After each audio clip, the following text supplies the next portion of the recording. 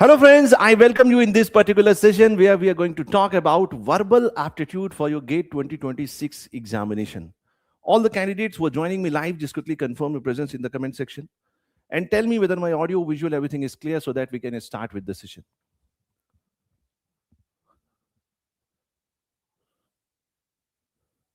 Just quickly confirm audio, visual, everything is clear so that we can start with the session.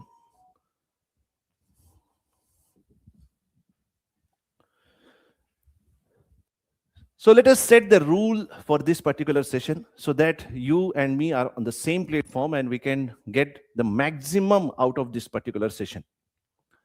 If you see the verbal ability part of your GATE examination, it carries a weightage of somewhere around 4 to 6 marks. Okay, it depends. Every year it may change also.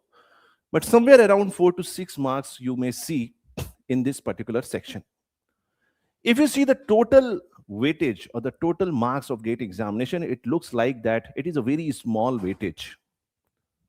It looks like that verbal aptitude is something which we can leave in the hands of God. भगवान जैसा चाहेगा वैसा करेगा, जितना हमें आता है हम करेंगे वरना छोड़ देंगे. But this is a wrong approach, because in GATE examination every single mark is going to be extremely important. You must be knowing that even at 1 mark difference, the difference in the rank is very high. So definitely GATE is going to be a purely technical examination, but this particular section, whether it is aptitude, whether it is verbal aptitude, these are icing on the cake. Icing on the cake means if you have done good in technical part and if you get good marks in verbal aptitude also, then you can have a very good rank in your. I will tell you everything. Okay. What is your name? Yes, vlogs, Mushkil vlogs. I will tell you everything. We'll set the rule for this particular session. Okay. So one thing is very clear, that you cannot leave verbal aptitude. You have to be ready with this, and very less time is there. That is why I have come up with this particular session, so that in one session only, you just completely revise verbal aptitude and there is no other resource required as far as GATE examination is concerned. Most of you people might have already seen me. You might already know me. Some of you might be new. So the starting of the session, let us start with my brief introduction. As you can see on the screen, my name is Ashutosh. I have completed my MTech from IIT BHU in 2010. Since then, I have been mentoring many students for various examinations like UPSC, engineering services, GATE, PSUs, and many other examinations. Basically, I come from electrical engineering background, but I deal with some of the non-technical subjects like engineering ethics, verbal aptitude, and many other subjects. This is the reason I am taking verbal aptitude. So let us start the important patterns of questions which can be asked in this particular area. If you see the previous year questions, you will see that every year there is a shift. Last year, we have seen that some of the questions were directly related to the vocabulary part. And if you see, out of all the topics which can be asked under verbal aptitude, vocabulary is one of the most tricky pattern, which is very difficult to decode for most of the students. Even for the toppers also, even for the average marks candidates also, and even for the below average marks candidate also. Because vocabulary is something which you cannot build in a very short span of time. So what we will do, I have a complete solution for vocabulary part also. Apart from this, if you see the 2025 GATE examination paper, previous year paper, you will see very straightforward questions were asked that were related to parts of speech. So all these sections we are going to cover in this particular session. The session's duration is going to be somewhere around 4 to 5 hours. Within 4 to 5 hours, we will try to finish all the important patterns which can be asked in your GATE examination. We will discuss one by one topics we are going to discuss, and we will solve the related problems also, so that at the same time when you are getting the concept, you get the confidence in terms of solving the question also. Last but not the least, what is going to be the language? In what language we are going to converse? देखो, अगर हम English को हिंदी में पढ़ाएंगे तो English से ज्यादा हिंदी बुरा मान जाएगी। तो इंग्लिश को तो हमें हिंदी में नहीं पढ़ना चाहिए, पहली बात। ये सोल्यूशन हो सकता है कि हम इंग्लिश में पढ़ लें। It means most of our discussion is going to be in English, but wherever it is required in terms of explanation, in terms of making you little more confident in that particular area, I will give you explanation in Hindi also. But majority of our discussion is going to be in completely English. Now, I want all the candidates to fill the comment section and tell me, are you ready for this particular session? Everybody tell me in the comment section. Are you ready for this session? Are you ready for the GATE 2026 Maha Revision for Verbal Ability, where we are going to discuss each and every type and pattern of questions which can be asked in GATE 2026? So I think everyone is ready. So before we start, let me just brief you. That how we are going to proceed in this verbal ability part. One of the most fundamental mistake by most of the candidates is the moment they see verbal ability, they start making efforts to improve their English. Let me tell you, verbal ability or verbal aptitude is not about learning the English language. If you want to learn a language or if you want to get expertise in a language, it takes one's lifetime. Even one person's lifetime, whole life is going to be less if he or she wants to prepare or get command over a particular language. Forget about English, even in Hindi also. This is the most fundamental mistake. So let us be very clear that we are not learning English language per se. We are going to learn that how we can solve the different type of patterns in terms of verbal aptitude which can be asked in your GATE 2026 examination. Is it clear? Is it clear, everyone? Okay. So if you see, most of the patterns which are asked in GATE 2026 in terms of spotting error, sentence completion, or whether it is sentence sequencing, jumbled, para-jumbled, reading comprehension, or you can say vocabulary-based questions or analogies. All these types of questions you will be able to handle if you understand the parts of speech. What do we mean when we say parts of speech? For any language, one of the most important building block is a sentence, how you frame a sentence. So let us start with understanding what is a sentence. A sentence is a group of words which has a complete sense or meaning. Let me give you one example. Starting, I will be a little slow. Okay, once we have that synchronization, then we will go a little faster. Don't worry about the speed. Okay, first understand the concept. Suppose I'm giving you a sentence. The bird is flying high in the sky.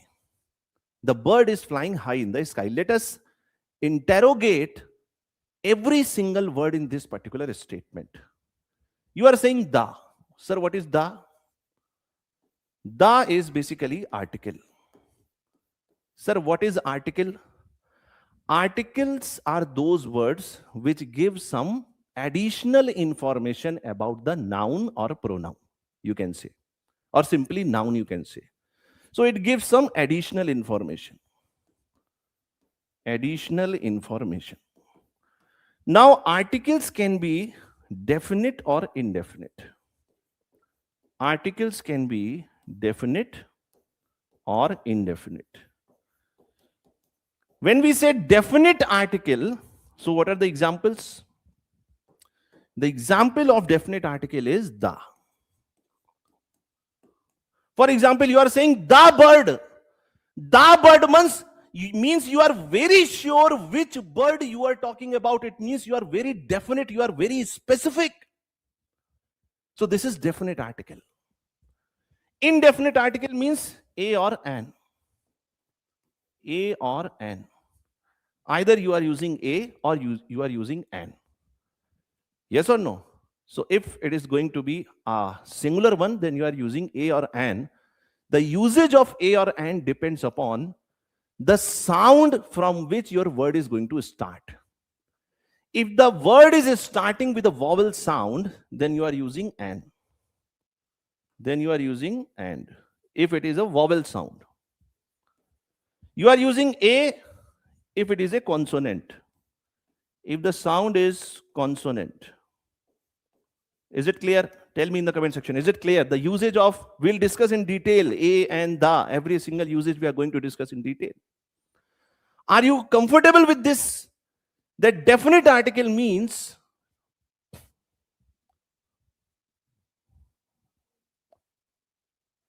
Ashutosh sir is sticker. I have to remove. Just give me 1 minute. Just give me 1 minute. For the time being, I will avoid. For the time being, I will avoid. So let me just write it on a different page. Let me write it on a different page so that you understand it.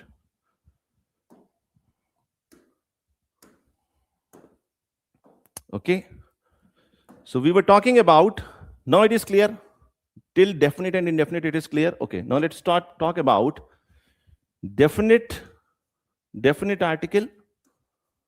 What is the example? The example is the. When we are using the before a noun, it means we are very specific, very sure, and very clear about it. What particular noun we are talking about? Suppose you are saying the bird. Is it clear? Then we have indefinite article. Indefinite article means when we are not sure. When we are not sure. For example, a or an. Not sure. For example, you are saying the bird. It means you are very sure which bird you are talking about. But if you are saying a bird, it means you are talking about bird, but you are not sure which bird. But you are not sure which bird. You are using an if the word starts with a vowel sound. You are using a if it is a consonant. If it is a consonant sound. Is it clear? Is it clear, everyone? We'll take some examples also and we'll discuss it in quite detail. Don't worry about it. So we have discussed the usage of the. Now let us talk about bird. Now in this sentence, bird is a noun. Sir, what is noun? Noun or pronoun, we call them subject of the sentence. We call them subject of the sentence. Subject is like the hero of the movie. If you see a movie, the whole movie is going to circle around that particular character that you are calling as hero or heroine, whatever you are calling, actor or actress. He or she is the central point of the movie. Similarly, the statement is going to circle around one particular word, and that word is a noun or pronoun that we call as subject of the sentence. Then we have is flying. Now this is verb. Now when we say verb, we have to understand.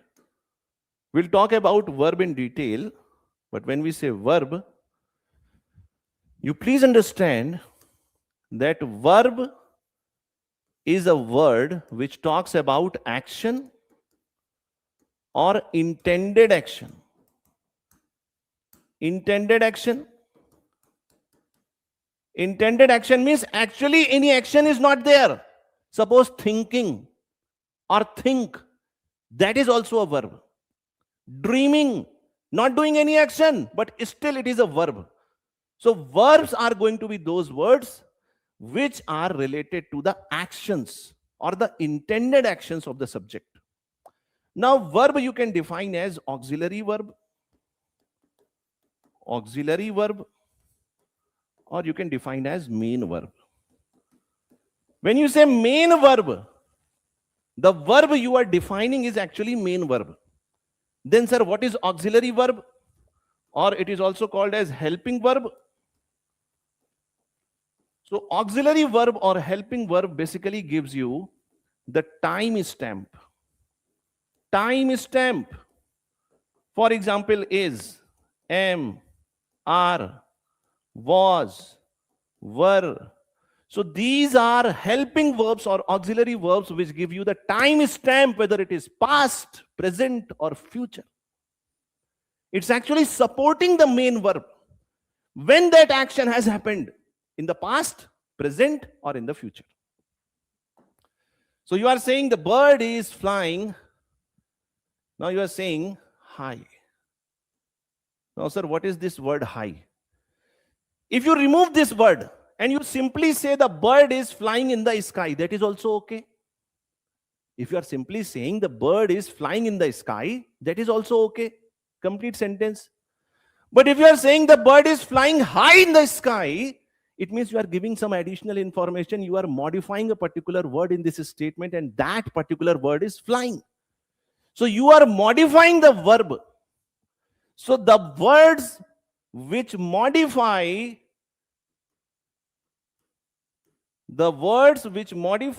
a verb, adverb itself, or adjective, those words we are defining as adverbs.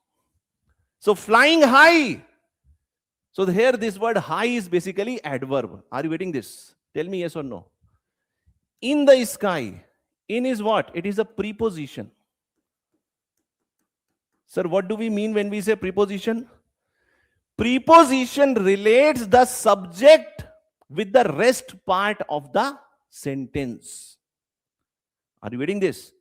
Subject is related to the rest part of the sentence with that particular word. That word is preposition.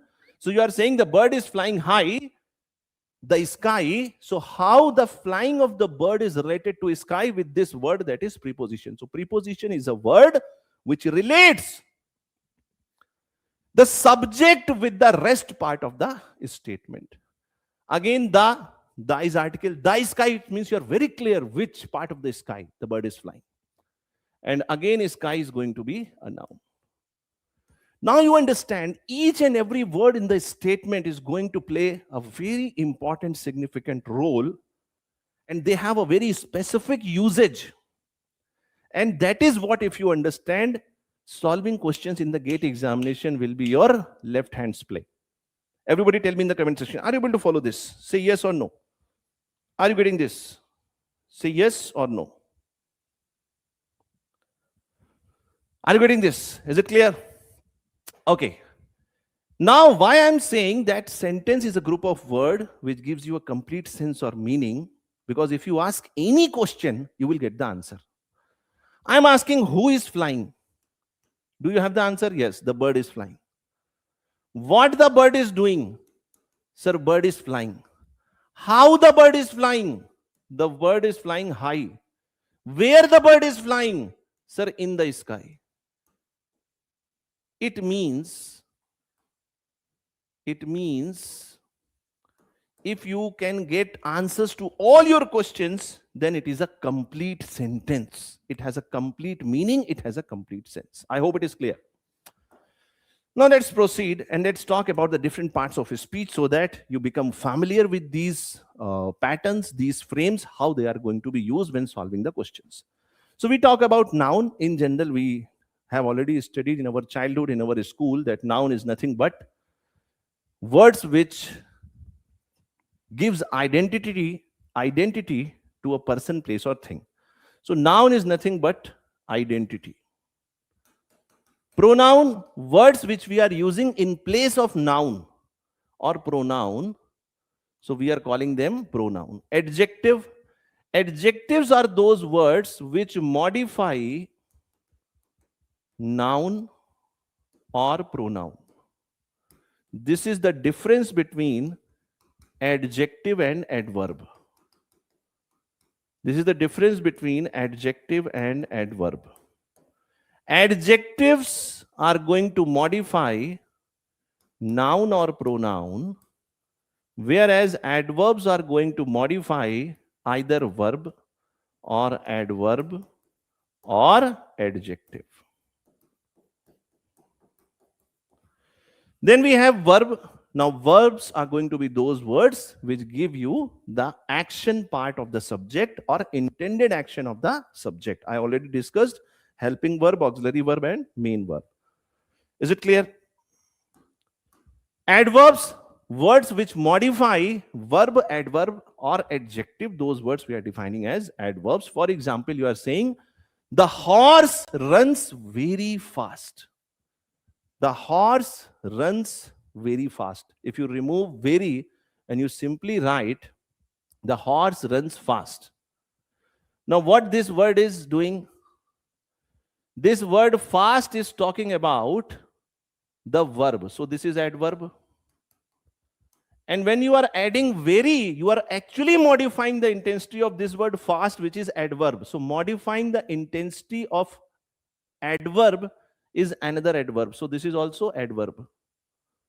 This is also adverb. I am deeply grateful. I am deeply grateful to you. If you remove deeply and you simply say, I am grateful to you. Now, being grateful means this is going to be an adjective. And this word deeply, if you remove, you simply say, I am grateful to you. That is also okay. But when you are adding deeply, it means you are intensifying or modifying the intensity. So this word deeply actually modifying the intensity of adjective. So this is adverb. I hope it is clear. Preposition. Those words which talks about the relation of the subject, that is noun or pronoun, with the rest part of the sentence. He wrote the document with a pen. How this pen is related with him writing the document. So that relation is established by preposition. Conjunction. Conjunction means connection, connecting words. So those words which connect two different objects, people, person, place, thing, that we call as conjunction. For example, you are saying Delhi and Mumbai. So and is going to be a conjunction. Delhi and Mumbai are metropolitan cities. He is not only intelligent but also industrious. Industrious means someone who does lot of hard work. Who does lot of hard work. The word industrious is having the root word industry. Industry means physical labor. Suppose a student is doing lot of hard work, physical hard work he or she is doing. So we can use this particular word industrious. Okay. So he is not only intelligent but also industrious. So you are adding two different attributes by using not only but also. So not only but also is conjunction. In the last, we have interjection. Now, interjection, you know, when there is a sudden heavy emotion, maybe good, maybe bad, maybe happy, maybe sad, then we are calling those words as interjection. Interjection you can relate with injection, so that you can remember. So whenever you get injection, you say, oh, ouch, sudden heavy emotion. So those words we are using with the exclamation mark. This is the exclamation mark. You must be knowing this. Alas, he is dead. Lot of pain. Great sadness.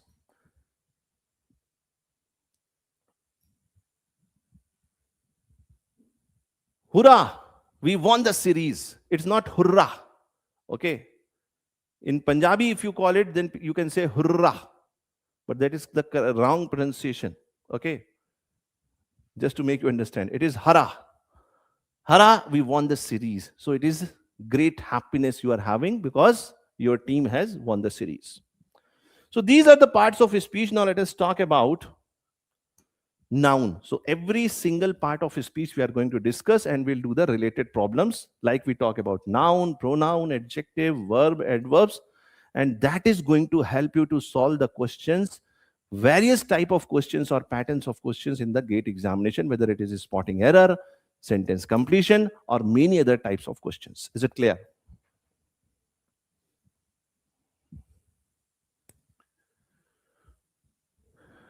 Ankit, wait. If we go like this now, if I started entertaining the individual questions now, then it will be very difficult to carry forward this particular session because I have so many data, so many content to be delivered in just one class. Okay, and I don't want to waste your time, so I will restrict myself within 4 to 5 hours. I have to complete it. Okay, I will come back to you later on. Then you ask the question, I will give you the answer. Now, we talk about noun. So noun can be having different categories. For example, common noun. Common noun means, so when you represent a class or category with single word, for example, you are saying boy or girl. Now, boy or girl is a common noun because in that category, whosoever is going to be there, they having certain common attributes. You are saying she is a girl. So girl represents a category or class where each member is going to be female. Proper noun. Proper means the definition you have read for noun, the name of the person, place, or thing. So that is the proper noun.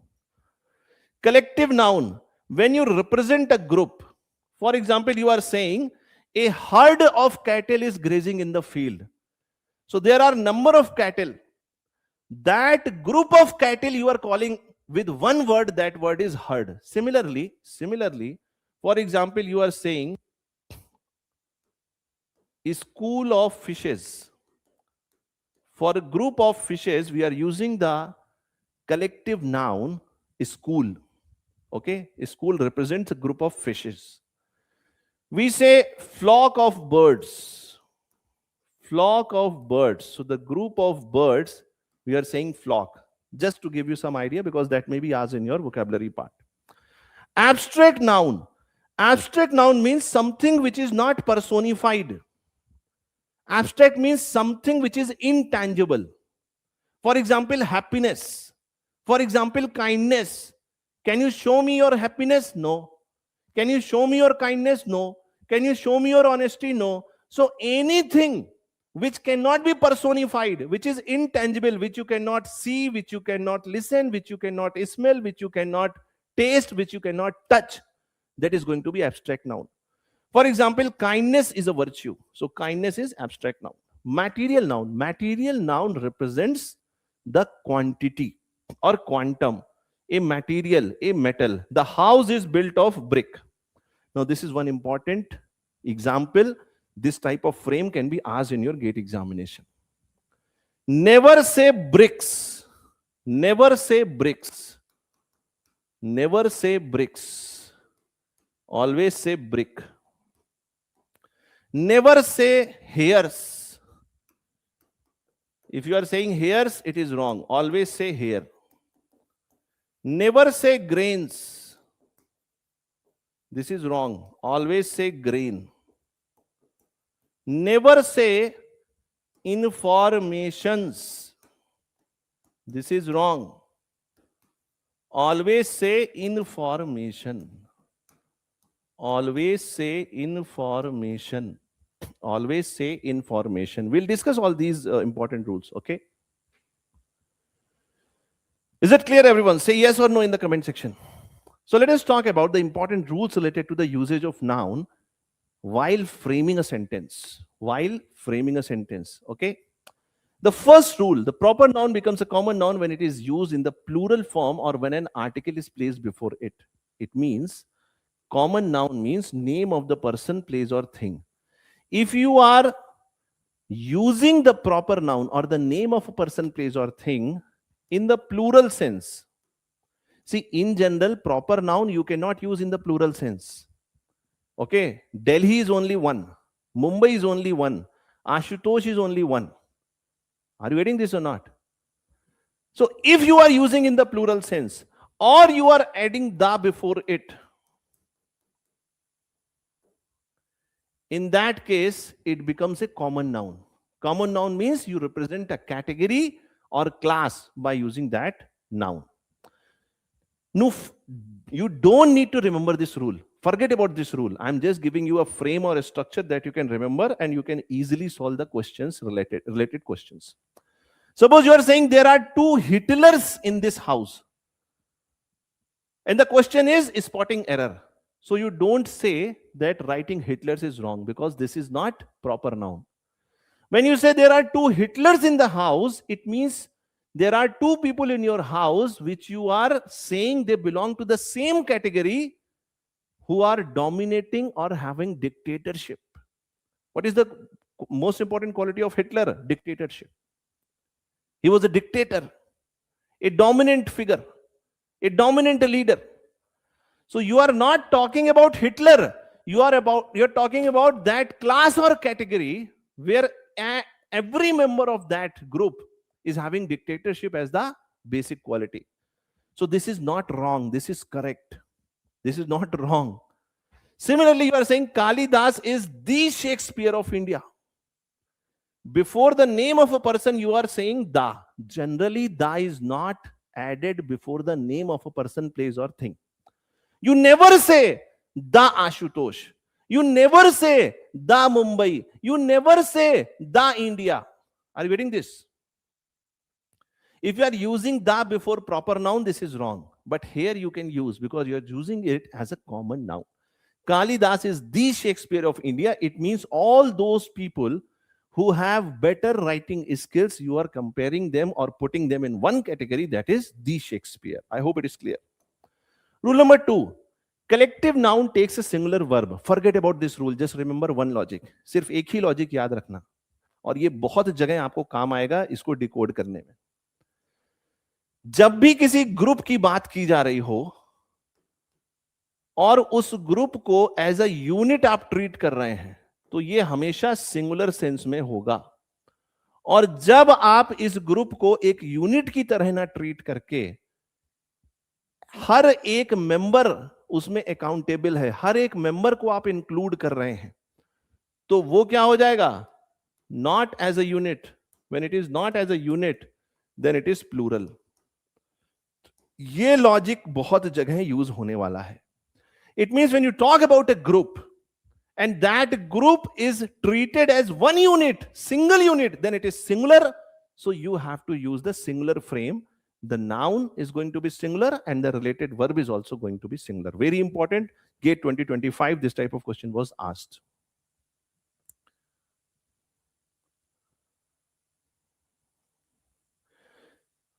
Ankit, it depends upon the usage in that particular statement, that construct. But generally, we don't use the before proper noun. Is it clear?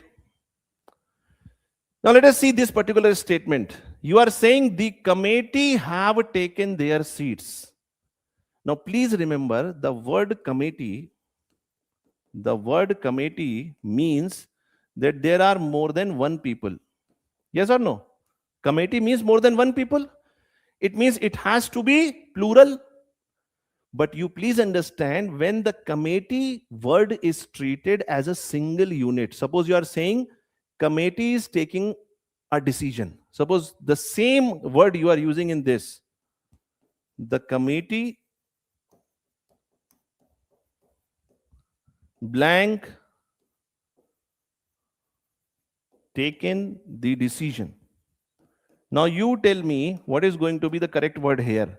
The committee has taken or committee have taken? You tell me in the comment section. Tell me in the comment section. What is going to be the correct one? The committee has taken the decision or have taken the decision? Now, when the committee is taking a decision, it means every member of the committee is going to be agree with that particular decision. It means the committee is being treated as one unit. So you are saying has. The committee has taken the decision. But when you say committee have taken their seats, it means each and every member of the committee is going to take their seats. It means all the members of the committee are accounted for. It means it is not just one, there are many. So you are saying have. So you are saying have. Do you understand the difference?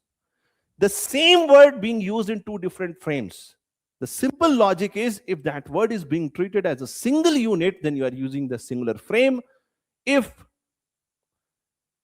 it is being treated not as a unit, where every member are discrete, distributed, then it is going to be have. Is it clear? Say yes or no. Next rule. Abstract noun is common noun by placing an article before it. Now please remember, if you get a frame like this in your examination, most of you might be thinking this is wrong. Most of you might be thinking you cannot say a beauty, because beauty is something that you cannot count. So how you are saying a beauty? Yes or no? But the rule says if you are using abstract noun as common noun, then you place article before it. So when you say Sushma is a beauty, it means you are defining beauty as a class or category or a common noun in which Sushma is also belonging. Sushma is also a member, or Sushma falls in that category. So that is not wrong. You don't need to remember this. You just remember that you can use a before beauty, or you remember that you can use articles before abstract noun. Is it clear? Say yes or no. Point number 2 or 1, forget about them. Just remember one thing, that if a word which is having many members, many objects, many things, if that group is being treated as one bundle, one unit, then it is a singular frame. If that bundle or group is discrete, not just one, then it is plural frame. Common sense. Common sense. Use common sense. Abstract noun as collective noun takes a plural verb. Forget about this rule. Just remember this frame. You are saying again the same logic. See, the same logic. Same logic. Youth are the pillars of the nation. Why you are using are? Because you are using youth here to represent a class or category or group where there are so many people. Every person who falls in that category of age bracket, that will be, they will belong to this category youth. It means there are many. Let us check whether we are treating them as one unit or as a discrete one. You are saying youth blank, the pillars of the nation. Now pillars, if this room is going to have 4 pillars, every single pillar has to give their support. Then only this room is going to be stable. It means when you are saying youth, pillars of the nation, it means every single youth is accounted for. It is being treated in a discrete form. So you are using are, you are not saying is. If you are saying youth is the pillars of the nation, this is wrong. Because this is not one unit. I hope you are getting same logic, common sense. Treated as one unit, singular. Treated as in a discrete form, distributed form, then it is plural. Material noun representing mass of the matter, plural form is not used. Suppose you are saying the house, their house is made of bricks and stones. This is wrong. Never say bricks, never say stones in general. There are some exceptional cases where you can say, but most of the time at your level in your examination, that is going to be wrong. The correct one is the house is made of brick and stone. Brick and stone. The same logic I have told you. The moment you see hairs, you understand this is wrong. The correct one is hair. Never say grains, it is always grain. Never say informations, it is always information. Never say advises, it is only advise. Are you getting this? Say yes or no. Let us go to the next rule. Some nouns are used in the singular form only. There are some nouns or words, noun words, which are only used in the singular form. For example, advise. The same logic I have given you. Advise, grain, hair, information. You can never say advices. You can never say grains. You can never say hairs. You can never say informations. Another important trick or trap in your examination. Advise or advise. If it is C, then it is a noun. Very, very important. This is important. Just note it down. Note it down. You may get a question in the GATE examination. You may see a question on this particular concept. If it is C, it is noun. If it is S, it is verb. I hope you are getting this. Suppose I am giving you one statement. The advice of the doctor is that I should not smoke. Now, while writing this statement, the advice is going to be treated as noun. So you are saying C. The spelling is going to have C. But when you say the doctor advised me not to smoke, it means advice is being used as a verb. As a verb, it means it should be S.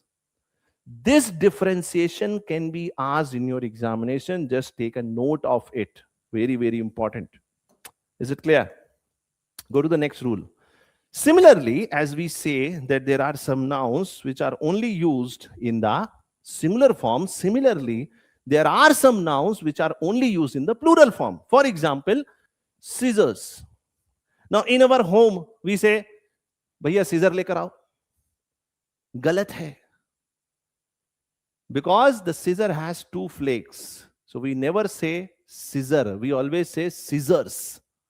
Okay? Biceps. When you go to the gym, और आपका भाई पूछता है कि भाई आज gym में क्या किया था, तो आप बोलते हैं कि आज मैंने बाइसेप लगाया है. Bicep. That is wrong. Because bi stands for two, so it is always plural. It is always used in the plural form. So it is always biceps, not bicep. Trousers. Trousers are going to have two portions. So it is never trouser. It is always trousers. It is always trousers. Earnings. So there are certain words which are only used in the plural form. And these frames are very frequently asked in your examination. There are some words which look like plural, but actually they are singular. For example, news, physics, economics. Okay, name of the subjects. And please understand, what is the full form of news? What is the full form of news? North, east, west, south. So news is basically the acronym or the small representation of all the possible four dimensions. Is it clear? Everybody say yes or no. There are certain words which are always used in the plural. For example, cattle, police, people. So never use the singular frame with these words. Cattle, people, police. Very important frame, very frequently asked. Rule number 9. When a plural noun represents the whole, the verb must be in the singular form. Forget about this rule, just one common sense. If it is treated as one unit, then the singular frame is going to be there. You are saying 10,000 rupees. The moment you see rupees, you will say, oh ho, it is plural. It is plural. So we'll use plural verb and we will say 10,000 rupees are a large amount. That is wrong. Because when you say amount, it means you are treating this much money as one unit. One unit means singular, and singular means singular form of the verb. So 10,000 rupees is a large amount. Is it clear? Say yes or no. Very important, and this is also very frequently asked in your examination. आपके exam में बहुत पूछा जाता है. Rule number 10, possessive noun. Possessive noun, you understand? Possessive noun means ownership. Possessive case. Possessive case means what? Ownership.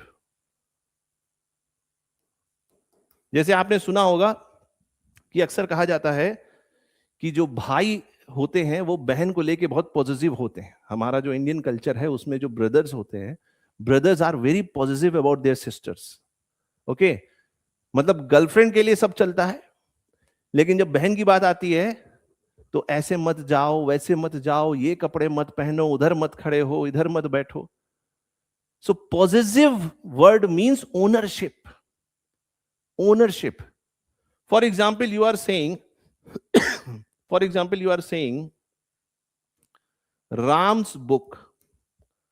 So this apostrophe, this is called apostrophe. This is called apostrophe.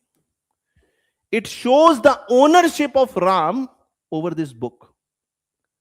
The rule says that you should never ever use apostrophe with the inanimate objects. जिनमें जीवन नहीं है वो ownership नहीं उनको दी जा सकती.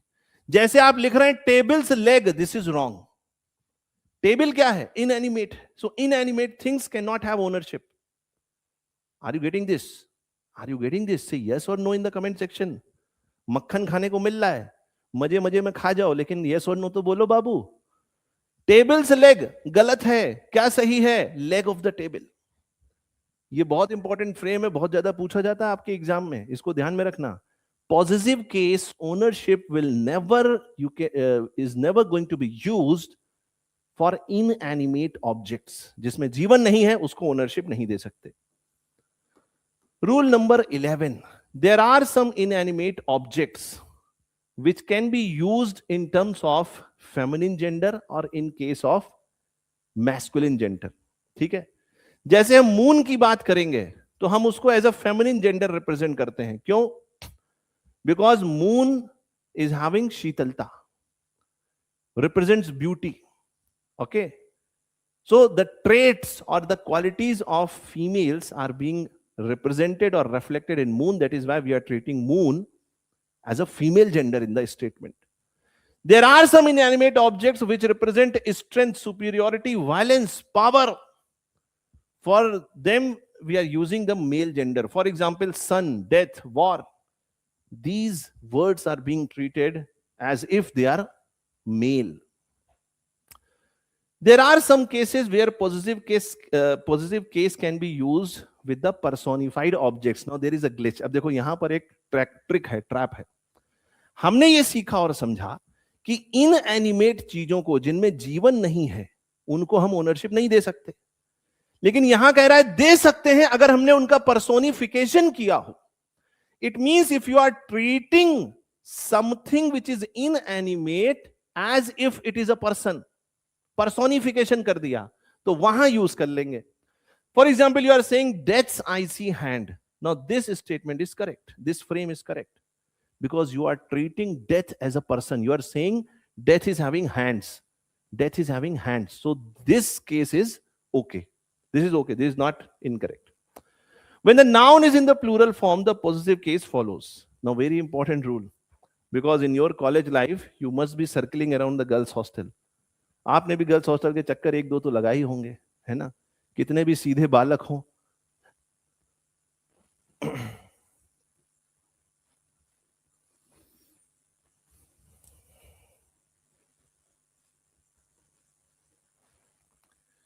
See, that depends. If you're talking with reference to Earth, then that is wrong because Earth has only one moon. If you're talking about Jupiter, then you may use. If you're talking about Saturn, then you may use. Okay. Now see, whenever you are writing a noun in the plural form, the simple logic, if it is ending with S, then how the apostrophe is placed? Girls' hostel, bird's nest. If the word ends with S, then you are not writing apostrophe and S. It is simple apostrophe. एक comma लगा देना ऊपर वाला. This is the correct way of writing this. Okay. This can also be asked. Rule number 15. Possessive case in the plural form without S. अगर S नहीं है, if the word is not ending with S, then the common apostrophe rule is going to be followed. For example, you are saying men's club, women's day. Many words performing noun, pronoun, possessive case is used for last word. If the subject is going to have number of words, then possessive case will only apply at the last word. For example, you are saying the Prime Minister of India. So you are putting apostrophe on the last word. Okay. When two or more nouns are connected and the possessive case is used, then only it is added to the last noun. Again the same logic. अगर दो nouns को हम connect कर रहे हैं आपस में, तो possessive case हम दोनों में नहीं use करेंगे, सिर्फ last वाले में use करेंगे. We'll only use the apostrophe with the last word. For example, if you are saying Amar and Anil's visit was successful, so we'll use apostrophe only with the last word. Compound noun possessive case is used for the last word. Same rule. Commander-in-Chief's office. Same rule. Common sense. Same rule. Is it clear? Same rule. So these were the important rules for the usage of nouns in the statement. Let us do some questions. You will get the confidence. Okay, we'll go very fast now. If I am very fast, you can stop me. Now see this particular GATE 2025. If you see the previous year paper, GATE 2025 में इस तरीके के दो question पूछे गए थे. 2 questions were asked out of this particular frame. The strategies that the company blank to sell its products blank house to house marketing. एक ही मंत्र है और वो मंत्र अगर आपको पता है, आप समझते हैं, तो आपसे गलती हो ही नहीं सकती. क्या है मंत्र? There is only one rule and so fundamental, so basic, so common sense based. If you understand it, then you will never do the mistake. For example, the subject plus verb. This is the most basic format of any statement. The verb should always agree और in agreement with its subject. Verb हमेशा अपने subject को follow करेगी। अगर subject singular है तो verb भी singular होगी, अगर सब्जेक्ट प्लूरल है तो वर्ब भी प्लूरल होगी। ठीक है, अब एक चीज ध्यान रखना, वर्ब की एक फॉर्म होती है जिसको अगर हमें सिंगुलर में लिखना हो, if you are writing verb in the singular form, then we are using the base verb plus s और ईएस। इसको हम बोलते हैं V5, we call it V5 form of the verb, जिसमें बेस वर्ब में एस और es add करते हैं तो वो क्या बन जाता है, सिंगुलर फॉर्म बन जाता है।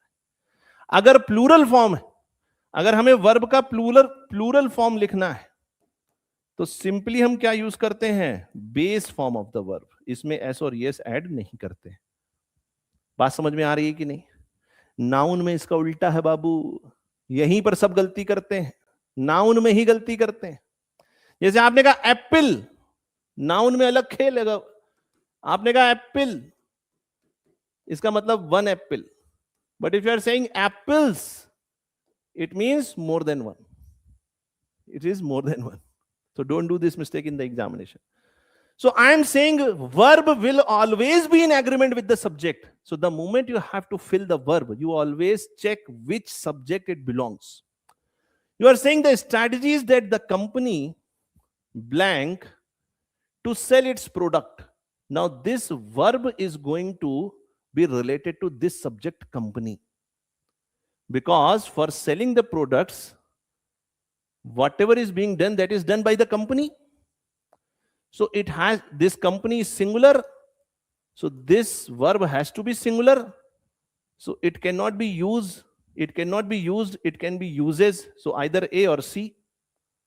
To sell its product blank. Now this verb belongs to this subject, because this verb is talking about the strategies, what these strategies are doing. House to house marketing. Now this strategies word is plural. Because it is plural, so this verb has to be plural. So it has to be include. It has to be include. So A is the correct one. I hope it is clear, everyone. Next question. By giving him last blank of the cake.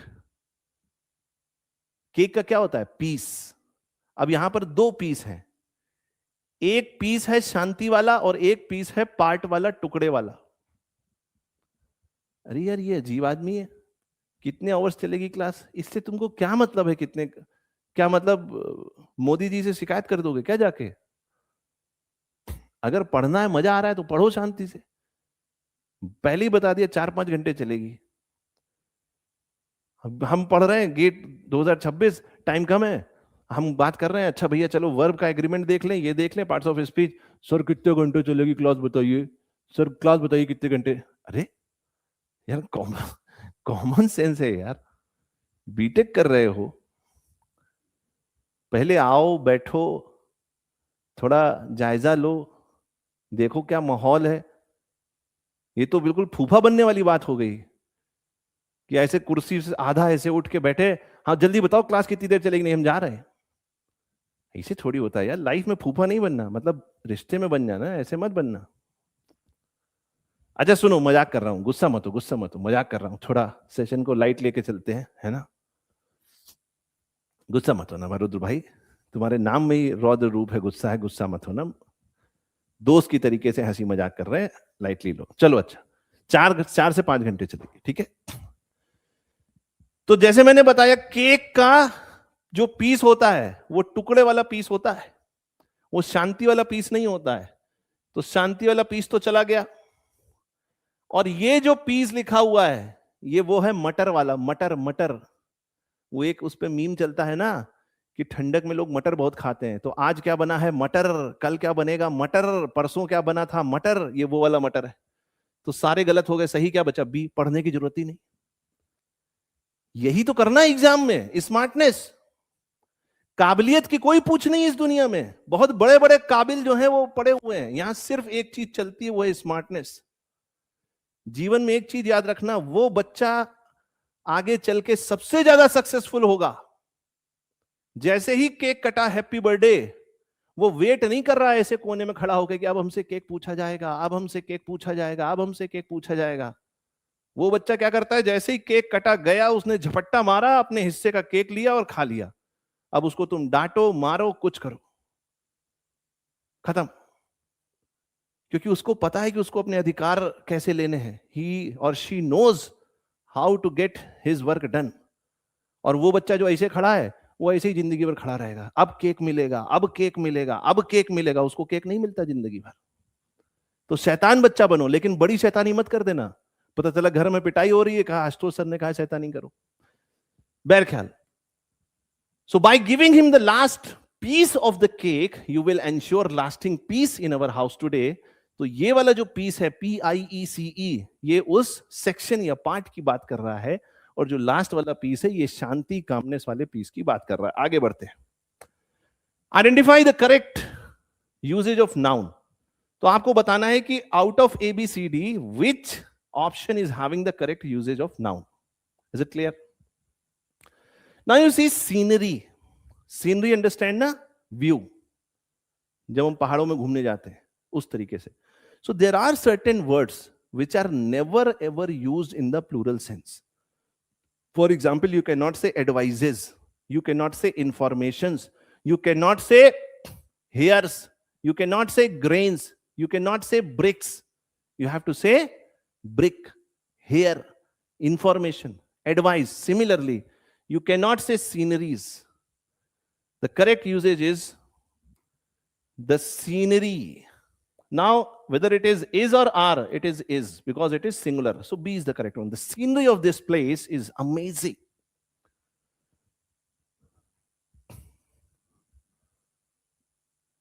Answer भी लिख कर लाए हैं। अरे वो पुरानी PPT बनी है यार, मैं ऐसे छुपा दिया करूंगा आंसर, ठीक है? और एक्सप्लेनेशन तो दे ही रहा हूं बाबू, ठीक है? देखो 490 पेज की पीपीटी है। अगर मैंने वो सब कलाकारी करी कि घड़ी, घंटा घर सब ऐसे लगा दिया, तो ये सेशन कंप्लीट नहीं हो पाएगा, ठीक है? और मेरा ये मानना है, एक चाइनीज प्रोवर्ब है, चाइना में एक कहावत है, if you want to kill the rat, the colour of the cat hardly matters. अगर चूहे को मारना है तो बिल्ली किस रंग की हो ये इंपॉर्टेंट नहीं है, बिल्ली होनी चाहिए। तो कॉन्सेप्ट समझ लो, अभी कलाकारी करने का समय हमारे पास है नहीं, ठीक है? Next question. अब देखो वही कॉन्सेप्ट आ गया, she gave me two advice. अब ध्यान से देखो, टू एडवाइस। अब देखो सी अगर होता है तो नाउन होता है, और अगर एस होता है ADVISE तो क्या हो जाता है? तो वर्ब हो जाता है। बट हमें यहां कौन सा यूज करना है? हमें नाउन वाला यूज करना है। तो ये तो ठीक है, बट एडवाइजेस नहीं हो सकता, ठीक है? ये नहीं हो सकता। But if you are writing in this frame pieces of advice, तो यहां पर आप प्लूरल यूज कर सकते हो। एडवाइजेस नहीं लिख सकते हो, पीसेस ऑफ एडवाइस लिख सकते हो। तो अगर आप कंपेयर करो, he gave me two advice, तो उससे बेटर फ्रेम है two pieces of advice. So C is going to be the correct one. Is it clear? He has many works to finish. Again, देखो same logic. Now, work is something which you cannot count. Work can you count? No. Work is something you cannot count. It is uncountable. So you cannot write many. See the difference. Many you will always use which you can count. Much you are using which is uncountable. Which is uncountable. This is very important frame. So the moment you say many work, this is wrong. Okay. Much work is okay.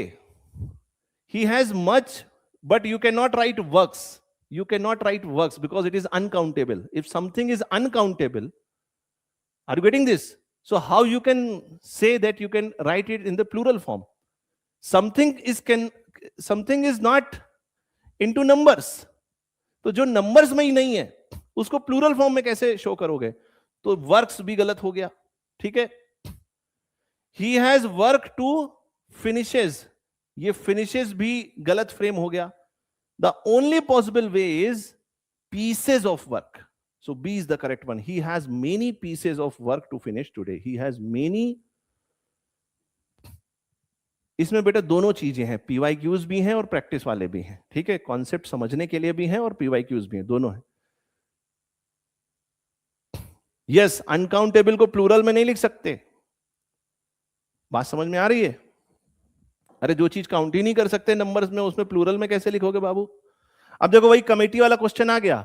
जहां ये word committee मिले, जहां आपको कोई भी category या group की बात हो रही हो, वहां सिर्फ एक लॉजिक लगाना, सिर्फ एक लॉजिक. क्या उसको आप एक यूनिट की तरह ट्रीट कर रहे हो? अगर यस तो सिंगुलर फ्रेम है. अगर डिस्ट्रीब्यूटेड फॉर्म में डील कर रहे हो तो वहां पर प्लूरल फ्रेम आ जाएगा. देखो कह रहा है the committee agreed on the decision. अब कमेटी ने एग्री किया, मतलब कमेटी के हर एक मेंबर ने हां बोला होगा. इसका मतलब वो एक यूनिट की तरीके से काम कर रही है, और यूनिट की तरीके से काम कर रही है तो सिंगुलर फ्रेम है. सिंगुलर फ्रेम है तो हैज आएगा, हैव नहीं आ सकता. The committee has agreed on the decision.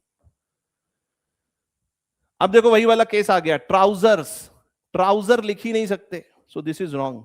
और ट्राउजर्स लिखा है तो क्या आ जाएगा? माई ट्राउजर्स आर टॉर्न. ट्राउजर्स के साथ क्या आएगा? टॉर्न. अगर प्लूरल सेंस में यूज कर रहे हैं तो प्लूरल वर्ब की फॉर्म यूज होगी. So B is the correct one. None of the equipment. अब देखो कॉन्सेप्ट, कॉन्सेप्ट आ गया. कॉन्सेप्ट जैसे ही आपने कहा नन, जैसे ही आपने कहा नाइदर, जैसे ही आपने कहा आइदर, ये हमेशा सिंगुलर फ्रेम में ही यूज होंगे. मतलब अगर कहीं आपको दिख जाता है किसी स्टेटमेंट में नन, नाइदर, आइदर, ये फ्रेम कहीं भी यूज होते हैं तो वहां सिंगुलर केस ही फॉलो होगा. सो नन ऑफ द इक्विपमेंट, आपको क्या यूज करना है? सिंगुलर. वर नहीं हो सकता, ये नहीं हो सकता, ये नहीं हो सकता. What is the correct one? Was. None of the equipment was damaged. Is it clear? Say yes और नो. ये तो हो चुका है भैया, दोबारा आ गया क्या? ये सब तो हम पढ़ चुके हैं. चलिए, ये तो बात हो गई नाउन की. अब हम बात करेंगे प्रोनाउन की. Pronoun, what are pronoun? Pronouns are those words which are used in place of noun और प्रोनाउन. ठीक है, इज इट क्लियर? अब देखो, एक प्रोनाउन है जो सबसे ज्यादा यूज होता है, it. Now this pronoun can be used in different frames. What are the different frames? To introduce a sentence. Sometimes we are using it to initiate the statement. Yes, how? It is not certain that president will come. The actual information is whether president is going to come or not. But to initiate that conversation, we are using it. It is not certain that president will come. This is one usage of it. To emphasize to the noun or pronoun, when you want to put emphasis on a noun or pronoun, then we are using it. It was you who started the argument. So you are putting pressure. It was you who started the argument. For inanimate or impersonal, listen very carefully. If it is male, so for he, you are using his or him. When it is female, the concept मिल रहा है, ले लो इसको. इससे 1000 question solve हो जाएंगे. ये ज्यादा important है. जो मैं लिख रहा हूं वो ज्यादा इंपॉर्टेंट है. गेट में इसी से क्वेश्चन बनेगा. फीमेल मतलब शी, तो यहां आप लिख देते हो her. But if it is inanimate, not having life, then we are using it. If gender is not clear, then we are using their or them. Very, very important rule can be asked this year. Their or them, they are used in the modern English as singular, gender neutral. So whenever in the statement you don't know about the gender, whether it is he or she, then you are using their or them. Then you are using their or them. Are you reading this? Say yes or no. For inanimate or impersonal, for example, it rains. So for rain, we are using it. It rains. Or it's raining. ये देखो सबसे बढ़िया question भाई ने पूछा, क्या नाम है इसका? हसलर, और नाम भी बहुत अच्छा है, नाम भी बहुत अच्छा है। इसको कोई मतलब नहीं इस दुनिया से, इसको मोक्ष की प्राप्ति हो गई है, कह रहा है मुझे कोई मतलब नहीं है गेट एग्जाम से, मुझे सिर्फ इस क्लास की पीडीएफ चाहिए। तो बेटा पीडीएफ मिलेगी आपको मेरे पर्सनल टेलीग्राम चैनल पे, या जीएफजी के टेलीग्राम चैनल पे, या उससे आसान एक रास्ता है कि आपको जाना पड़ेगा गीक्स फॉर गीक्स की ऑफिशियल वेबसाइट पे, जहां पर कंटेंट रिसोर्स अवेलेबल है। ठीक है, गेट सेट गो, पता है ना लॉजिक सबको, बाकी सेशंस में जैसे पीडीएफ मिली है वैसे ही इसमें भी मिलेगी। ठीक है, इज इट क्लियर? मैं सेशन के एंड में आपको टेलीग्राम चैनल वगैरह भी दिखा दूंगा, परेशान मत होना। It is also use to show the distance, it is not far to walk. अब देखो डिस्टेंस को दिखाने के लिए भी, डिस्टेंस को रिफ्लेक्ट करने के लिए भी हम क्या यूज कर रहे हैं? It is not far to walk. To indicate time, जैसे हमने डिस्टेंस को रिफ्लेक्ट किया वैसे ही टाइम को भी रिफ्लेक्ट करने के लिए, टाइम को भी रिप्रेजेंट करने के लिए हम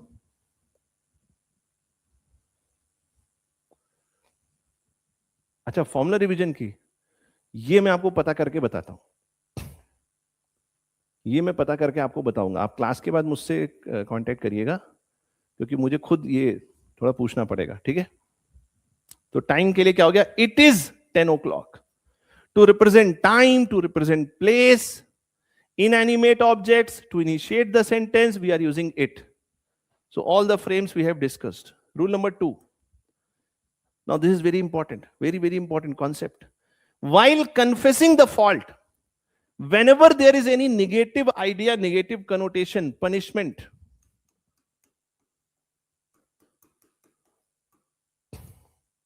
or pain, punishment,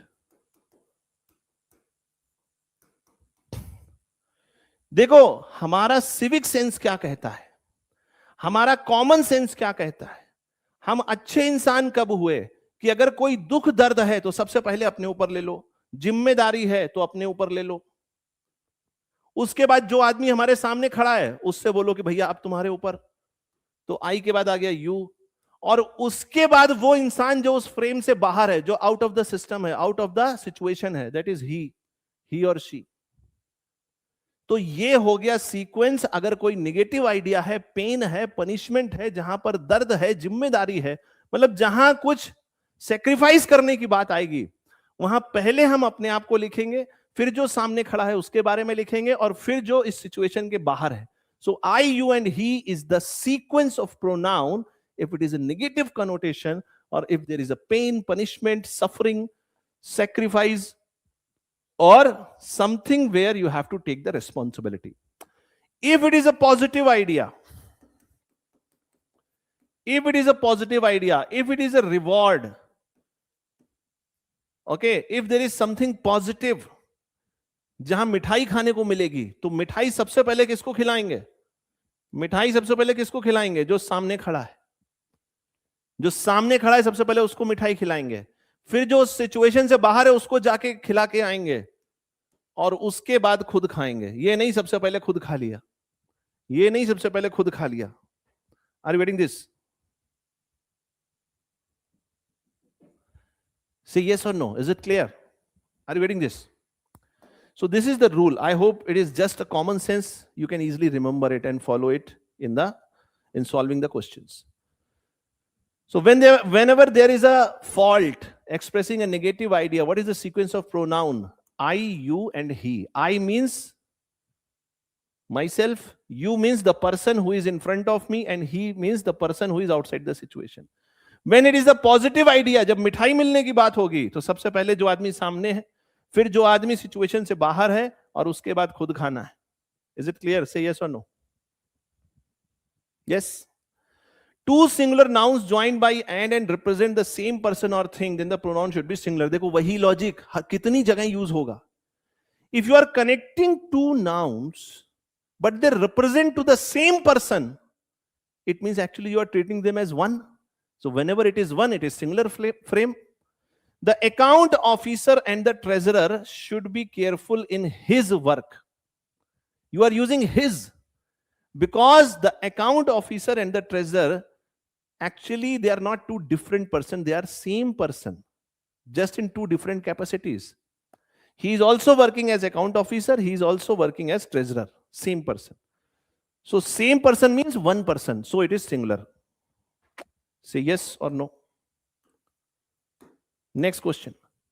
Two singular nouns joined by and preceded by each and every. In any statement, if you see these words each or every, the moment you see these words each or every, you understand that you are talking one at a time. One at a time means one unit. One unit means it is singular. So the singular frame has to be used. Every student and every teacher took his or her seat.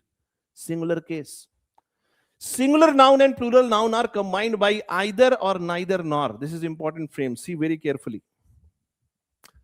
We are using either or. We are saying neither nor.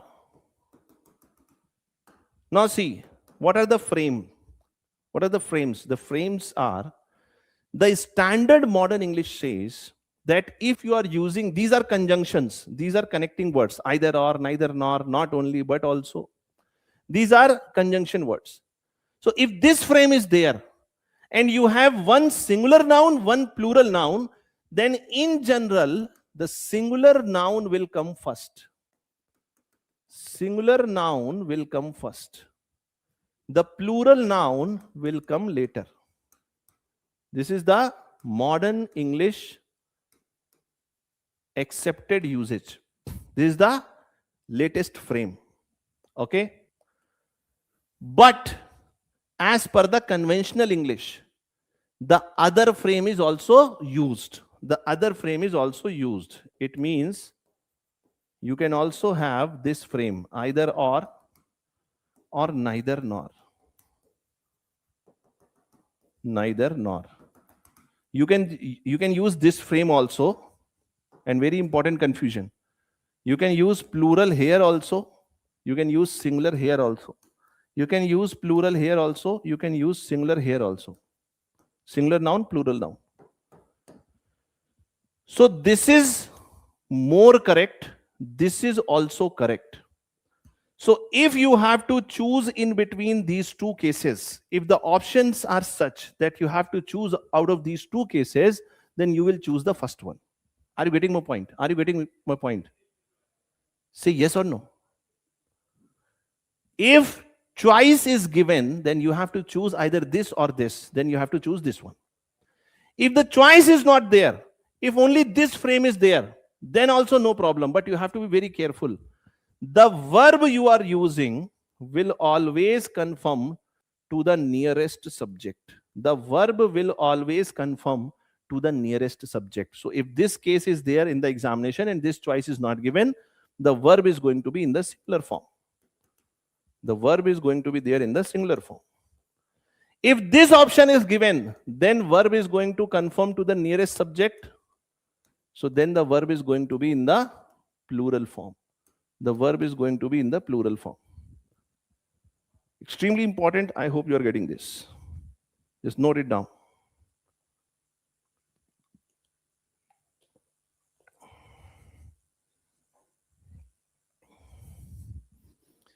कभी ना कभी जिंदगी में अंग्रेजी तो थोड़ी बहुत सही करनी ही पड़ेगी, तो गेट भी निकल जाएगा, अंग्रेजी भी सही हो जाएगी.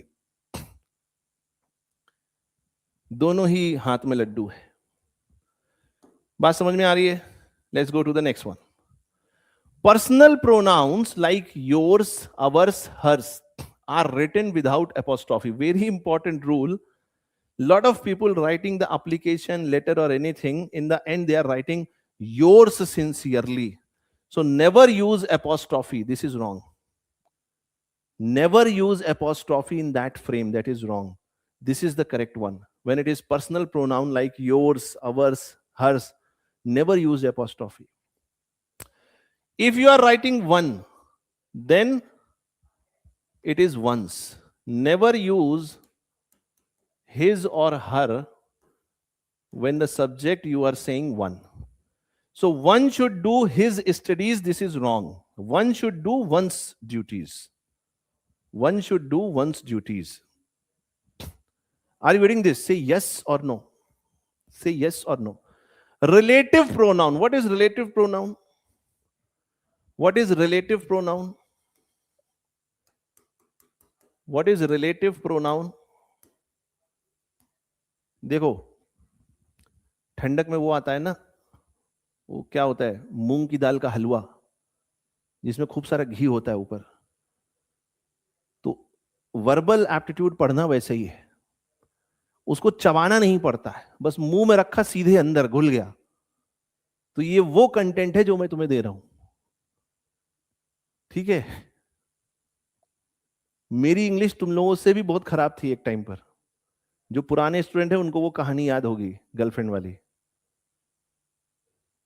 तो वो उस मेहनत का बेनिफिट तुमको मिल रहा है, ले लो मजे से. रिलेटिव प्रोनाउन क्या है? Relative pronouns are those words which are not actually pronoun. Relative pronouns are not those words which are actually pronoun, but they are used as pronoun. But they are used as pronoun. For example, who or whom. Who or whom. Now, one of the most important confusion, where to use who or where to use whom. Always remember, who is related to the subject, or it is used in the subject case. Whom is used to refer to the object case. Object case. It means what? Who is the subject? Who is doing the action? Who is doing the action? Where you are using whom in the object case, object is one who receive the action. Who receive the action. We'll see examples. We'll see examples. Don't worry. We'll see examples.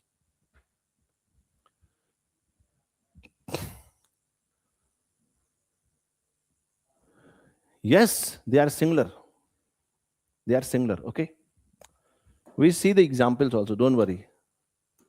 Suppose you are saying, this is the manager who abused the clerk.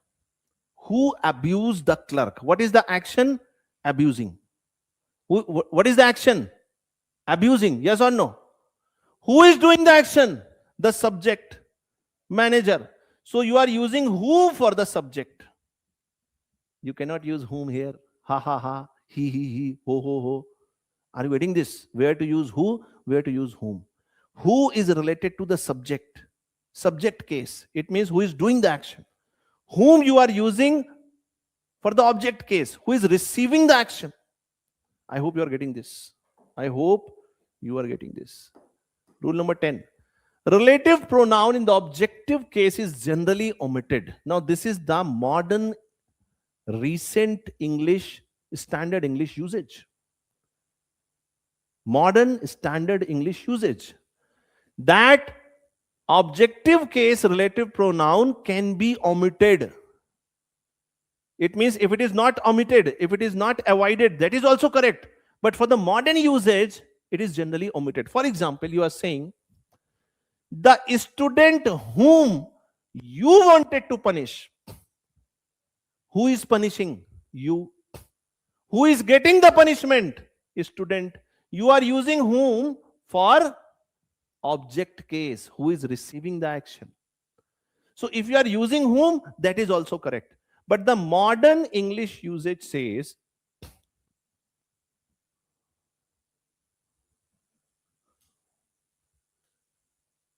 𝐂𝐤𝐴𝐻 Verma, who or whom we are using for people. Okay? Lallu हो यार तुम, है ना? Literally बोल रहा हूं. ये वही बात हुई कि मैंने तुमको चाकू दिया. यहां पर तुम्हारा दोस्त खड़ा था, यहां पर एक तरबूज रखा हुआ था. मैंने तुमको चाकू दिया. चाकू क्यों दिया तुमको? कि तरबूज काटो, दोस्त को भी खिलाओ, खुद भी खाओ. तुमने क्या किया? चाकू लिया, दोस्त के मार दिया, और फिर तरबूज बिना चाकू के खा रहे हो. ऐसा नहीं करना बाबू, ऐसा नहीं करते. Cross the bridge when you reach the bridge. If you start jumping before, you will fall. अभी ब्रिज तक पहुंचे नहीं, पहले ही फुदकने लगे, और फुदकोगे क्या होगा? गिर जाओगे. नहीं समझ में आई बात? अरे बाबू, जो जिंदा है उसके लिए हु और हुम यूज करते हैं, जो इनएनिमेट है उसके लिए विच यूज करते हैं। बाबू पहुंचने तो दो वहां तक, अभी देखो उसके बाद विच ही है। जो बच्चे, मतलब एक वो होता है ना, जब रेस होती है तो एक कैमरामैन होता है, रेस होती तो कैमरामैन होता है ना। तुम इमेजिन करो जो रेस में 1 आता है, कैमरामैन उससे भी तेज दौड़ रहा है। मतलब ये एक हाइपोथेटिकल सिचुएशन कह रहा हूं, वो खुद रेस में पार्टिसिपेट नहीं कर रहा है। तो भैया रेस के पार्टिसिपेंट हो, कैमरामैन मत, मुझसे आगे भागोगे तो गड़बड़ हो जाएगी। विच की हम बात करने वाले हैं उसके बाद, ठीक है? सुनो, तो मैं क्या बता रहा था भूल गया, कोई बात नहीं। हाँ, we were talking about the usage of who और whom. Okay, now let's talk about which we are using for infants, objects and small animals. Remember this frame. Infant means just born, just born. Why we are using which? Because we don't know. उसने diaper पहना है तो हमें कैसे पता चलेगा mail है कि फीमेल है? Yes or no? छोटे बच्चों को फ्रॉक भी पहना दो, छोटे बच्चों को आप कुछ भी पहना दो, एक जैसे लगते हैं, पता ही नहीं चलता है कि लड़का है कि लड़की है। Are you getting this? So infants के लिए हम विच यूज करते हैं, इनएनिमेट ऑब्जेक्ट्स के लिए विच यूज करते हैं, और जो छोटे एनिमल हैं, छोटे छोटे छोटे एनिमल, उनके लिए भी विच यूज करते हैं। We use which for objects, infants and small animals. For example, this is the baby which, this is the baby which was lost in the theatre. कोई चीज सेलेक्ट करनी हो, for selection also we use which of these watches do you want to purchase? To refer to a sentence or situation, he was said to be drunk. ये actual statement है, which was not true. तो किसी statement को refer करने के लिए भी हम क्या यूज करते हैं? which यूज करते हैं. Okay, this is clear. Use of that we are using for persons or lifeless things. It may be singular, it may be plural. For example, this is the girl that failed in the exam. This is the mobile that I bought yesterday. तो जिंदा के लिए भी use कर रहे हैं और object के लिए भी यूज कर रहे हैं, नॉन लिविंग के लिए भी यूज कर रहे हैं. ये बहुत इंपॉर्टेंट है. The weather of Hyderabad is far better than Mumbai. This is wrong. You can not compare a horse with a donkey. You can only compare a horse with a horse, donkey with a donkey. You are comparing weather of Hyderabad with Mumbai. Mumbai is a city and weather of Hyderabad is a weather. Temperature, humidity, pressure. So rather you should say the weather of Hyderabad is far better than that of Mumbai. Than that of Mumbai. Say yes or no. Say yes or no. Either and neither. They are always used when you talk about two people, two objects, two places, two things. Always two. Either and neither. You are saying neither Mohan nor Sohan, verb will conform to the nearest subject, is intelligent. Each other and one another. See, वो वाला song सुना है, वो गाना सुना है? We are made for each other, समझे? जब लड़का लड़की, हीरो हीरोइन प्यार कर रहे हैं, आपस में बातचीत कर रहे हैं, रोमांस कर रहे हैं, तो कौन सा शब्द यूज हो रहा है? Each other. Each other will always be use when it is two. May be two person, two people, two objects, two things, two places. So each other is use whenever there are two. One and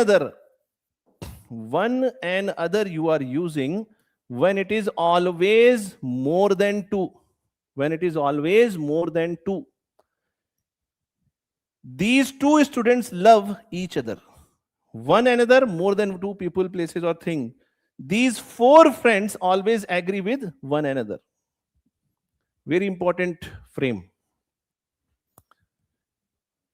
Krrish का गाना, अच्छा सुनो भाई सुनो, gate के बाद सुनना क्रिश का गाना.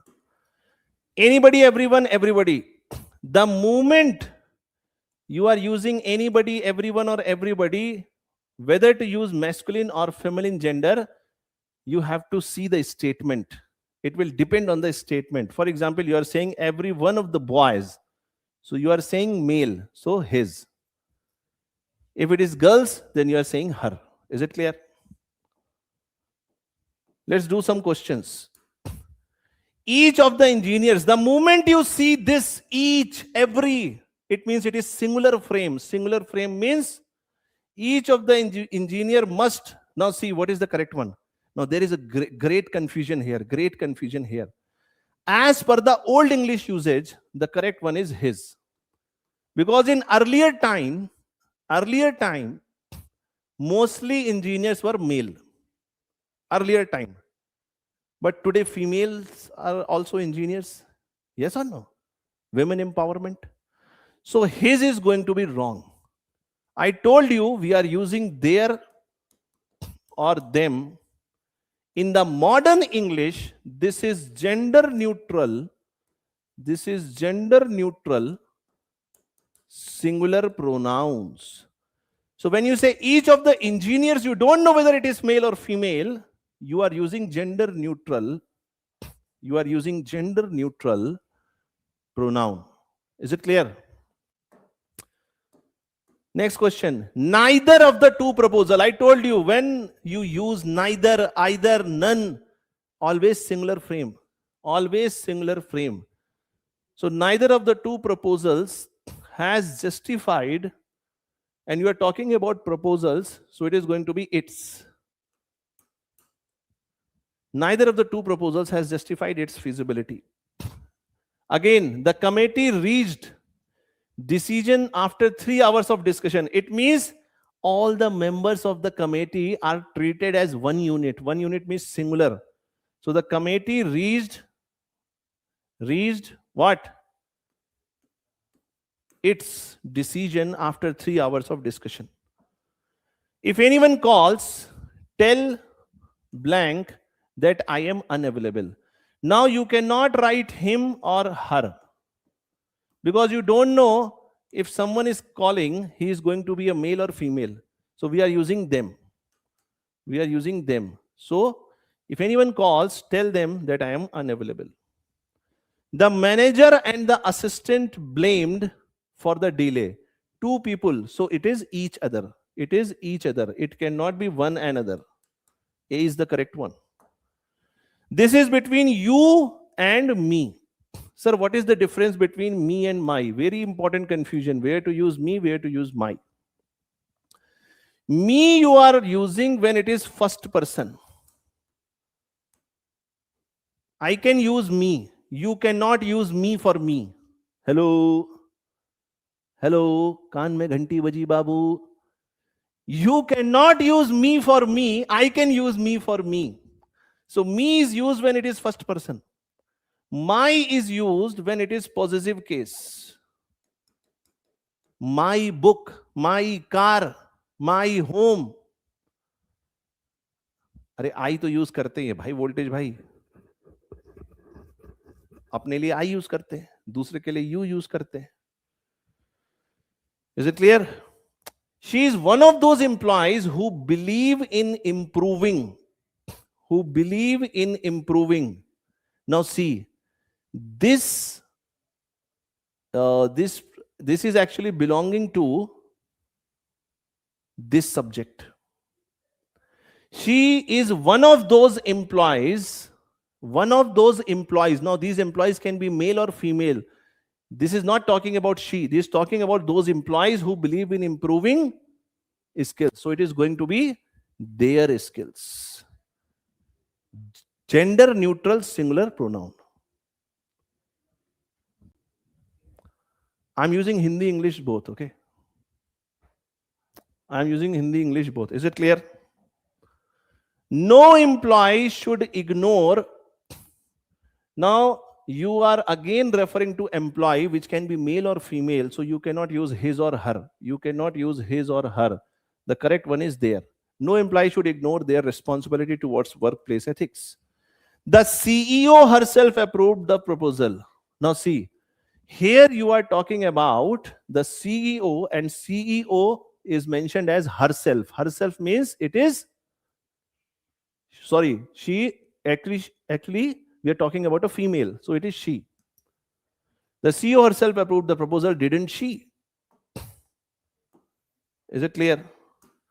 He is not the person. Now, very interesting. Very, very interesting question. Very interesting question. Whether to use who or whom. Whether to use who or whom. Who we are using for the subject case. Whom we are using for the object case. Now, please see. He is not the person blank we thought he was. Tell me, what is the correct one? Don't see the answer. Actually, answer is not there. It is going to be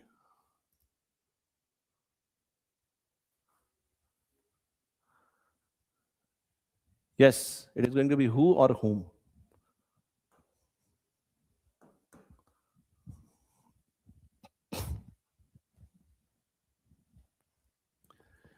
The correct one is who. Because here the action part is being that person. Being that person. He is not the person who we thought he was. So being or pretending like something. Who is pretending? That person. So you are using the subject case. So who is more correct in the modern English usage? He is not the person who we thought he was. So A is the correct one. Interesting question. You have to spot the error. In which part of the option you see the error that contains an error. Everyone, the moment you see everyone, it means it is singular case. So every one of the consultants, whether it is written consultants, it is not plural because you are talking about one at a time. Who attended the seminar were asked. It has to be was. C is having the error. Was asked to submit their feedback by Monday. The company along with its subsidiaries. Always remember, whenever this is added, something along with something. So never get confused. It never becomes the part of the subject. The subject is only this one. This is the subject. And the verb has to conform to the subject. So the company has announced that it cannot be they, it has to be it. It will restructure. It will restructure again, I think, its operations next quarter. The company, along with its subsidiaries, has announced that it will restructure. This is also wrong. It should be its operations next year. The frame in this question is wrong because both the statements are having error. Neither of the two proposals, the moment you are using neither, it means it has to be singular case. Singular case means you cannot use were, you have to use was. So B is having the error. This is one of the few theories. This is one of the few theories that has challenged. See, one of the means you're talking about one. So has is okay. But its is wrong. It has to be the. It has to be the conventional understanding in modern physics. It has to be the conventional understanding in modern physics. This is one of few theories that has challenged the conventional understanding in modern physics. Now let's talk about the verbs. We are moving a little faster now. So we have defined verbs, those words which talks about the action or the intended action of the subject. Okay.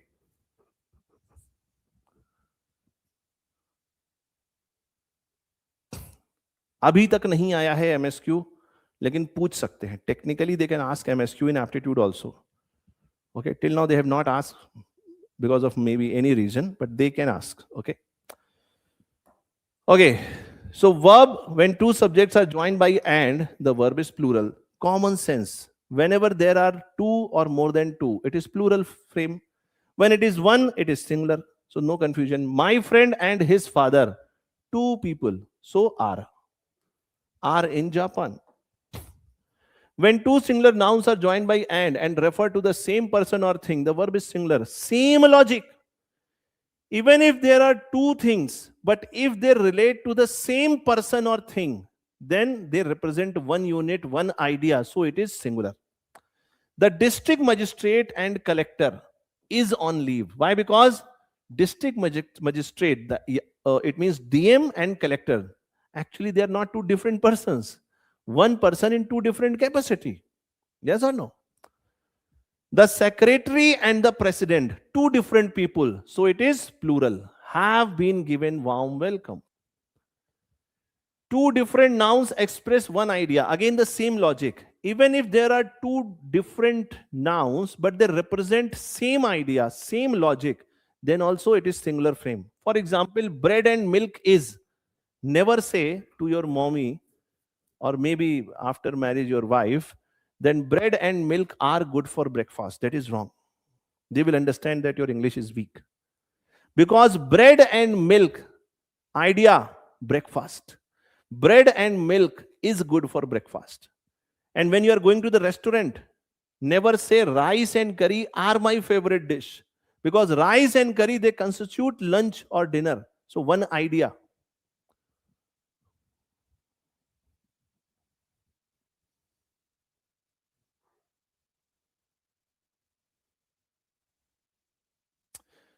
Voltage is asking, sir, one doubt regarding pronoun, which is correct, you and I or I and you in sentence. Same logic. अगर मिठाई खानी है तो पहले दूसरे को खिलाओ जो सामने है, तो पहले you आएगा फिर I आएगा. If it is reward, if it is a positive connotation, if it is a positive frame, positive idea, something to get, something positive, then first offer it to the person who is standing in front of you, then you take it. So it is you and I.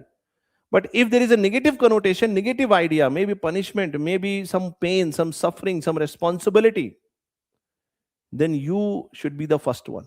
So I and you, that is the sequence. So rice and curry is my favorite dish. Rice and curry is my favorite dish.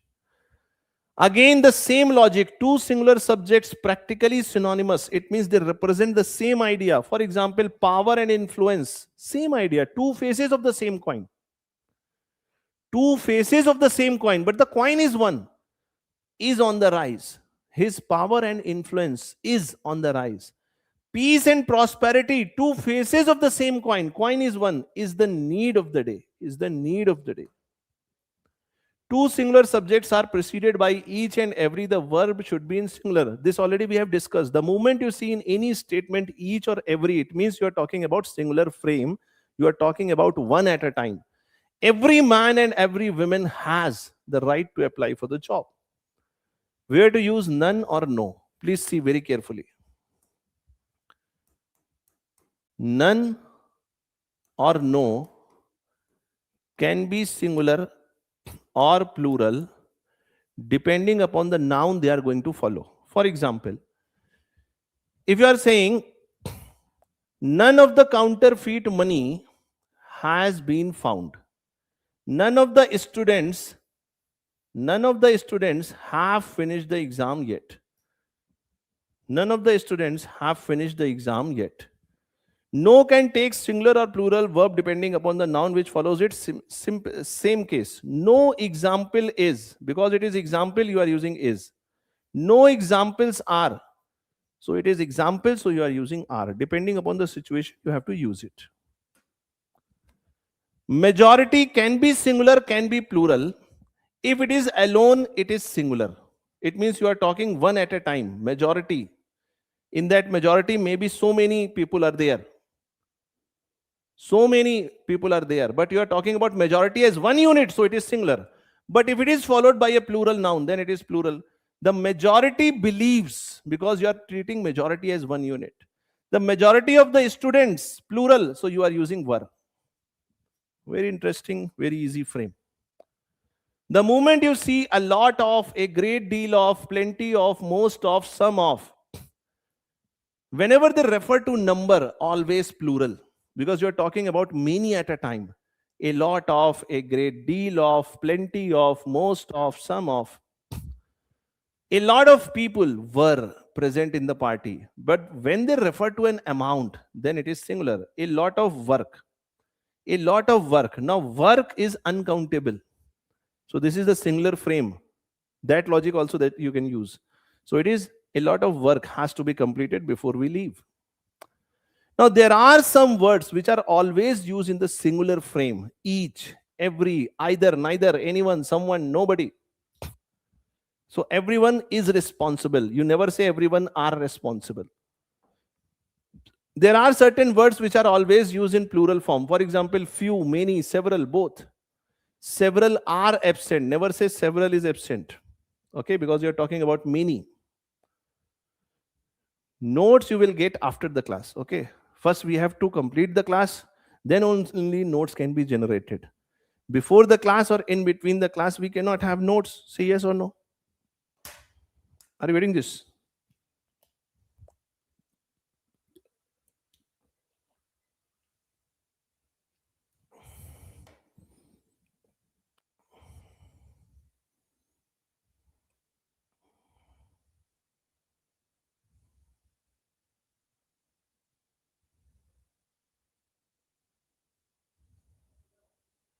Is it clear?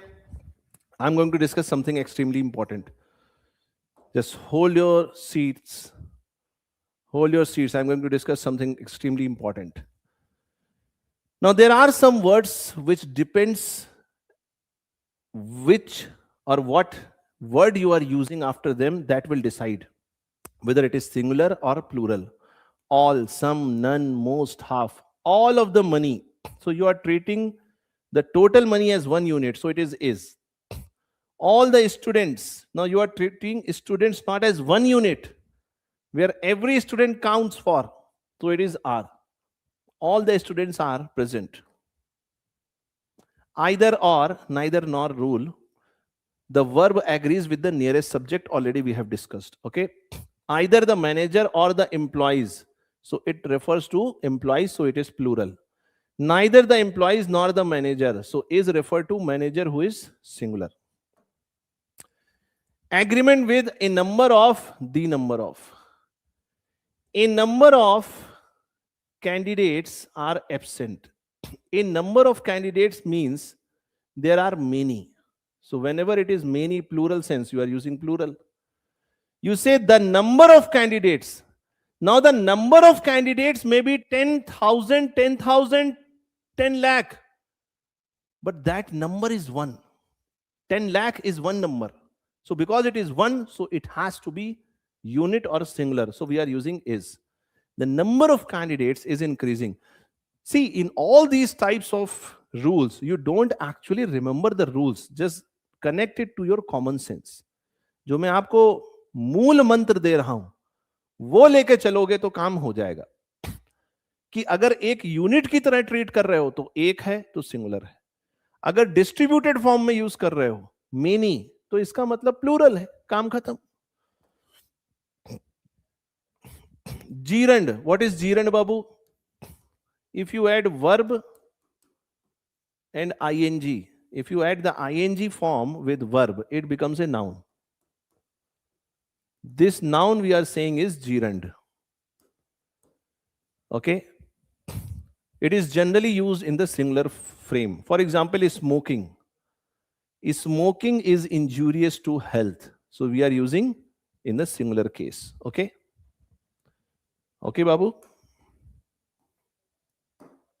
Conditionals. Let's talk about conditionals. Very important frame I am going to discuss. Almost every one or the other year they are asking questions from this particular conditionals. Conditionals means, when you say conditions, it means if something happens, then only the next thing is happening. So you're talking about conditions. You're talking about conditions. So when you're writing if, so after if, there is going to be a clause. Clause means part of a statement. Okay? Then you are saying if this is going to happen, then this is the main clause. It means what? First, if this condition is fulfilled, after if, whatever clause is mentioned, if it is, yes, listen. if it is fulfilled, then only this thing is going to happen. Okay, so there are basically three frames. What are these three frames? Let us understand. Frame number one, after if the given if clause is present, then the main clause is going to be in future. If after if it is present, then in the main clause it is future.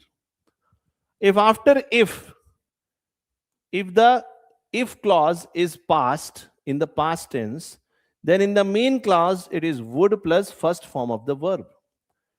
Third frame, if after if it is past perfect. Sir, what is past perfect? Had plus third form of the verb.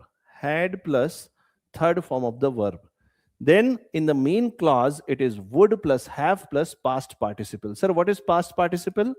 Third form of the verb. Sir, what is past participle? Third form of the verb. Don't get into these details. What is participle? Okay, that is not going to help you in the GATE examination. You can learn it later on. Just get this as a formula.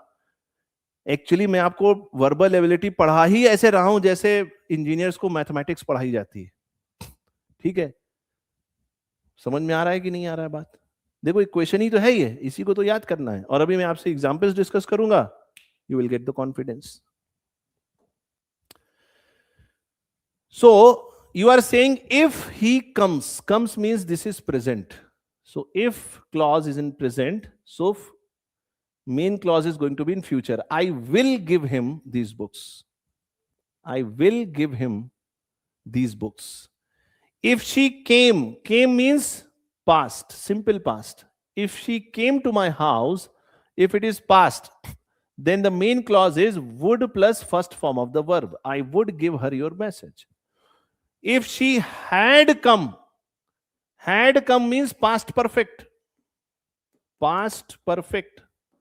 So if this is the case, then main clause is would plus have plus third form of the verb.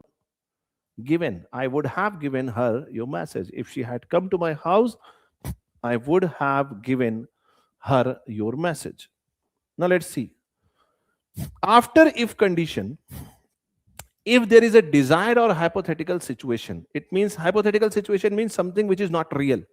So if something is not real, in that frame or in that case, we are using subject plus verb irrespective of any other rule.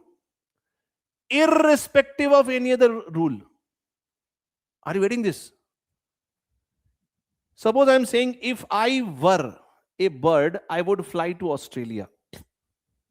If I were a bird, I will fly to Australia. It means it is hypothetical situation. I cannot be a bird. I can never be a bird. But I am just imagining. If I were a bird, I would fly to Australia. So hypothetical situation, imagination, we use this construct if plus were. Now see some of the cases. Suppose you are getting this statement, spotting error kind of. If I will win the contest, I will buy a new house. The first frame, present, then future. Future and future, this is wrong. What is the common sense? Common sense is you can never talk about future in the future. Hello? Bell ringing in your ears. You cannot talk about future in the future. You can only talk about future in the present. Hello? Are you reading this or not?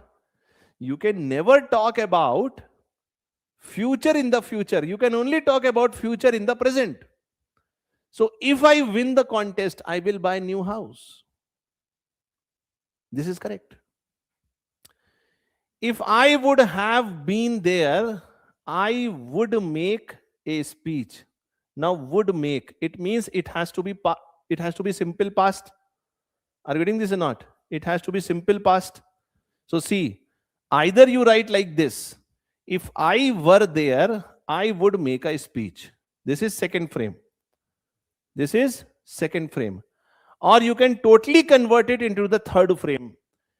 Had been there. Past perfect. If I had been there, I would have made a speech. So you can do either way. Both are correct. But this is also correct, but this is wrong. This is wrong. Next example, if I would have a degree from that university, I would get a good job. I would get a good job. Now see, I would plus first form of the verb. The second frame, it is only possible if this is going to be what? If this is going to be in the past. So if I had a degree, from that university, I would get a good job. So this is wrong, this is correct. I hope it is clear. The if conditionals are clear with all of you. Let us do some questions. Each of the engineers, now see, the moment you say each, it means it has to be singular. Yes or no? It has to be singular. Each of the engineers along with their supervisor is required to submit a compliance report by Friday. No sooner, let me tell you. See, there are two frames. No sooner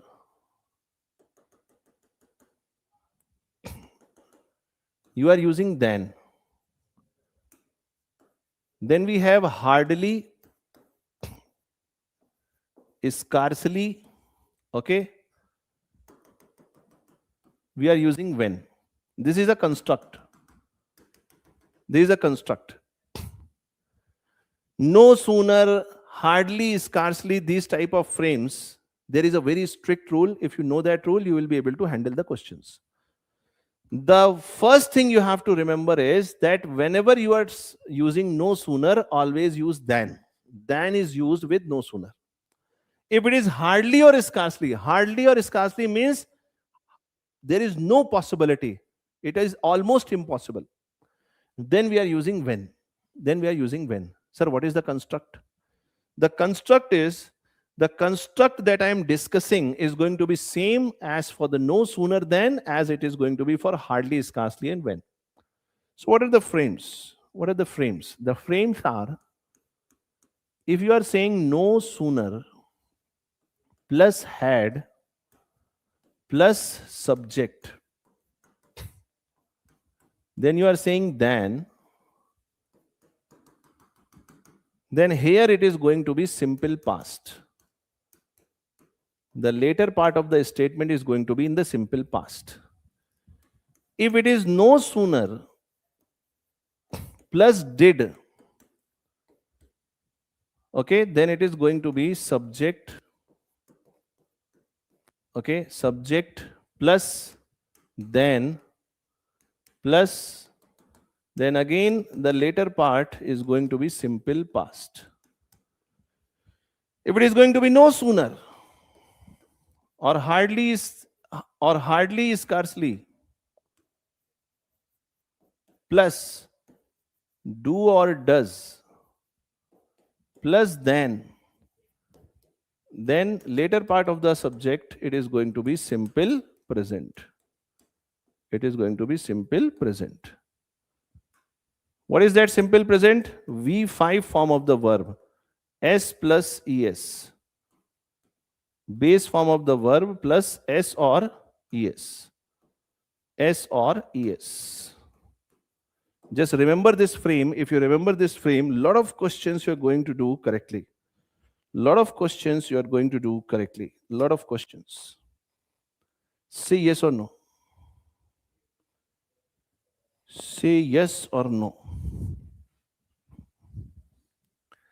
अच्छा, कितने लोग ऐसे हैं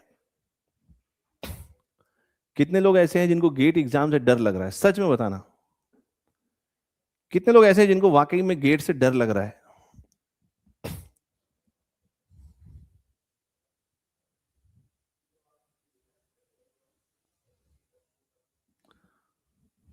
हाँ जी, अच्छा मुझे एक बात बताओ, सिर्फ एक बात बताओ, थोड़ा मोटिवेशन भी जरूरी है ना लाइफ में।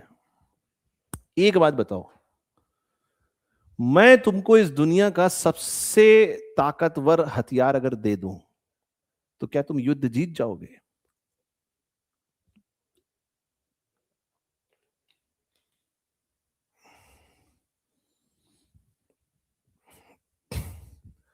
दम घुट रहा है? ऐसा क्या भैया कि हिमालय पे चढ़ाई कर रहे हो? मैं ये सब नहीं पूछ रहा हूं कि सब्जेक्ट और ये क्या तैयार है क्या, मैं सिर्फ एक क्वेश्चन था मेरा, क्या डर लग रहा है एग्जाम से?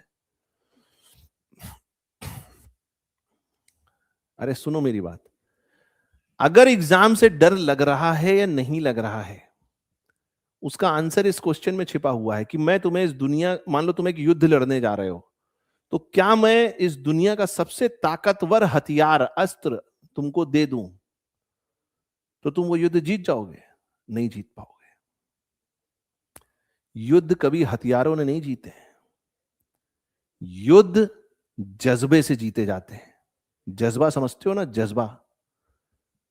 अभी वो एक बहुत साल पहले पिक्चर आई थी, हाउ इज द जोश, है ना? बहुत सारे फैकल्टी आपसे पूछते भी हैं हाउ इज द जोश, तो आप बोलते हैं हाई सर। तो बस जब गेट एग्जाम में एंटर करना तो इसी जोश के साथ एंटर करना। ये मत सोचना कि तुम्हारे नंबर कितने आएंगे, तुम्हारी तैयारी कैसी है, दूसरे बच्चे अच्छा कर रहे हैं, तुम नहीं निकाल पा रहे हो, कितना निकाल पा रहे हो। पहले क्वेश्चन से पेपर को डोमिनेट करना, खत्म बात। एक जिंदगी है, एक बार गेट का एग्जाम दे रहे हैं पूरे दिल से, और सिस्टम फाड़ देंगे, पूरा सिस्टम फाड़ देंगे। अरे मतलब फाड़ मत देना, एक्चुअली में कहने का मतलब ये पूरा डोमिनेट करना। डोमिनेट करने का मतलब ये नहीं है 65 के 65 क्वेश्चन करके चले आए कि आशुतोष सर ने कहा था डोमिनेट करना, सब में मार दिया, अब्बा डब्बा चब्बा जो समझ में आए। नहीं, डोमिनेट करने का मतलब यह है एक भी क्वेश्चन ऐसा पेपर में ना हो 65 क्वेश्चन में जो तुमको 100% आता था और तुमसे गलत हो गया, खत्म बात। यही है डोमिनेट करना। जो नहीं आ रहा क्वेश्चन, खत्म, भूल जाओ उसको, कोई बात नहीं। जो नहीं आ रहा है कोई बात नहीं, हर चीज सबको आनी भी नहीं चाहिए, नहीं तो ये दुनिया खत्म हो जाएगी। Are you getting this? तो डरने की कोई जरूरत नहीं है, बिंदास लाइफ को बहुत सीरियसली नहीं लेना है ना? एक छोटी सी पृथ्वी है, छोटी सी पृथ्वी है, पृथ्वी से कितने बड़े और ग्रह हैं? सूरज है, सूरज से करोड़ों गुना बड़े और कितने ब्लैक होल हैं, और ऐसे अनंत गैलेक्सीज हैं। इस अनंत ब्रह्मांड में एक छोटी सी पृथ्वी पे हम बैठे हैं, तुम कह रहे हो यार गेट से डर लग रहा है। कोई जरूरत नहीं डरने की, बिंदास होके पेपर दो, जो होगा जिंदगी में देखा जाएगा, सब देखा जाएगा। मैं ऐसे बच्चों को भी जानता हूं जो गेट में रैंक बहुत अच्छी लगा लिए, वो भी आज खुश हैं, उनमें से भी कुछ ऐसे हैं जो आज खुश नहीं है, और ऐसे बच्चों को भी जानता हूं जो कुछ नहीं कर पाए थे शुरुआती फेज में, फिर बाद में जाके छोटी शुरुआत करी लेकिन बाद में पूरा सिस्टम फाड़ दिया उन्होंने। तो एवरीथिंग इज रिटन डेस्टिनी है, बस अपना काम करो, मजे करो। सोचो एक सैर पे आए, उस सैर के मजे लो। ये सब ज्यादा मत सोचो कि पीडीएफ कहाँ मिलेगा, ड्यूरेशन कितनी है सेशन की, गेट एग्जाम में मेरा क्या होगा, ये सब घबराने की जरूरत नहीं है। बात समझ में आ रही है? ठीक है, चलो, बहुत अच्छा कर रहे हो तुम लोग। मैं एक सेकंड दो बस, जरा मेरा मोबाइल ऑफ हो गया है तो मुझे चार्जिंग में लगाना है। तो ये वाला फ्रेम सबको याद हो गया? ये फ्रेम बेटा याद रखना, इसके ऊपर क्वेश्चन पूछा जा सकता है। ये नो सूनर हार्डली स्कार्सली वाला, इसमें सिंपली 3 फ्रेम है कि अगर नो सूनर हार्डली स्कार्सली के बाद हैड आता है, अच्छा हैड आएगा और वर्ब की थर्ड फॉर्म आएगी, हैड आएगा और वर्ब की थर्ड फॉर्म आएगी, तो इसमें हम देन यूज करेंगे, नो सूनर के साथ देन यूज करेंगे, हार्डली स्कार्सली के साथ व्हेन यूज करेंगे। तो यहां पर सिंपल पास्ट आएगा, सिंपल पास्ट मतलब वर्ब की सेकंड फॉर्म। अगर नो सूनर के बाद डिड है तो देखो डिड के साथ कभी भी हम वर्ब की हमेशा बेस फॉर्म ही यूज करते हैं, तो यहां पर वर्ब की बेस फॉर्म यूज होगी, ठीक है? देन लगाएंगे और यहां पर सिंपल पास्ट यानी वर्ब की सेकंड फॉर्म। अगर नो सूनर के बाद डू और डज है तो देन लगाएंगे और यहां पर सिंपल प्रेजेंट यूज करेंगे वर्ब की फॉर्म। बात समझ में आ रही है? से यस और no? Everybody is getting that? Say yes or no. Let's proceed. See, if conditional आ गया, see if conditional, if the data more carefully the error could have been, could have been, past participle, third form of the verb. कौन सा frame है? कौन सा frame है if conditional का? Third frame है. Third frame है. Third frame मतलब क्या होना चाहिए? पास्ट परफेक्ट होना चाहिए बाबू. Past perfect means what? It is had plus third form of the verb. तो ये गलत, ये गलत, ये गलत. B is the correct one.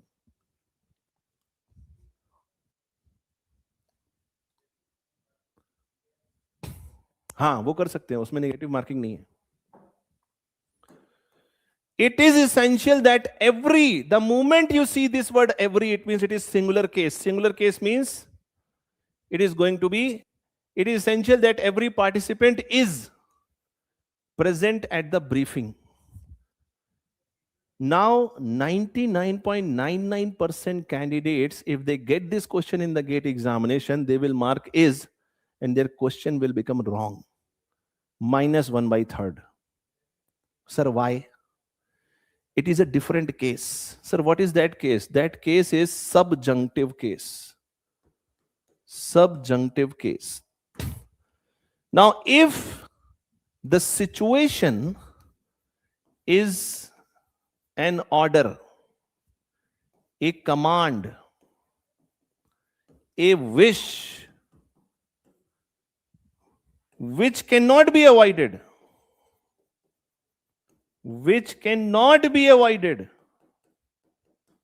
then we are using B. Then we are using B.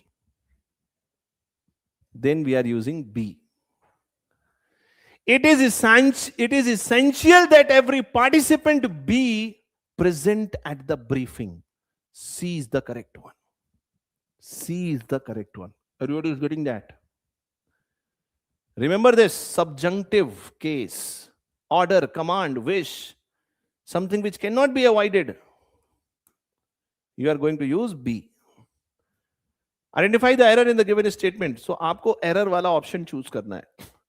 The manager as well as the team leaders. So you're talking about manager, singular case. This is wrong. It has to be was. So B is having the error. Hardly had the meeting. See, hardly, scarcely. Hardly, scarcely frame, you are using when. Okay. So hardly had the meeting begun. You remember the frame. After hardly, scarcely, if you are having had plus third form of the verb, then in the later part of the statement, it is simple past, second form of the verb. This was the rule. So hardly had the meeting begun when several members starts. This is wrong. It has to be started. Several members started raising objections to the proposal. So C is having the error. Are you getting this? Say yes or no in the comment section. I'm not able to see your comments. My mobile is switched off. Let me just switch it on.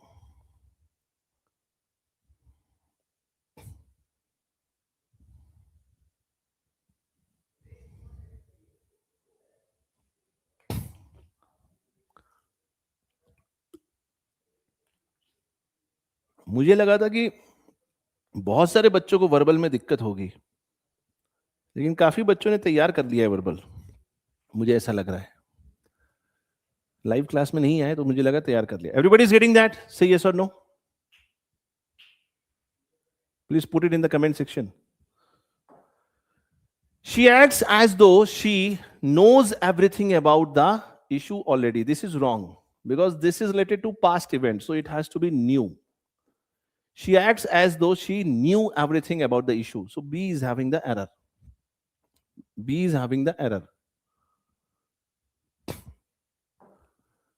Neither of the two solutions. The moment you see neither, it means singular case. So this is not have. This has to be has. Singular case. Neither of the two solutions has proven effective in addressing the problem so far. The CEO insisted that the report was submitted before the board meets next week. Now, again, it is subjunctive. Case. Order, command, wish, something which cannot be avoided. So it is the report B. The CEO insisted that the report be submitted before the board meets next week. So B is having the error. B is having the error. Next question. Okay. Now let's talk about adjectives. Adjectives are those words which modify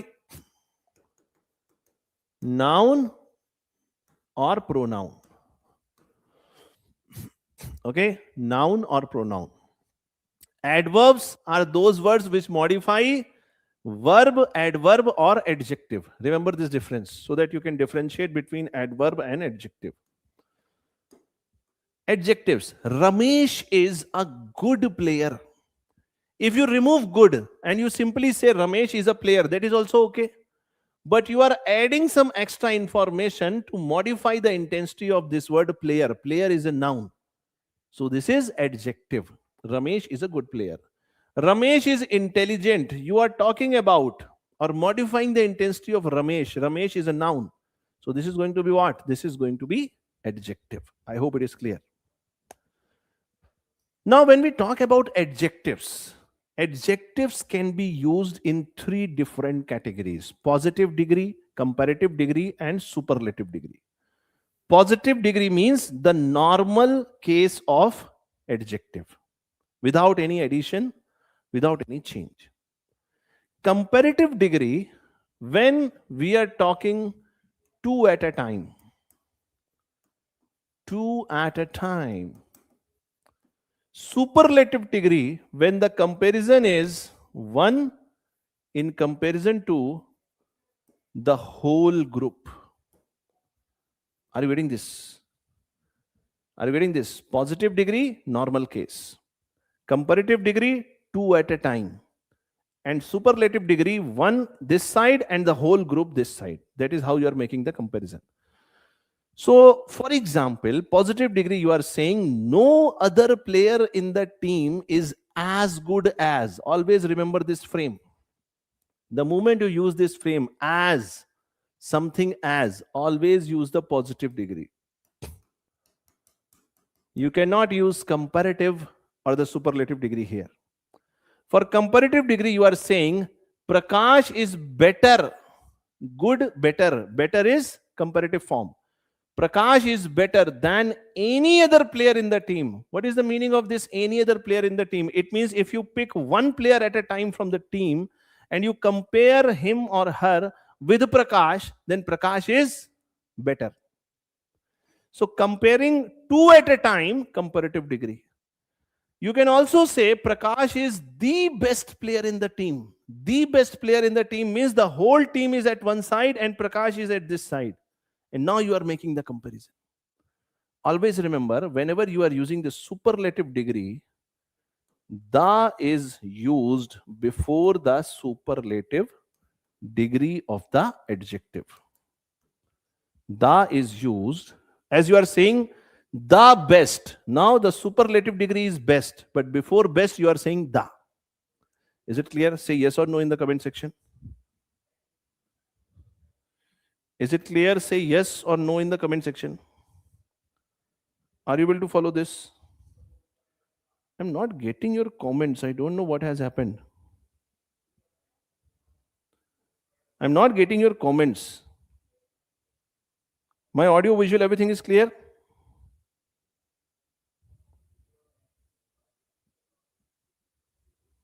I hope my audio, visual, everything is clear.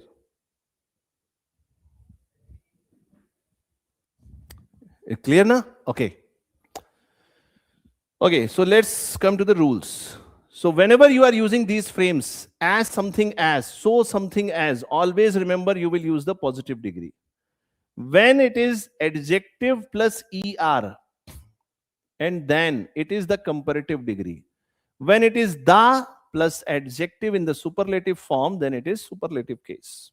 Just remember this, okay? Let us start rule number 1. When you are having the selection of the two people or things of the same kind, then we are using the phrase the better of. This is very unique case and you have to use it as it is. There is no change. If you are saying she is the better of the two sisters, So out of two sisters, you are choosing one. You are saying she is better. So we are using the phrase the better of. Are you getting this? She is the better of two sisters. Most of the adjectives, they form their comparative degree by adding R or ER. If the word ends with E, if the word ends with E, then you add R. Otherwise, you are adding ER. This is for the comparative degree. This is for the comparative degree. For superlative degree, if the word ends with E, then you are adding ST. Otherwise, you are adding EST. Otherwise, you are adding EST. Okay? So you are saying great. The word ends with other than E. So it is plus ER plus EST. So great, greater, greatest. Brave, the word ends with E. So you are adding R for comparative degree, braver, and ST for the superlative degree. Brave, braver, bravest. This is very simple. You must have read it in your school days, common sense. Okay. Rule number 3. Some adjectives have more than 2 syllables. Now this is extremely important. 2 syllables. Syllables means sound. So when you pronounce a word, pronounce any adjective, and it has more than 2 sounds, then that R, ER, ST, EST rule is not going to apply. You have to use more and most. For example, you are saying beautiful. Beautiful, more than 2 sounds. So it is more beautiful, most beautiful. Interesting, more than 2 sounds. More interesting, most interesting. When 2 qualities are compared in the same person or thing, then comparative degree is formed by using more instead of R or ER. Now, this frame is very difficult to identify. If it comes in the examination, most of the people are going to do the mistake. Because in general, let me tell you, in general, if you are writing wise, then the comparative degree is wiser. And this is used most of the time. Most of the time for the comparative degree, we are using wise plus R because it ends with E, so wise and wiser. But there is one exception to this rule, that if you are having the comparison in the same person and you are comparing 2 qualities, are you getting this? Compared in the same person or thing, then we are using more instead of adding R or ER. So Rekha is more wise than intelligent, not wiser. Very important exception, maybe asked in your GATE examination.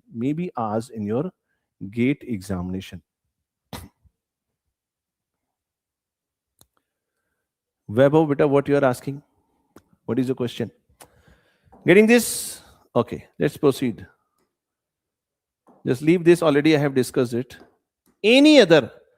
So any other, whenever you are using, it means you are having the comparison one at a time. For example, if you are saying gold is more precious than any metal, this is wrong. This is wrong because you are making the comparative degree. More precious means comparative degree. So comparative degree is comparison between 2 things, one at a time. So gold is more precious than any other metal. It means if you pick any metal out of the box and compare it with gold, then gold is going to be precious. So comparing 2 at a time. So we are using any other. We are not using any. Is it clear? Rule number 6. There are some words very frequently asked, very frequently asked. There are some words which cannot be used in comparative or the superlative forms. It means there are certain adjectives which we cannot use in the comparative or the superlative form. We can only use it as it is. It means in the normal case, in the positive degree. Why? Sir, what is the reason? The reason is there are some words which are in the 0 or 1 category. Yes or no? For example, interior. Interior means inside. So interior means inside. If something is inside, it is inside. If something is outside, it is outside. If something is interior, it is interior. If something is exterior, it is exterior. You cannot say more interior or most interior. You cannot say more exterior or most exterior. That is wrong. So interior, exterior, ulterior. Ulterior means hidden. For example, you say ulterior motive.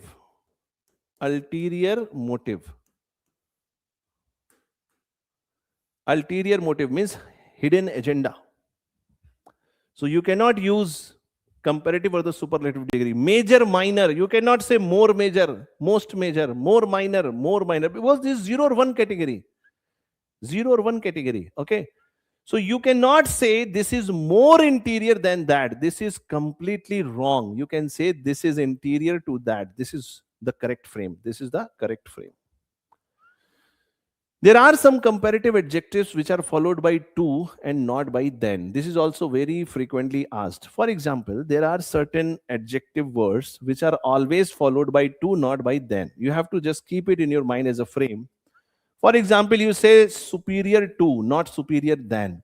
Senior to, not senior than. Junior to, not junior than. Inferior to, prior to, anterior to, posterior to, prefer to. Anterior means before. Something coming before something. So that is anterior. Posterior means after. After. So these words, we are using to after them, not using than. Okay. Rule number 8. There are certain adjectives which are used, not used with the comparative or the superlative degree. The same logic. They are absolute. That is not. That is the case of 0 or 1. Either it is this or it is that. Okay. There is no comparison with the absolute sense. For example, empty. If something is empty, it means there is nothing inside. So you cannot say this is more empty than this.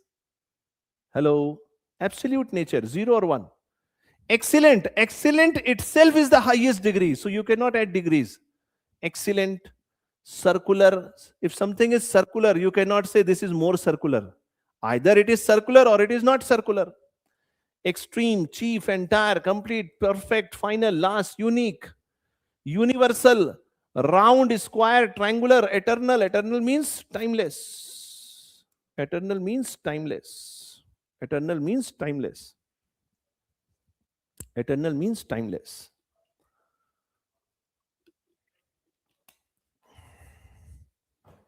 Okay. Are you getting that? Say yes or no. Just keep these words in your mind. Slowly you will understand. If you apply the logic of 0 or 1 or the absoluteness, you will be able to handle them. There are certain adjectives which can only be used in the positive or the superlative degree. They cannot be used in the comparative degree. Okay. For example, top, you can say topmost. You cannot say top more. Eastern, you can say easternmost, but you cannot say eastern more. Keep this frame in your mind.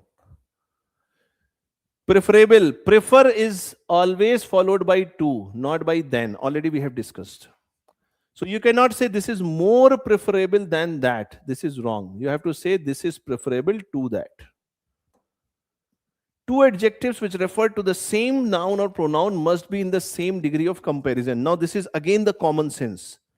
If you are using adjectives in one statement, then they have to be in the same degree. If it is comparative, then both should be in comparative. If it is superlative, both should be superlative.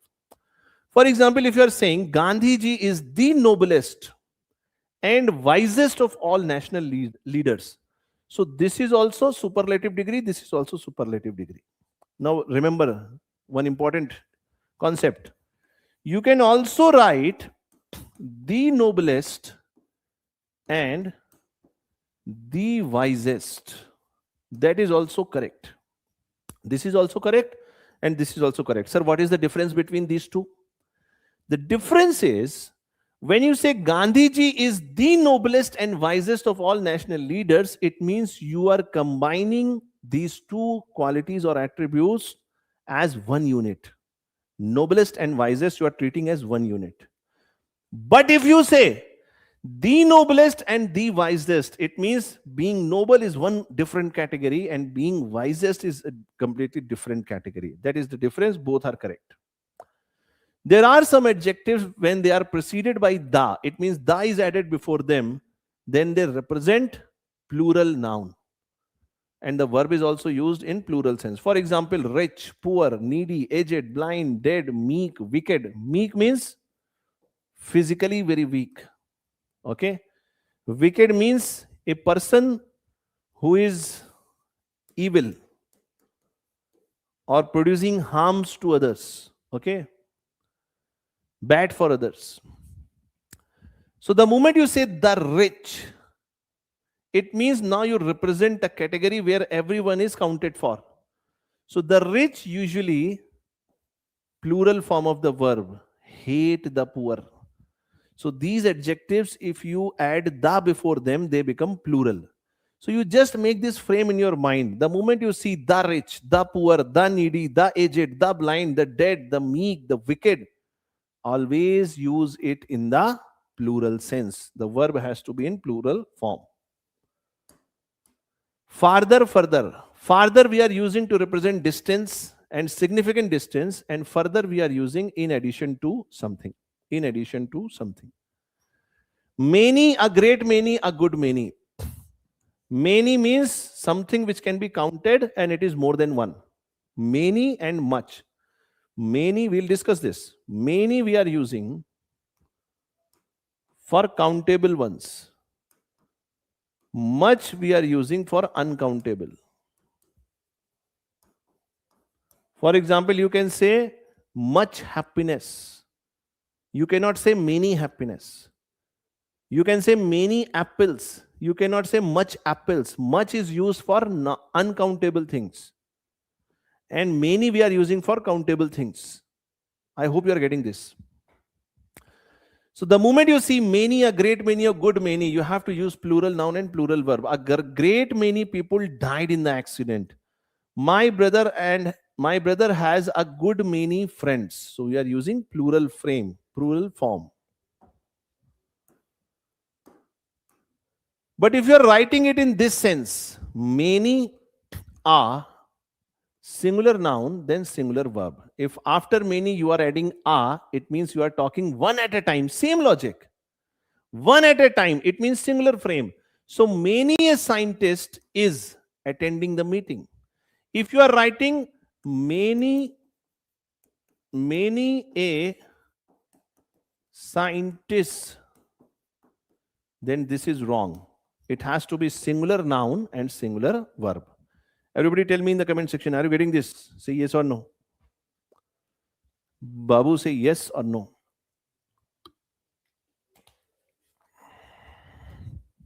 Okay. Okay.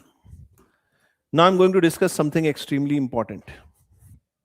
Where to use few, little, much, many. Okay? Listen very carefully.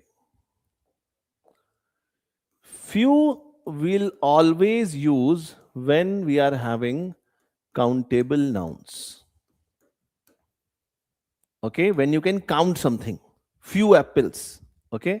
When you can count something, then it is few. We are using few. We are using little when it is uncountable. When it is uncountable. Let's talk about few. You can use few in three cases. Few, a few, and the few. When you are simply saying few, so it has a negative connotation. It means you are saying hardly anyone or anything. It has a negative connotation. If you are saying few apples, it means hardly there is any apple. If you say few books, it means hardly there is any book. But if you say a few, it means this is positive. It means you are saying at least some. It means you are saying at least some. If you are saying a few apples, it means at least some apples are there. If you are saying a few books, it means at least some books are there. You can also say the few. The few means this is positive, at least something is there. And also you are very specific about it because you are using the. Specific, or you are very sure about it. So if I am saying the few apples, it means at least some apples are there and I am very sure which apples I am talking about. If I am saying the few books, it means at least there are some books and I am very sure, very clear which books I am talking about. The same pattern you can use for little also. Twinkle, twinkle, little star. You can also use little, okay, or you can say a little, or you can say the little. The pattern is same, the meaning is same. The only difference is you can use few when it is countable, when you can count it, when you can quantify it, 1, 2, 3, 4, 5. And when it is uncountable, when you cannot count it like happiness, kindness, honesty, work. When you cannot count it, then we are using little. Okay. Is it clear? Is it clear, bhaiya? Tell me yes or no.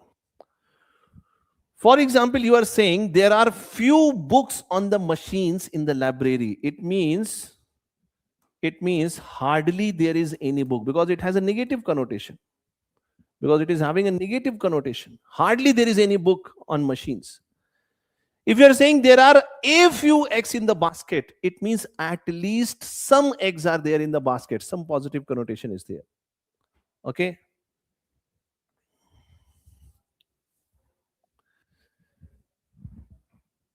Similarly, you have this difference, fewer and less. Less also we are using with uncountable nouns. Please keep this in your mind, important. Many and much, I told you, many you are going to use when you can count it. When you can count it. And much you are going to use when you cannot count it. It is uncountable. It is uncountable. This particular concept that I have just discussed very frequently asked in your examination. I hope it is clear. Let's move forward. बच्चे class में ऐसे आ जा रहे हैं जैसे लोग market में नहीं टमाटर लेने जाते हैं. कुछ बच्चे आते हैं क्लास में, आधा किलो टमाटर लेते हैं, कहते हैं भैया थोड़ी धनिया भी रख देना, हरी मिर्ची, और फिर चले जाते हैं. कोई बात नहीं, चलिए. So let's talk about to, very, and enough. To represents impossibility. To represents impossibility. Very means high degree of difficulty. Very means high degree, but not impossibility. And enough means sufficient degree. For example, if I tell you GATE is very difficult exam, what does it mean? Very I am using to increase the intensity. To increase the intensity, highest, it means GATE is very difficult. You need a lot of hard work, passion, focus, right direction to get the success. But it does not mean it is impossible. आप ही की तरह बच्चे हैं जो first rank भी लाते हैं भैया, है ना. कोई उनके 3 आंखें नहीं होती कि एक आंख यहां पर भी है, सीधे गए गेट में एग्जाम हॉल में और सीधे ये वाली आंख खोली, गड़गड़ गड़गड़ 65 क्वेश्चन कर दिया. ऐसा नहीं है, उनके भी 2 ही आंखें होती. To suggest impossibility, GATE is too difficult to qualify. GATE is too difficult to qualify. Now see this. GATE is too difficult to qualify. It means the possibility of getting success in the GATE examination is almost impossible. When you use too, it means it is impossible.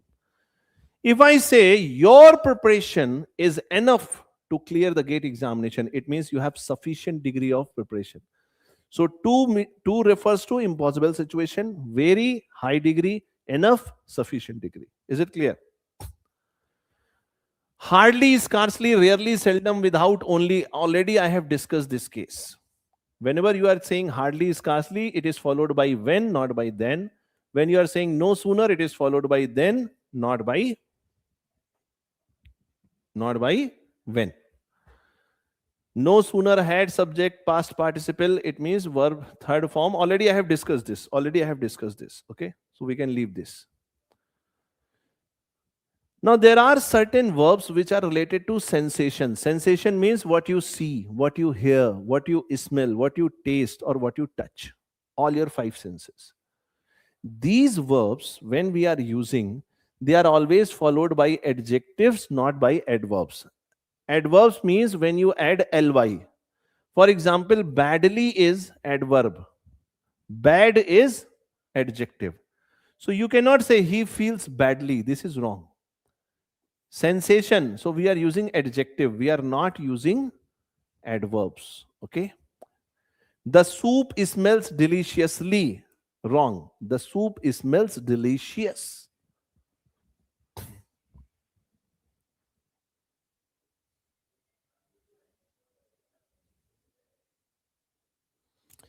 Muski vlogs asking very interesting question.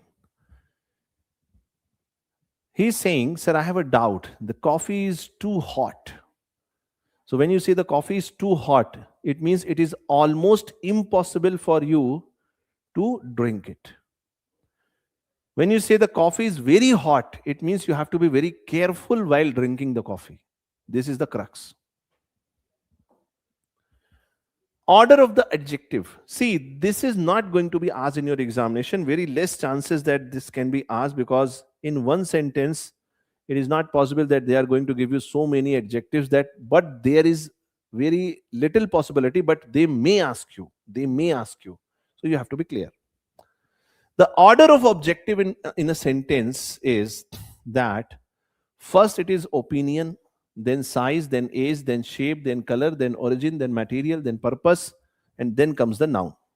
Adjectives modify the intensity of a noun or pronoun.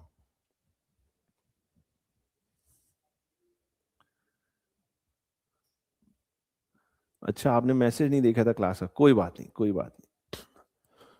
देखो, जो आदमी 9 बजे सुबह सो के उठ रहा है, ऐसा नहीं है कि उसने अच्छे काम नहीं किए, और जो 4 बजे उठ रहे हैं उन्होंने ही अच्छे काम किए. तो अगर आप लेट आए तब भी कोई दिक्कत नहीं. Okay, you are a girl. Sorry.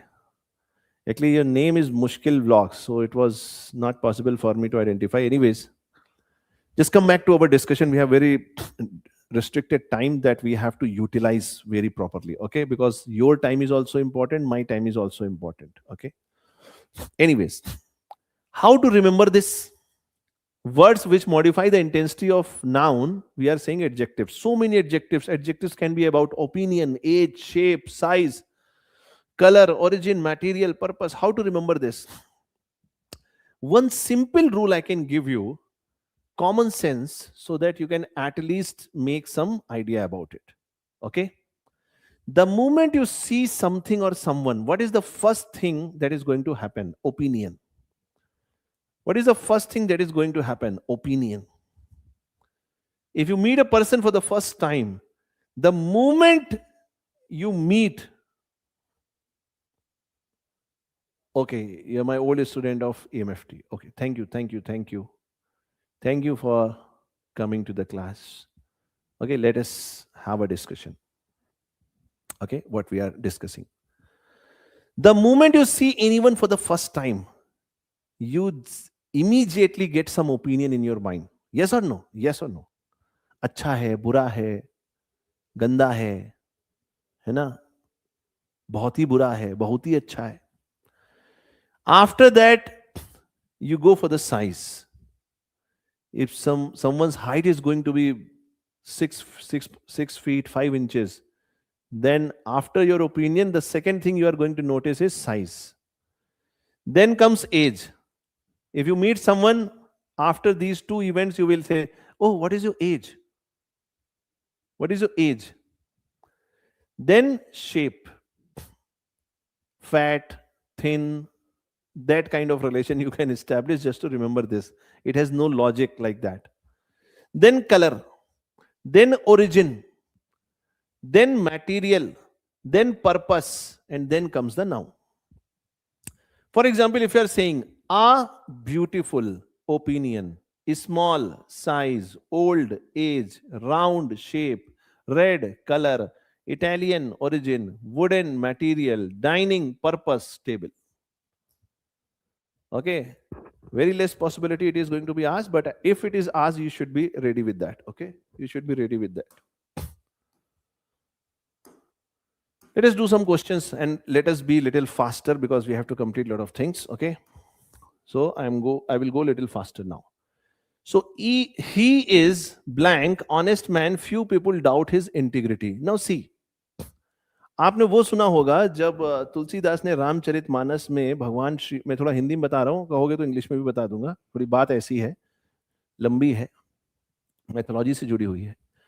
तो तुलसीदास जी महाकवि जब रामचरितमानस में भगवान श्री राम के जन्म के समय उनके मुख की सुंदरता लिख रहे थे, तो उनको इस दुनिया में ऐसा कोई नहीं मिला जिससे उनके मुख की सुंदरता की आप कंपैरिजन कर सकें. तो उन्होंने कहा कि भगवान राम का मुख इतना सुंदर है जितना सुंदर भगवान राम का मुख है. Are you getting? That logic you can apply here. That logic you can apply here. You are saying he is blank, honest man, few people doubt his integrity. Integrity means purity of character. जिस इंसान के अंदर integrity है उसके लिए 1 रुपए भी घूस है और 1 करोड़ रुपए भी घूस है. ये नहीं कि 1 रुपए की घूस आई, हम घूस नहीं लेते, हम तो ईमानदार हैं. 100 करोड़ की आई, ले लिया. That person is not a person of integrity. A person of integrity is one who has the purity of character. आपकी लाइफ में जितने भी इंटरव्यूज होंगे, all the interviews, देखो अभी हम जो डिस्कस कर रहे हैं ना, we are discussing parts of speech. So we are having the discussion then the questions. Later on there are sections where there is hardly any discussion, we just have questions. So starting, I told you, starting it will take some time. While we are finishing, not enough time, not much time. So we started at 1. I told you 4 to 5 hours. It means somewhere around 5 or 6 will close, 5 or 6. If you want, I can give you a small break if you are feeling something, okay? Maybe after finishing this, when we start the new topic, we'll take a small break, okay? Maybe 5 to 10 minutes, okay? Now you see, if you say he is very honest, if you say he is very honest, that may be correct. But you are saying few people understand the logic I am giving you. Few people doubt his integrity. Few. Not a few or the few. So few means hardly there is anyone who is going to doubt his integrity. Hardly there is anyone. So you are going to have that kind of comparison. So very is not going to be correct. So is not going to be correct. To is not going to be correct. The correct one is such an. भगवान श्री राम का मुख इतना सुंदर है जितना सुंदर भगवान श्री राम का मुख है. मतलब ये इतना ज्यादा इंटीग्रिटी वाला आदमी है कि किसी और से हम कंपैरिजन ही नहीं कर सकते. I hope you are getting this. He is such an honest man. Few people doubt his integrity. This is again the same thing. Such a complicated problem that even experts hesitate to solve it. B is the correct one. Such.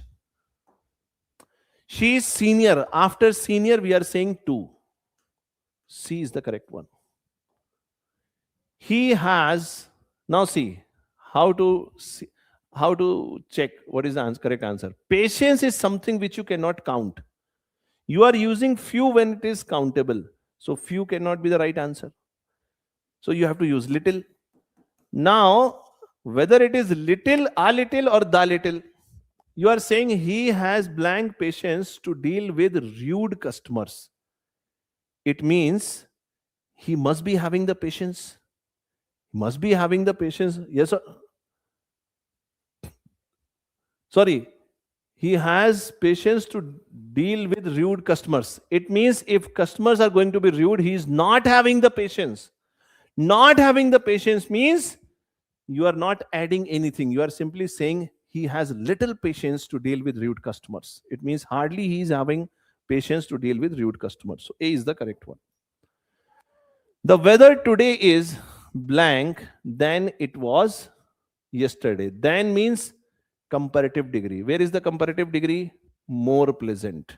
Finish. Khatam. This is this is the. After the you are using the superlative form. Worst. This is the worst news I have ever heard. The Taj Mahal is one of the. After the you are using the superlative form. Most beautiful. Most beautiful. She was too blank to notice the mistake. So she was too careful that it was impossible for her not to notice the mistake. So she was too careful to notice the mistake. He is too a fool to understand such logic. Okay.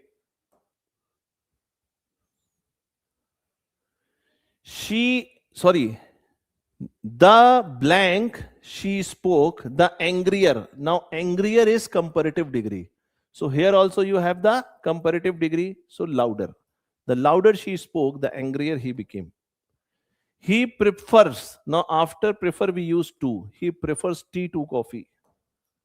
No other student in the class is now again as something as. So you are using positive degree of the adjective.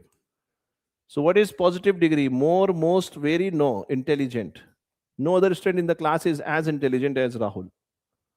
Now you have to find the part which is having error. This is one of the most unique. Now unique is absolute. Either it is unique or it is not unique. Mushkil, I will come to you. Mushkil, I will come to you. Don't worry. Don't worry. I will come back to that question. Okay. I'm coming. Wait. If something is unique, it cannot be most unique because it is absolute, 0 or 1 case. So this is having error. Let us go back. Now see.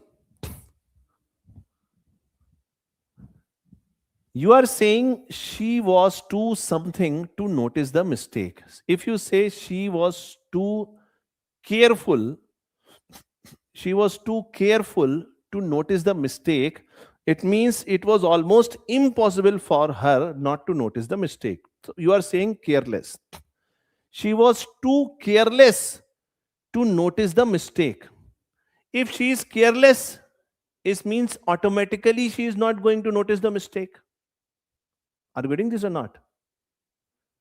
So if you are using careless, then there will be she was too careless not to notice the mistake. Are you getting Surgeon and Mushkil blocks? Are you getting dear? Okay.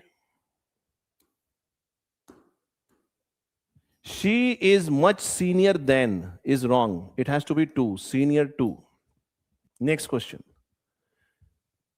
The more harder he tried, the more frustrated, comparative degree. So it has to be comparative degree. Harder is okay, but you should not add more. It is not required because more harder means you are using comparative degree 2 times.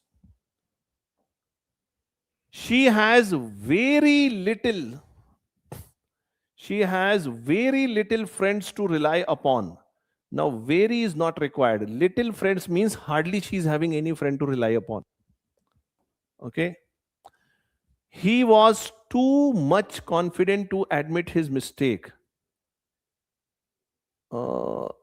Actually, much is not required. Okay. So B is the correct one. He was too confident to admit his mistake. The rich and the poor. before rich and poor, if you add the, it becomes plural. So it should be live, plural, not lives. Live in the same village. This is the most perfect wrong. If something is perfect, there is no comparison, there is no superlative degree because it is absolute, 0 or 1 case. In our spoken English, generally we are saying most perfect. That is wrong usage. So B is having the error.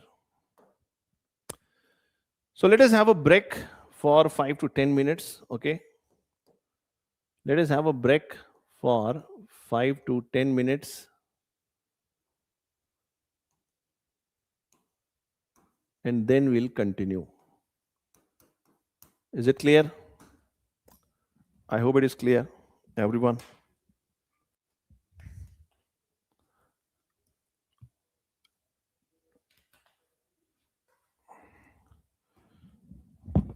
So I will be right back after 5 to 10 minutes, okay?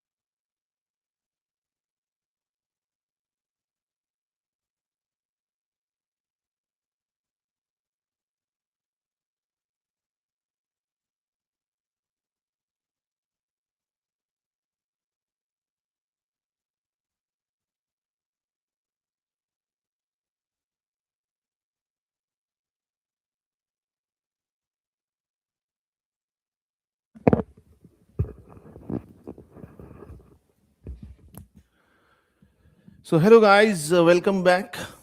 Just quickly confirm once again my audio, visual, everything is clear so that we can start with the session. Yes.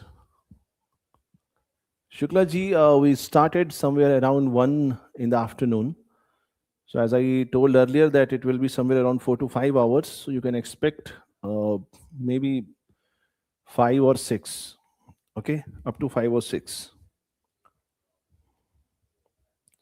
So just quickly confirm audio, visual, everything is clear so that we can start with the session.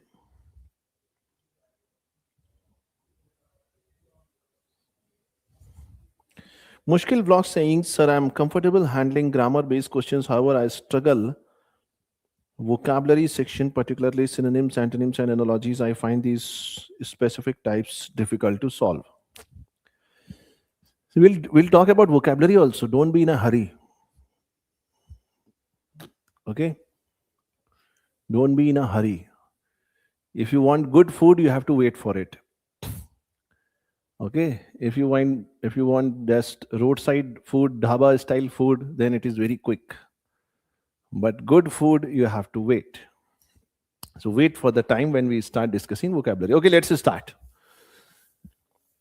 Let's resume our discussion.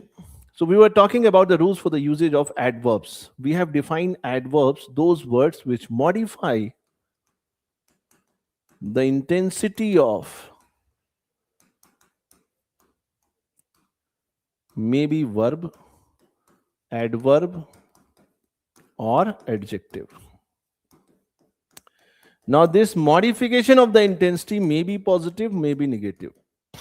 It may be positively also they can modify, negatively also they can modify. So those words which modify the intensity of a verb, adverb, or adjective, we call them adverbs.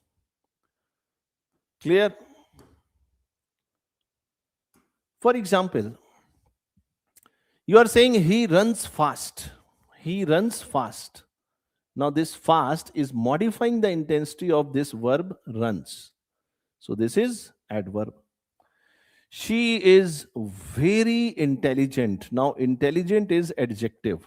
So this word very is modifying the intensity of adjective.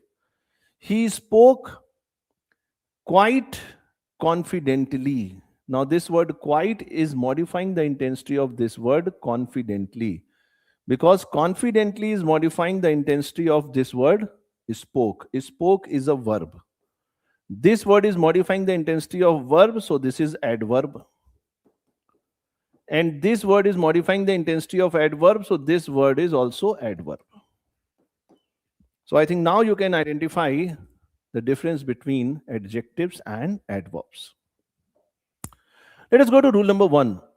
Adverb must be placed as near as possible to the word it modifies. Very simple, common sense. Actually, it is not a rule, it is common sense. If you want to modify the intensity of a word, the correct meaning can only be delivered if that word is closest to the word to which it is modifying. So if you say, she just wants to take one class, this is wrong.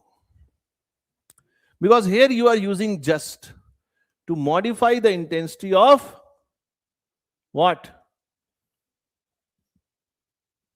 Taking one class. Modifying the intensity of taking one class. So you are saying she wants to take just one class. Just one class. It means not more than that. So that is the correct usage. If you say she just wants to take one class, this is wrong. Because the right meaning is not conveyed. If you say this, it looks like you are saying she just wants. It means this is the least what she wanted. I hope you are getting this. Rule number 2, when a verb consists of auxiliary verb and a main verb, then adverb is placed in between them. It means if it is auxiliary verb and it is main verb, then adverb will be in between these two. Again, it is common sense because adverb is modifying the intensity of verb. So it has to be near to it. If you are saying, I have told him often not to come late, often is used as an adverb. So between have and told, you are using often. I have often told him. Often means very frequently, many a times. Told him not to come late. Rule number 3. The word only should be placed before the word it modifies. The same logic, the same rule. You are using adverb nearest to the word it is modifying. I only solved 2 problems. This is wrong. You should say, I solved only 2 problems. Only 2 problems. Rule number 4. When used as an adverb, some words have different meaning. That is just to make you understand the difference. Hard means something difficult. Okay? Suppose you are saying he is working very hard. So working hard means diligently. Diligently is one word for working very hard. Hardly, this is an adverb. Now the meaning changes. Hardly means that there is very less possibility. Very less possibility. Scarcely, barely. Adjectives versus adverb, which is one of the most common trap in your examination. If you are saying slow, add ly, it becomes adverb, slowly. Careful, adjective, carefully, adverb. Beautiful, adjective, beautifully, adverb. So if you are saying she sings beautiful, this is wrong. It is she sings beautifully. Okay. But there are certain words which remain same. For example, fast, hard, late, early. He works hardly. This is wrong. Rather, it is he works hard. Okay, because hardly the meaning changes. It becomes that it is less probable, less possible. Adverbs of frequency are always, usually, often. When you talk about the frequency of something happening, always, all the time, usually, in general, often means very frequently. So they can be placed before the main verb or after the auxiliary verb. The same rule that we have seen. Auxiliary verb, adverb plus main verb. She often visits us, talking about the frequency. She is often late, talking about the frequency. She visits often us, this is wrong. She visits often us, this is wrong. Okay. Rule number 7, no adverb between verb and object. Verb, you know. What is object? It means something which is receiving the action. She speaks fluently English. Here the object is English.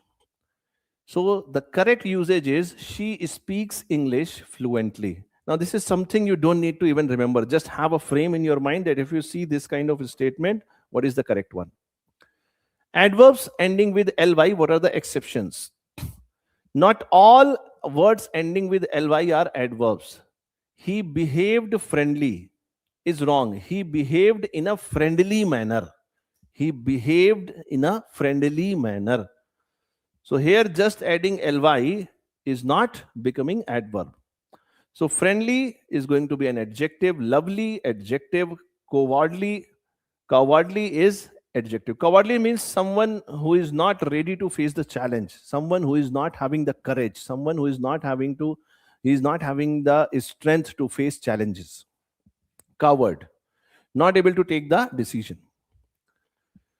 He explained the concept blank clearly that even beginners could follow it. So the correct one is so. The correct one is so. Only blank, the students who had registered were allowed to appear for exams. So the correct one is those. It is very simple actually. Only those students, only those, the should not be here. Okay. Only those students who had registered were allowed to appear for the exam. She performed blank in the interview then. Now, if it is then anyone, it means it is comparative degree. So what is the comparative degree? What is the comparative degree? See, actually the comparative degree is better. Okay. But if you see, you cannot use very, but if you are using more better, it means you are using duplication. You are using two comparative degrees. That is not required. Are you getting this? So the correct one is much better. She performed much better in the interview than anyone had expected. Now, rarely, again, you remember that? Rarely or scarcely or hardly. So that kind of frame you can expect here. Whenever these type of frames are there, there is one case which you have to remember, that there is inversion. Inversion means it is not subject plus verb.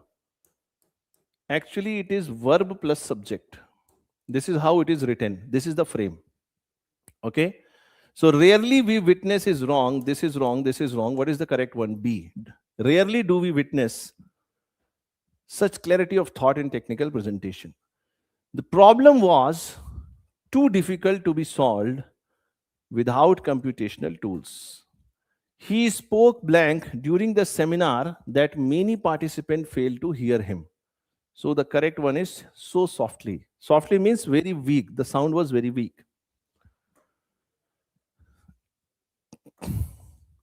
She is blank competent to handle the responsibility independently. Okay. Now you see, you will be confused because you cannot use to or very, because he is talking about the sufficient degree. So you might be thinking she is enough competent to handle the responsibility independently. She is sufficiently competent to handle the responsibility independently. Now both looks like correct. But the correct frame or the correct modern English usage would say that B is the correct one. So just have this frame in your mind, because in English we have a lot of exceptions also to different rules. So just have these exceptions. If sufficiently would not have given, then enough is going to be correct. She is enough competent to handle the responsibility independently. But because sufficiently is better in this frame, so we are going with B. The report was blank, accurate, leaving no scope for further verification. So the report was, the intensity is very high. So it was quite accurate. The report was quite accurate, leaving no scope for further verification. It means it was having no error. So all other options, rather, fairly, somewhat, are weak in comparison to quite. Quite is more absolute in terms of usage. He blank realized the significance of error after the results were published. So after the results were published means later on. Later on, he identified that there was error. So he late wrong. He later may be correct. Recently is wrong. So how to identify which one is better? Okay. Lately actually means recently. Lately actually means recently, which is you can say is going to be adverb representing the time. Okay, adverb representing the time. So you can also use later. He later realized the significance of the error after the results were published. But lately is going to be more correct in this frame. So he lately realized the significance of the error after the results were published. This is going to be the more correct. In terms of intensity, you can see he recently realized the significance of the error after the results were published. This is also correct.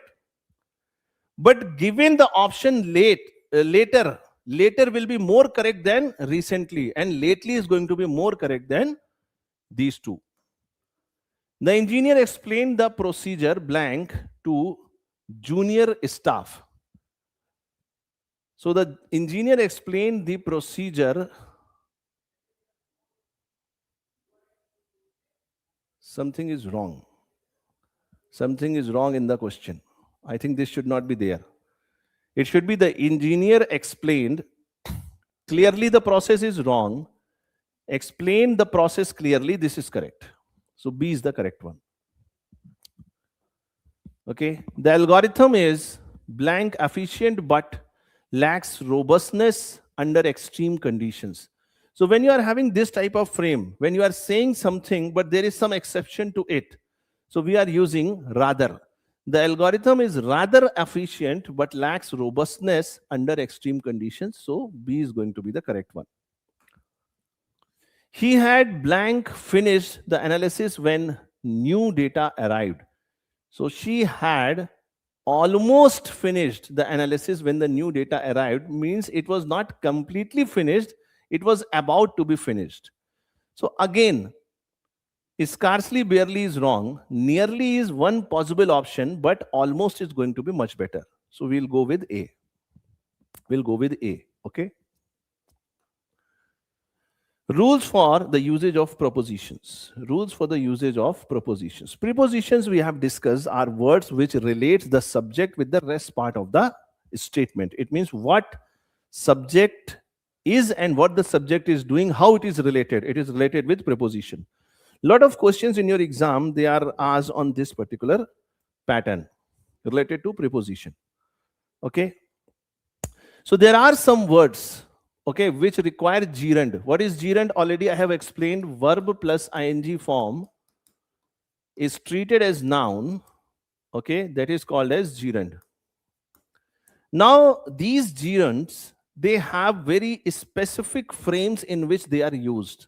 You can say like a phrase. So for example, refrain from. Whenever you see refrain, it is followed by from. Refrain means to avoid. Prevent from, tired of, fond of. Fond means love. Pretext for. Pretext means excuse. Pretext means excuse. Succeed in doing. Abstain from drinking. What is the meaning of abstain? Abstain means to avoid physical pleasure. Okay, when you avoid physical pleasure means food, drink, or maybe something else. So we say abstain from. Abstain from is the correct phrase that you have to use. Aid at. Aid means to help. Bent upon. Adverse to. Expert in. Desist from. Desist means to resist. Capable of, insist on. So these are certain frames with which a particular frame of preposition is used that you have to follow. What you have to do, just revise these prepositions number of times, so when you use it, you will just automatically remember it. For example, refrain from, prevent from, tired of, fond of, pretext for, succeed in, abstain from. Rule number 2, where to use in, where to use within. In we are representing when we talk about end of the period of time in the future. Suppose you are saying he will return in a month. It means approximately you are saying that he will return in a month, but you are not very sure exactly when. So it is approximate. But when you say within, it means you are very sure that it cannot cross 1 month. So you are saying he will return within a month. It means his return, event of his return is not going to cross that particular period of time. Okay? Is it clear? Are you able to follow? Rule number 3, where to use in, where to use into. In you are using when you are talking about inside a periphery or boundary. Inside a periphery or boundary. For example, you are saying she's in the garden. So that may be rest, may be motion. Maybe rest, maybe motion. So suppose she is inside the garden. Inside the garden means within this periphery. Are you getting this? Second example, she is walking in the garden. Now she may be in the motion, not actually in the rest, but she is walking within the boundaries of the garden. So we are using in. Are you getting this? Into means rest or motion, we are using in if it is within the periphery. But into we are using when there is a when there is a transition from outside to inside or inside to outside, when the boundary is being you can say transited. He walked into the garden from outside to inside. He broke into my house yesterday. So from outside to inside. Are you getting this difference? Where to use in, where to use into. On is used. Now there are a number of cases where on can be used. On is used when you talk about things in the rest. For example, he sat on a big stone. Before the names of days and dates. On Friday, name of days. Dates on the 2nd of August. To denote support and concern, he wrote books on philosophy. He wrote book on philosophy. Are you getting that? Upon is used when you talk about things in the motion. For example, the tiger sprang upon the goat when there is a motion. So on when it is rest, upon when it is motion.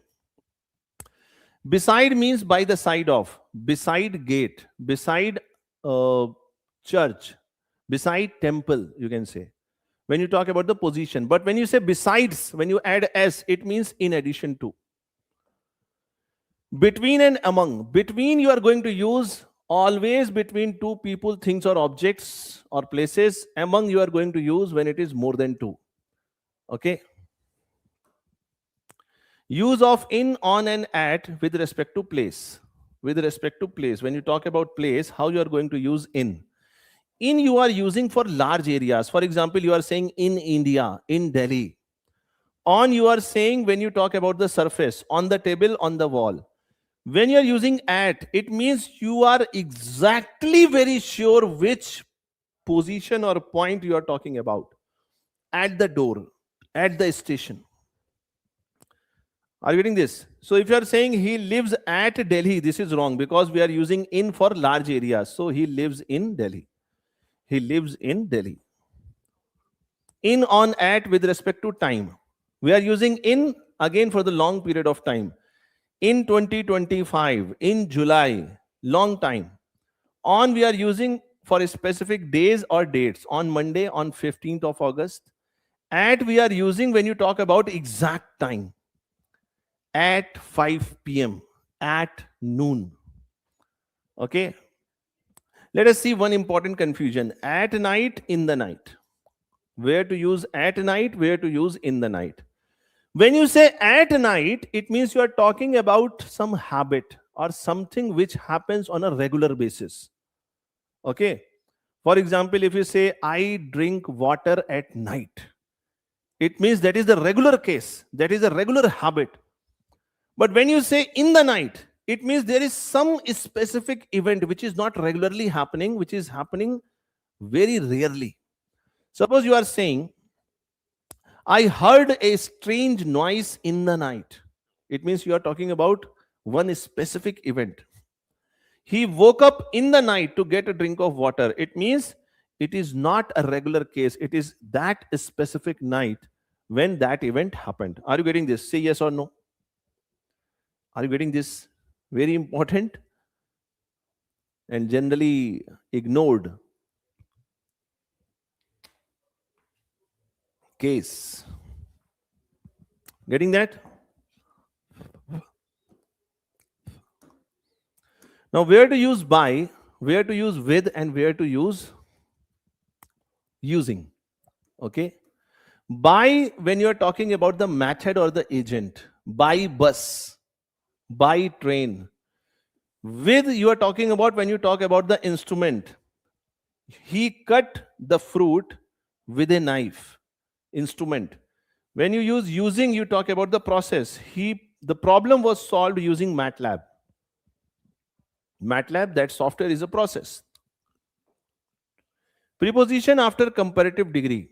That already we have discussed. Senior to, junior to, superior to, inferior to, already we have discussed. Now there are cases when we don't use preposition after certain words. For example, home, abroad, upstairs, downstairs, yesterday, today, tomorrow. Just remember these frames. Very frequently, these type of frames are asked in your examination. For example, you don't say he went to home. You simply say he went home. Actually, this is the modern English usage. Conventionally, those statements were also correct. So that is why there is a confusion. Okay. So home, abroad, upstairs, downstairs, yesterday, today, tomorrow, we are not using prepositions before them. Use of since and for. When you talk about since, you talk about point of time, for duration of time. Suppose you are saying since 2020, it means you are talking about that point of time, you are referring to that point of time, since 2020. When you say for, you talk about the duration, for 5 years. For 5 years. Preposition we are using with agree. Now there are two cases. When you say agree to, it means you are talking about a proposal or plan. When you say agree with, then it is with respect to a person or opinion. I agree with you. So you are saying agree with because you are talking with respect to a person or opinion. But when you talk about the proposal or plan, she agreed to the proposal. She agreed to the proposal. Now in passive voice you understand now what is the meaning of active voice and passive voice? Active voice and passive voice you understand now? Active voice means subject is the hero and object is the side hero. Passive voice means object is the main hero and subject is the side hero.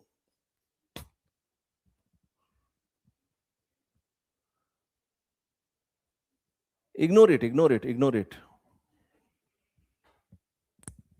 What we can do? For example, you are saying he was laughed. He was laughed. So he was laughed at. He was laughed at. So at the end preposition is there and this is acceptable. Don't get it wrong. He was laughed at. Now in the modern English, specifically in the question frames or in the passive structures, the preposition at the end is allowed. For example, you see this frame. He was laughed at. This is the book I was looking for.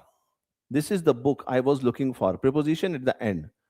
Whom are you talking to?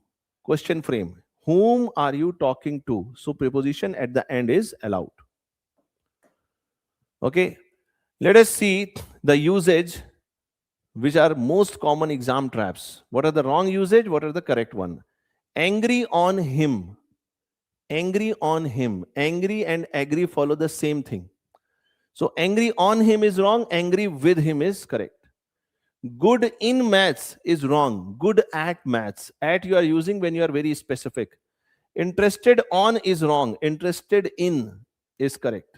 Discuss about is wrong. Discuss about is wrong. Discuss is perfect. Okay. Order for tea is wrong. Simply order tea is correct. Let us do some questions. The committee finally decided to look into the matter before taking any action. He has no control over. No control over. Now you see those phrases we have discussed. Control over. She prides herself on. This is very important frame which may be asked in your exam. Pride herself on. Please keep it in your mind. If it comes in your examination, you have to follow this format exactly. She prides herself on her academic achievements. The manager was annoyed at, again, the first rule we have discussed. No one can account for. Just if you are much into English conversation or reading English books, then these questions are like child's play for you. Are you getting this? But specifically Hindi medium, जो Hindi medium वाले उनको दिक्कत होती है, क्योंकि अब इन सब के लिए अगर आप रूल ढूंढोगे तो रूल कोई नहीं है. ये एक ऐसा फ्रेम है जो इंग्लिश में यूज होता है. अब होता है का कोई लॉजिक नहीं है. That you have to keep in your mind. Okay. The theory is not consistent with, again, rule number 1, consistent with. He was convicted of. Again, the same rule, convicted of. Okay. Now, conviction word for your vocabulary, it has two different meaning. Conviction means a very strong commitment.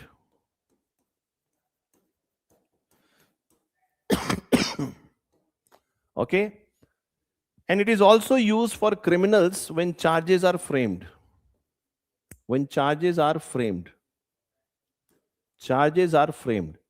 So conviction can be used in both the ways. So you have to be very careful, okay, while dealing it in the vocabulary part. Conviction means very strong commitment. Belief is something when your eyes are closed. When you believe something, your eyes are closed. But when you have a conviction, your eyes are wide open and you are very having a strong commitment.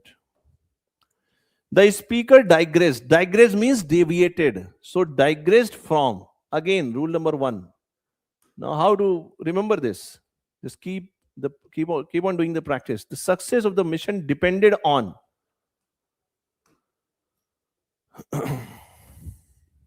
He is not immune to. Rule number 1. Just phrase you have to remember. The accused was charged with. Charged with. Again, rule number 1. Most of the preposition based questions you have to follow this. Abstain from. Rule number 1. Abstain from. The new policy is aimed at. Rule number 1. Are you getting this? He took exception to. Rule number 1. The officer was responsible for. Rule number 1. No rule for it. You have to just keep it in your mind. The more and more you do the practice, you will do it. Now let's talk about the conjunction. Conjunction means connecting words. Okay? Connecting words. So there are basically 3 types of conjunction. You can say coordinating, subordinating, and correlative. But I would suggest not to get into this, okay, because we are not learning language here. Let us try to solve the questions only. Okay? So let us take some examples of conjunction or connecting words. And, but, or, nor, yet, so, because, although, if, when, unless, both, and, either, or, neither, nor, not only, but also. Already most of these frames we have discussed, so we'll go a little faster now. Okay. Rule number 1, coordinating conjunction rule, parallelism. Joined elements must be grammatically parallel. Now this is very basic common sense, not a rule to just remember. He is intelligent and works hard. Now this is something which is not connected parallelly. Both the things which are connected, they should be identical to each other. She is intelligent and hardworking. This is more correct. This is more correct. But versus however. Where to use but, where to use however. Okay. So when you use however, you have to use the punctuation mark. For example, if you say he was tired, however he continued, this is wrong. The correct one is you have to use the punctuation. He was tired, comma, however, comma, he continued. Are you getting this? But you are using without any punctuation mark. But you are using without any punctuation mark. Anshu Rehane. Okay. Anshu Rehane is saying, sir, I am uncomfortable in speaking English, but understand and read and write well. Give some advice. See, there are 2 things. Okay, to solve this problem, you can do 2 things. One thing is the standard process that will take time. Another one is quick fix.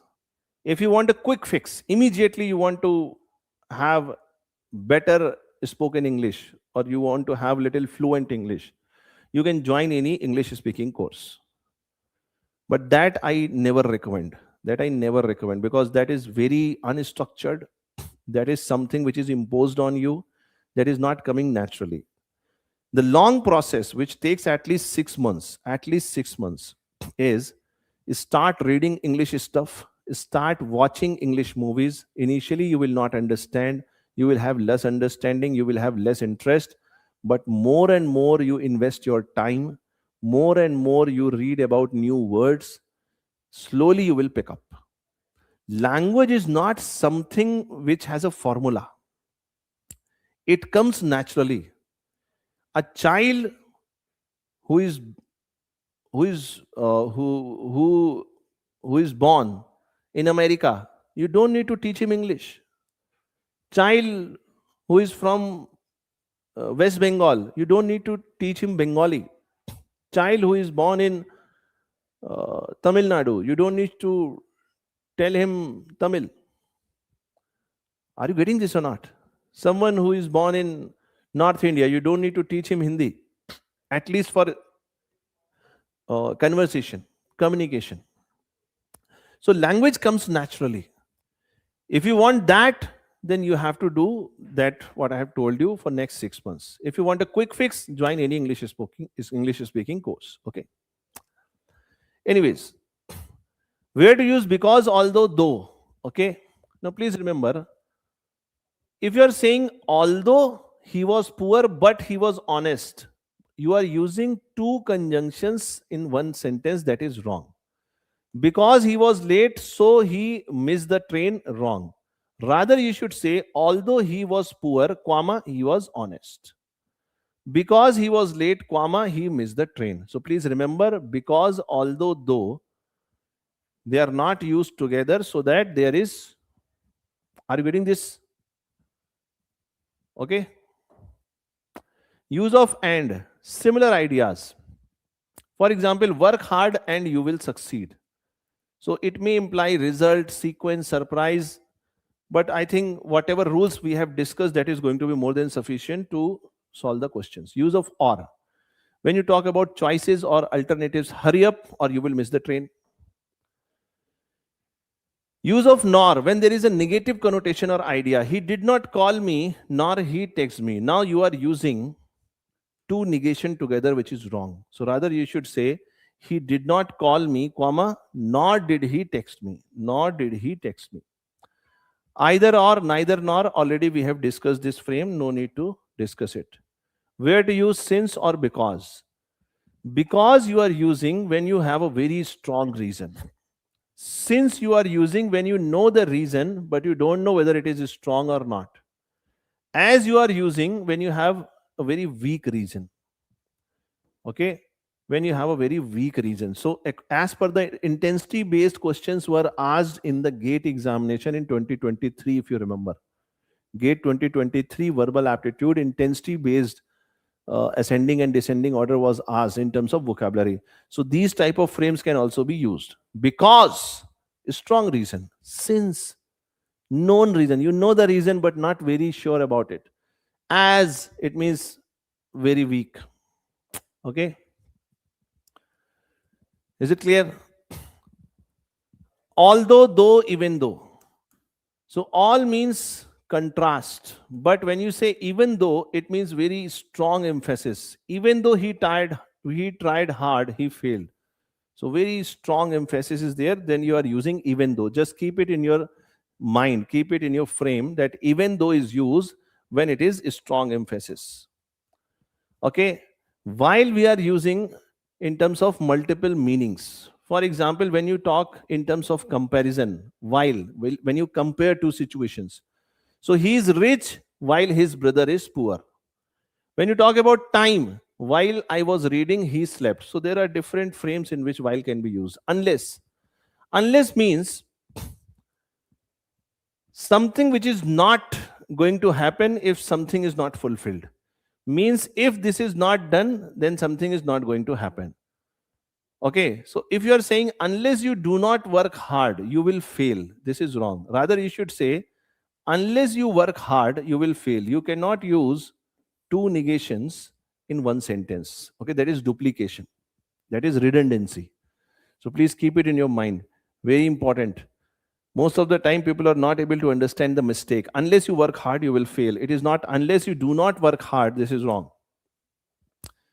Lest. Lest is used in a formal sense and it is very frequently asked in the GATE level examinations. Okay. So the idea is means something is such because something is not something has not happened. Okay. So the frame is should plus verb. Lest he fails is wrong. Correct one here. Lest he should fail. Lest he should fail. Lest should he. Sorry, lest he should fail. Lest he should fail. So that versus in order. Where to use so that, where to use in order plus that. Both actually expresses the purposes, often followed by may, might, or can. For example, he spoke loudly so that everyone could hear. Okay. Similarly, you can use in order also. Than versus as. So already we have discussed he is senior to. Okay.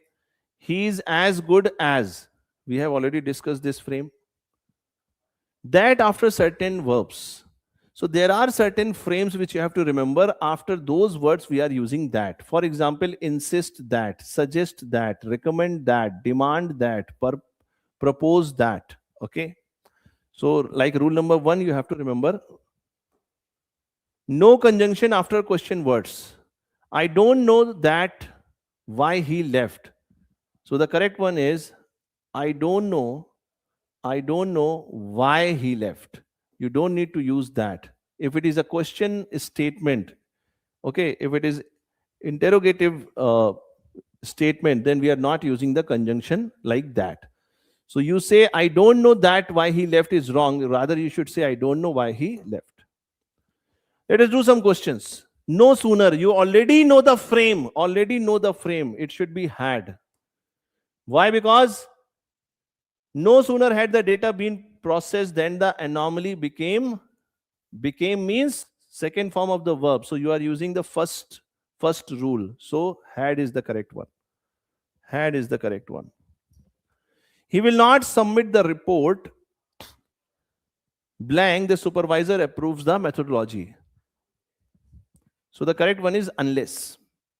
Until we are using when we talk about a time frame. Until is used when we talk about a time frame. Okay. So he will not submit the report unless the supervisor approves the methodology. So you are talking about a particular condition that if this is not happening, then this is not going to happen. Blank, the experiment was expensive. It yielded no significant result. So although the experiment was expensive, it yielded no significant result. Not only blank, the algorithm efficient, but it is also scalable. So you have to use the same frame, not only but also. Okay. So not only is the algorithm efficient, but it is also scalable. The proposal was rejected, comma, its technical soundness. Now you cannot use because comma is there. Okay. Comma is there. So you cannot use because, since, although, the correct one is despite. The proposal was rejected despite its technical soundness. Also, you are having the you can say you are having the unexpected result. Okay. There was technical soundness, but still the proposal was rejected. Despite something was there, but still the opposite one has happened. So the better usage or the better case is despite. So what is the lag? Is there any lag in video or audio? Audio, video, everything is clear? Just tell me yes or no.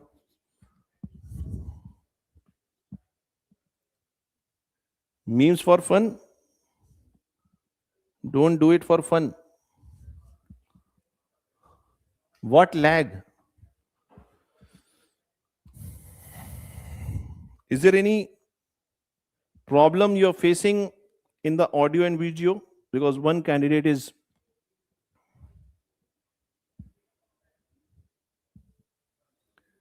Voice अटक रही है बीच में. कुछ लोग कह रहे हैं video अटक रहा है. अच्छा. So battery is there. Let me just change the batteries.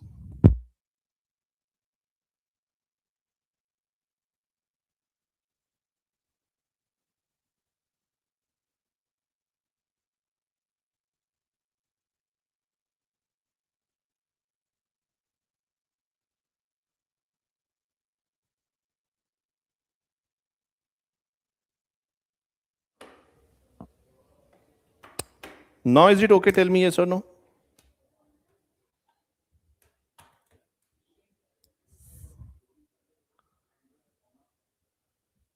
Now it is okay. There may be some internet issue, but I think now it should be okay. There may be some internet issue. Just tell me whether it is okay now, so that we can proceed. Okay. So this is okay. Why we are using despite, not using although? Because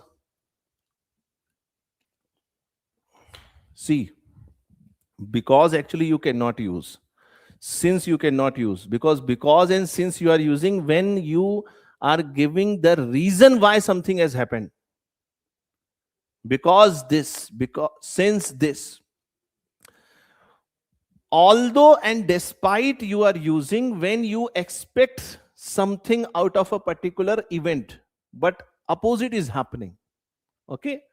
The proposal was rejected despite its technical soundness. Technical soundness means if technically it was sound, then the proposal has to be rejected, has to be accepted. But what is happening is what we were thinking is not happening, something opposite is happening. So we are using despite. He worked overtime so that he could meet the deadline. So that. The system must be upgraded, blank, it will become obsolete. Obsolete means which is not very useful right now. Okay. Obsolete means not very used in recent times. So we are using two cases. Either one should happen or the other one is going to happen. So or. The system must be upgraded or it will become obsolete. Blank, the data was incomplete, the conclusions were drawn prematurely. So you are giving a reason why something has happened. So you cannot use though, okay. You can use because the data was incomplete, the conclusions were drawn prematurely. This is also okay. While is not the correct one. But if you see, as is going to be the more correct one here. Why? Tell me why. You remember that because you are using when it is very strong reason. Okay. So you are using as the data was incomplete, the conclusions were drawn prematurely. Neither the analyst nor the developers. Now the verb should conform to the nearest subject, that is plural. So you have to use were. Satisfied with the results. The device failed repeatedly. Blank, the design was theoretically robust. Again, something happened which was not expected. So since is wrong, because is wrong, therefore is wrong. The only remaining is though. Okay. Because the design was theoretically robust, it means it should not fail. But still the device has failed. So you are using though. The device failed repeatedly, though the design was theoretically robust. Hardly, now see that frame, hardly, had the test begun. So had plus third form of the verb. So this is second form of the verb in the later part. So with hardly we are using when. A is the correct one. He will proceed with the implementation, blank, there are objections. Unless. He will proceed with the implementation unless there are objections. The cost is high, the benefits justify the investment. When it is very strong emphasis. Now the cost is high, but still investment is being made to because benefits are too very high. So even though you are using, even though strong contrast, even though cost is high, the benefits justify the investment. The model is accurate, blank, it lacks practical feasibility. When two things are like seesaw. Seesaw. So model is accurate, but it lacks practical feasibility. So you are using yet, not but and so. The engineer documented every step, blank, future discrepancies. Discrepancy means any error. Discrepancy means any error. Deviation from the normal behavior. Future discrepancies could be avoided. So that the engineer documented every step so that you are giving a reason.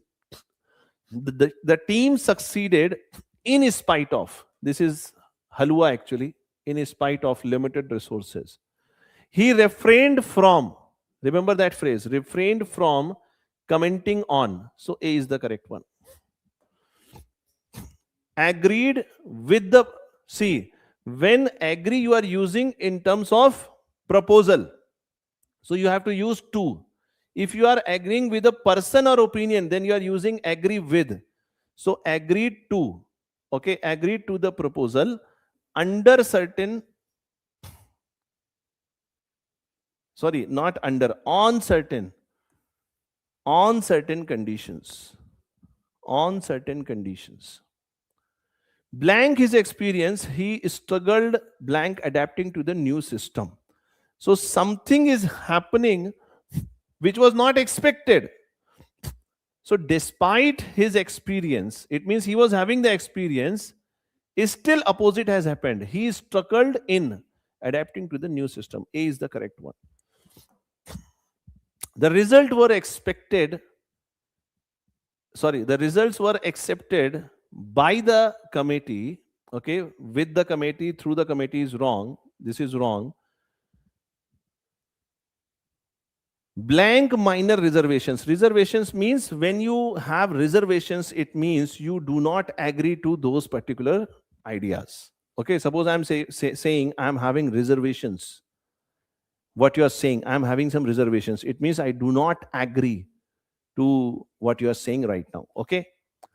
So committee, the results were accepted by the committee with minor reservations. So B is going to be the correct one, with minor reservations. So already conjunction we have discussed, I think 2 times it is pasted here. 2 times it is pasted. No problem.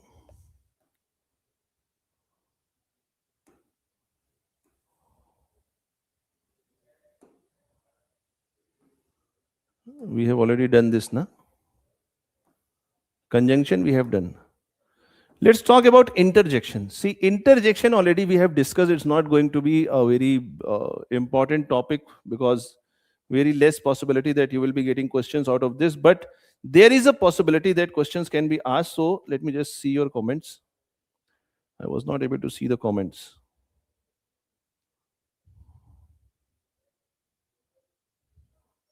Okay. But there are some possibilities. So let us have a quick look on this interjection. So interjection is sudden heavy emotion that you know. Okay, exclamation mark is there. So for example, we have, oh, wow, hey, alas, ouch. These kind of words we are having when we talk about exclamation mark. Okay. So there are certain frames. For example, hurrah, we won the match. Wow, what is a beautiful dress indeed. Oh my God. Wow, wow, oh, these kind of words can be used. Just leave this, okay, not required. If you have time, then you can just read it. Let us directly see the rules and then we'll see, then we'll go to the next topic. When a short interjection is used in the beginning of a sentence, it should be followed by a comma. Short interjections means it is not the actual interjection words, not the actual interjection words. For example, oh. So it is not that is strong feeling. So we are simply using comma, not the exclamation mark. Well, let's start the meeting. So comma, not the exclamation mark. Rule number 2, when interjection forms a sentence by itself, the interjection can be followed by a full stop, a question mark, or an exclamation mark. So this is the normal case how we are using the interjection words. When interjection is used in the middle of the sentence, the interjection has to be preceded and followed by a comma. So if you are using it in the middle of the sentence, then before and after you have to put comma. Okay. Okay, no need of this. Just leave it. It's too much for you. That also you can leave. Okay. Just directly coming to the questions. I forgot my wallet at home. Now, this is something which is not that much big in terms of grief or sadness. So you cannot use alas.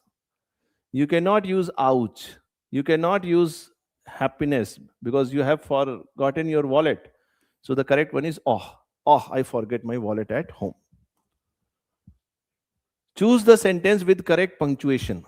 Now you see, wow, what a beautiful place. Now please remember this rule. For interjection statements, the exclamation mark is being used both with the exclamation word and at the end of the statement. If the frame is like this, you are saying, wow, what a beautiful place. It means this is also sudden heavy emotion, this is also sudden heavy emotion. So you are placing exclamation mark at the end also. But I am saying less possibility that this is going to be asked. But because we are reading it, so we have to read it. The child fell off the bicycle. Okay, so this is not something to be happy. This is not something to give motivation. This is not something to highlight some incident. It is something where you show your concern. Oops, the child fell off the bicycle. Choose the most suitable interjection. I finally solved the problem. It means it is going to be sudden happy emotions. So, hara. Hara, I finally solved the problem. It's not hurrah. So let us talk about the determiners. Determiners, we are only going to focus on the. We are only going to focus on the because rest I think easily I have discussed also and you can do also. But rules for the usage of the, we are going to discuss. What are determiners? Determiners are those words which come before noun and they give us some information about the quantity, position, definiteness, distance or the reference. Okay. But they can never function as noun or the main noun themselves. Okay. So you are using a or an. You are using a or an for singular countable one. Okay. When it is not specific. I already discussed that. A and you are using when you are not sure. Okay. For example, you are saying, I bought a pen, but you are not sure. If you say, I bought the pen, it means you are very sure about it. She is an engineer. An engineer. Engineer, when you pronounce, the initial sound is a vowel sound. A-E-I-O-U. Engineer. So you are using an. So already I have discussed this. Let us talk about the rules for the usage of the. It is used when the noun is known, specific, or unique. It means when you are sure about it. Or something which is previously mentioned. I saw a dog. The dog was barking. So already mentioned. When something exists only or only one is existing. There is no other you can say form. For example, sun, only one. Earth, only one. Equator, only one. Superlatives and ordinals. Superlatives and ordinals. Already we have discussed. Before the superlative degree, we are using the. Ordinals means the counting. First, second, third, fourth, fifth. So we are saying the first chapter, the second chapter. Okay, ordinals means numbers.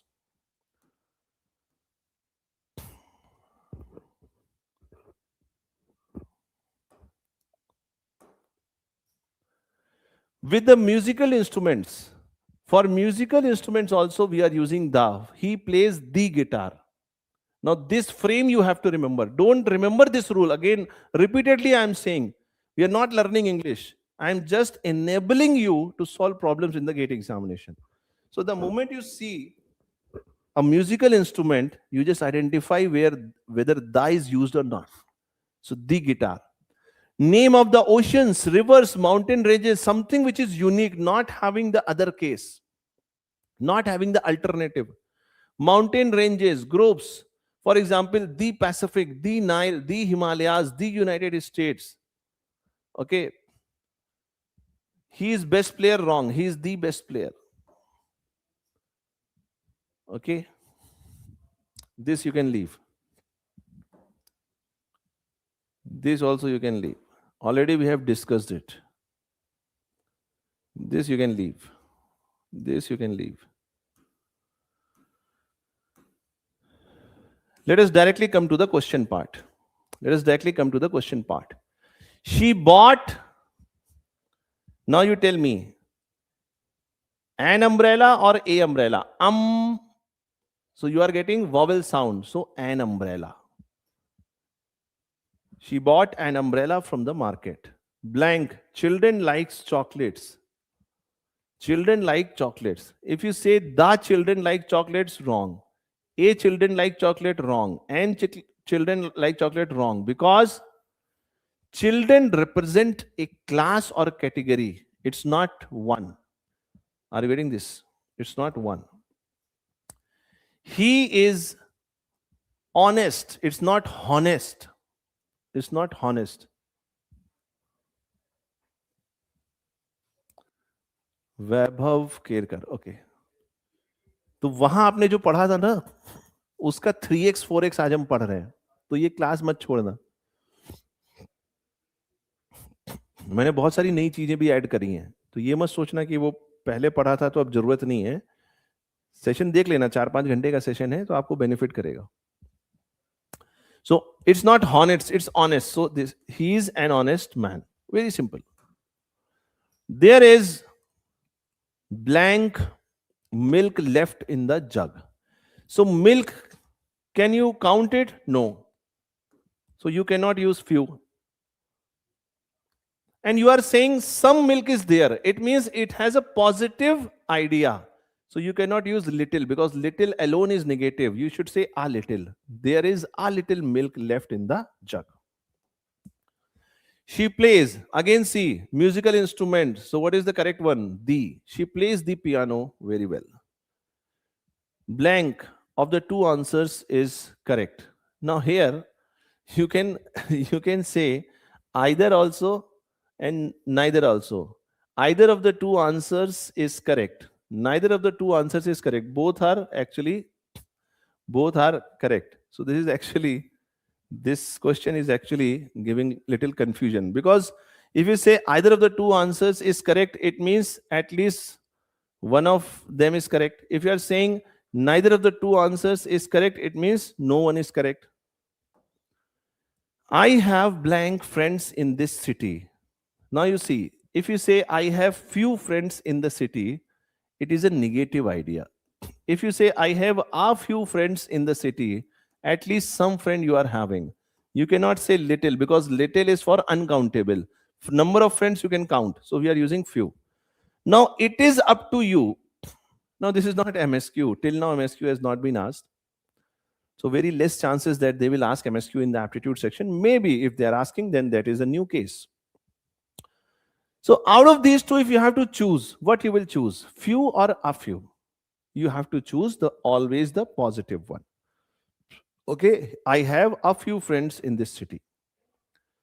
Blank, water in this bottle is contaminated.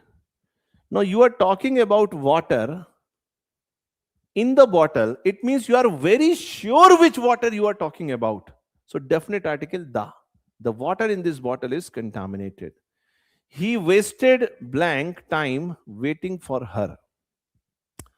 Now time is something you cannot count. So not many, not few, not several. Rather you should say much. He wasted much time waiting for her. Blank student must carry his ID card. Now when you say that every member in the group is accounted for, so you are using every. When you are accounting every member of the group, so every student must carry his ID card. All students must carry his ID card is wrong, because that his is related to one at a time.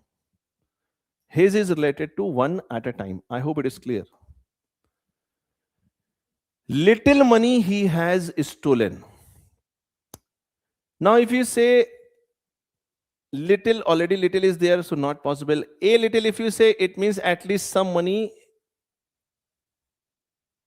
Sorry, you are saying little money he had was stolen. Okay, उसके पास जितना पैसा था वो चोरी हो गया. So little is not possible. A little money he had was stolen. It means उसके पास थोड़ा सा पैसा था जो कि चोरी हो गया. But अब तुम्हारे पास चॉइस है कि तुम a little बोलो या The little bolo. Whether to go with B option or C option. Now when you say a little, it means it is positive. When you say the little, it means it is positive plus you are very sure what you are talking about. So you are talking about the money he was having which was stolen. So C is going to be the correct one. Blank, these suggestions are useful. So all is going to be the correct one. All these suggestions are useful. Okay, whole these suggestions not a good frame, not a right frame. Every these suggestions not right. Much is not right. She is blank European citizen. Now you are talking about singular case, and European AEIOU starts with a, yes, vowel sound or consonant sound? European. Yes.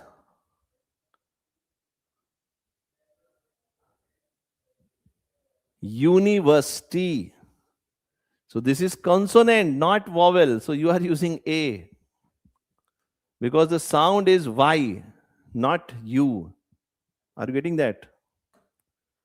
He does not have blank idea about the plan. Any. He does not have any idea about the plan. Honesty is appreciated everywhere. Now, no need of any article. The honesty is wrong. An honesty is also not required. A is not possible. Okay, so simply no article is required here. Honesty is appreciated everywhere. She has little patience. Okay, what you have to do? You have to find the error in the statement. Okay, part of the statement. She has little patience to deal. She has the little patience to deal with such issue. Now, when you say the little, it is positive plus a specific. But actually the frame here is that he is not having any patience. So you will go with, this is wrong. Okay, you have to identify the part of the statement which has error. So B is having the error, the little. It should be simply little.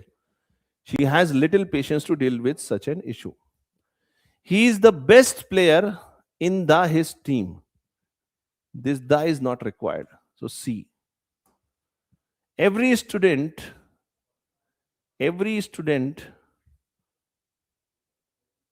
were given. This also, actually this question is wrong because it is every student, not student. So this S is wrong. Also it should be was. Every student was given an identity card. So both B and C are having error. Both B and C are having the error. So you can take it as MSQ. The information you have, the information you gave me are incorrect. Okay. The information you gave me are incorrect. Now see, information you have to use the singular case because this is something you cannot count. So information you gave me is incorrect. So C is having the error. C is having the error. She gave me an advice. Now again, advice is something you cannot count. So it is simply advice, not an advice. She gave me advice yesterday. Okay. So this was all about the parts of speech we have to discuss. Okay, we have discussed up to determiners. Now we are going to talk about reading comprehension. Reading comprehension is another important pattern which is very frequently asked in the GATE examination. How to solve the questions? I will give you some ideas. The basic construct is that maybe some passage is given, generally a small passage is given. You have to read this passage carefully and the related question you have to answer. Now the basic idea is there are cases when you read something, when you read a passage, maybe you are already having some amount of information for that idea, that topic. So when you answer the related question, your mind actually try to fool you. And that is why you do the mistake. What you have to do is, whenever you answer the questions related to reading comprehension, you have to restrict yourself within the four boundaries of the data given. Whatever passage is saying, that you have to take as truth. You should not assume anything. You should not expect anything. Whatever is given as it is, you have to take it. As it is, you have to take it. Is it clear? Let us see some basic rules. The first thing you have to do is understand the purpose of the passage. Before answering anything, you have to identify why this passage has been written. Somebody who has written this passage, what is the intention? What is the motive of the passage? Okay.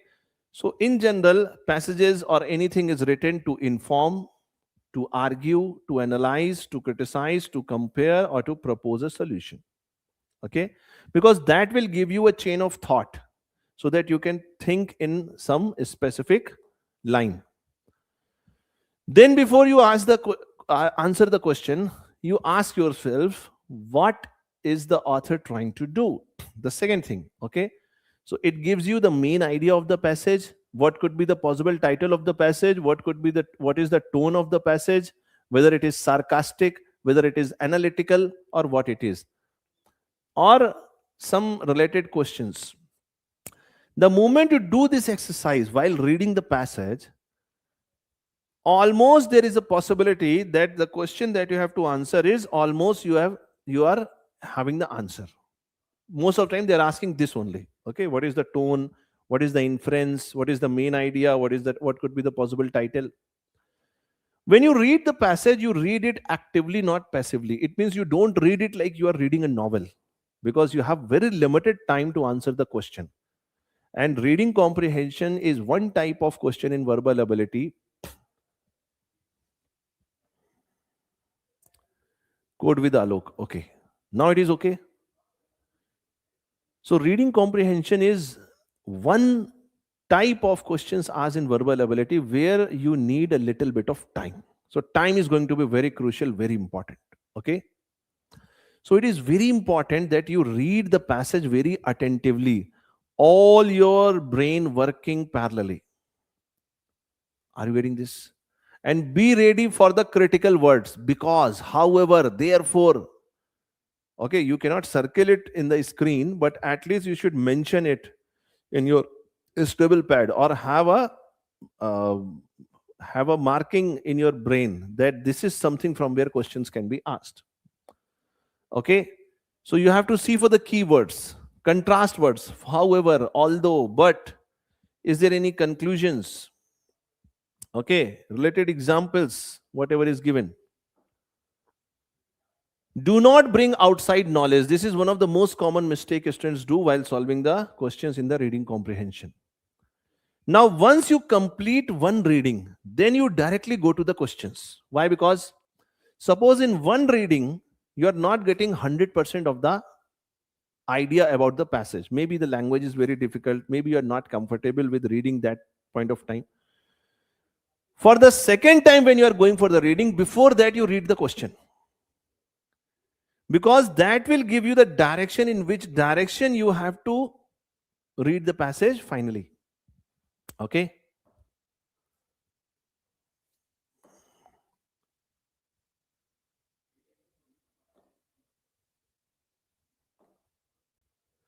Now, this is also one important type of questions asked in the reading comprehension, that you have to give the inference. Inference means what you understand out of something given in the passage. Now, please understand, he is not asking your point of view. One of the most fundamental mistake by candidates, they are not asking your point of view. They are asking the passage point of view. Author who has written that passage, his point of view, not your point of view. So please don't bring your ideas into this. Are you getting that?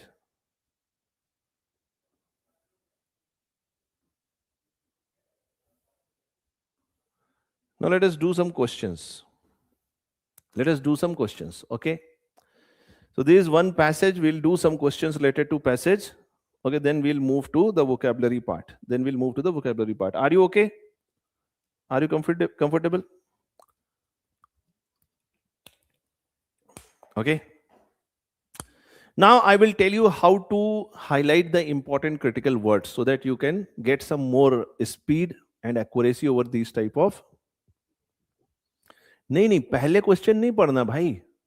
Memes for fun. First reading is without question. After first reading, go to the question. Then if required, go for another reading. Sandwich. Okay. In recent years, automation has significantly altered the nature of work across many industries. Underline the word significantly. Any extreme word you have to underline. While machines and algorithms have improved efficiency and reduced human error, they have also raised concerns regarding employment. Now, till this second statement, you are getting some idea that first statement he is talking about automation.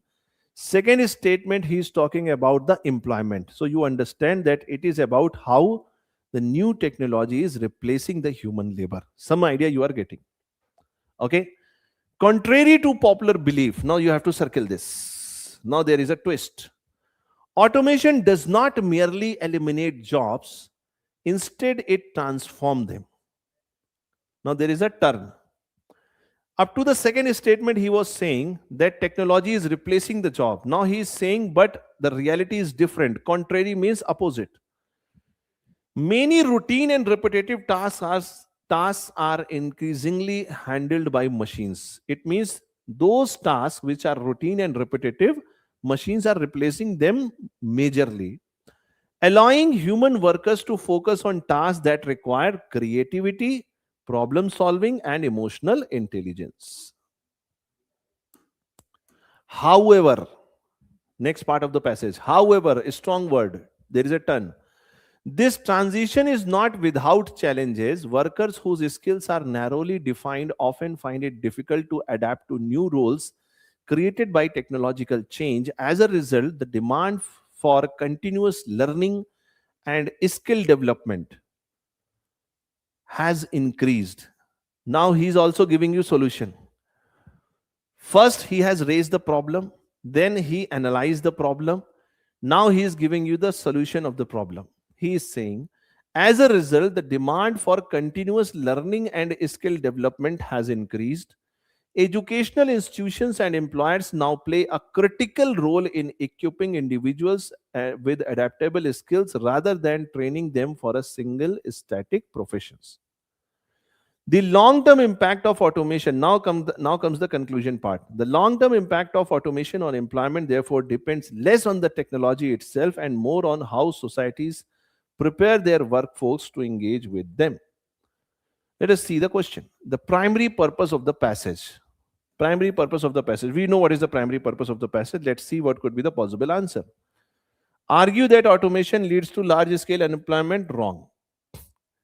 He is just trying to mention that there is a possibility that technology is going to replace the human labor. But this is a generalistic statement. What is generalistic statement? Jhadu marna. Most of the time in the reading comprehension, generalistic statements are going to be wrong. Generalistic statements are going to be wrong. Is it clear? So argue that automation leads to large-scale employment. It is jhadu lagana. So this is wrong. Explain how automation affects job roles and skill requirements. This is quite close. Criticize educational institutions. This is wrong. Nowhere in the passage the author has criticized. So this is extra information. Highlight the superiority of machines over machine. Completely wrong. So B is the correct one. I hope you are getting this. You are also getting this. Second question on this. According to the passage, which type of tasks are increasingly performed by machines? Tasks which are routine, okay, not creative one, not having emotional intelligence, routine and repetitive tasks. So within one go, you are able to answer the question. The passage suggests that automation primarily replaces human workers permanently. This is wrong. Nowhere mentioned in the passage. Reduces the importance of education. This is completely wrong. Nowhere mentioned in the passage. Increases demand for narrowly defined skills. This is also completely wrong. Nowhere mentioned in the passage. Changes the nature of human work. This is correct. D is the correct one. Which of the following can be inferred from the passage? It means what conclusion you can draw. Automation benefits all workers equally. This is wrong, because those workers which are having routine or repetitive jobs, they are going to be replaced and they have to acquire new skills. Workers with adaptable skills are better positions for the change. Yes, this is what actually the passage is trying to say. Technology alone determines employment trends. This is wrong. Emotional intelligence is no longer important. This is wrong. So B is the correct one. According to the author, the long-term impact of automation depends on what? The last line of the passage, if you remember, the last line of the passage, the long-time effect of automation. The long-time impact of automation on employment, therefore, depends less on the technology, more on how societies prepare their workforce to engage with it. Directly you find the answer here. Directly you find the answer here. Okay? So how societies prepare their workforce, C is the correct one. Which of the following best describes the author's tone? Author की tone इसमें क्या है? Alarmist, क्या कोई खतरे की घंटी बज रही है? क्या कोई तूफान आने वाला है? क्या कोई ज्वालामुखी फटने वाला है? तो alarmist तो नहीं है. Neutral and analytical, highly critical तो नहीं है, सबकी बुराई तो नहीं कर रहा है. Optimistic and emotional तो नहीं है, न्यूट्रल एंड एनालिटिकल है. मतलब ना किसी की बढ़ाई कर रहा है, ना किसी की अच्छाई कर रहा है, जो जैसा है वो दे रहा है आपके सामने और उसको एनालाइज करने की कोशिश कर रहा है. So B is the correct one. Which statement is not supported in the passage? Now see, in these type of questions you have to be very careful, because you have to see not, which is not there in the passage. Automation can reduce human error. Actually, in the passage, he is saying that with the coming of automation, machine is always have better efficiency. Okay, so this is okay. It is supported by the passage. B, educational institutions must adapt to technological changes. This is also there. Automation eliminates the need for human creativity. This is completely wrong. Nowhere mentioned in the passage. Continuous learning has become more important. This is also there in the passage. So C is not supported by the passage. Is it clear? Are you able to do this question? Tell me yes or no. Are you able to do this question? Let us do some more questions on reading comprehension.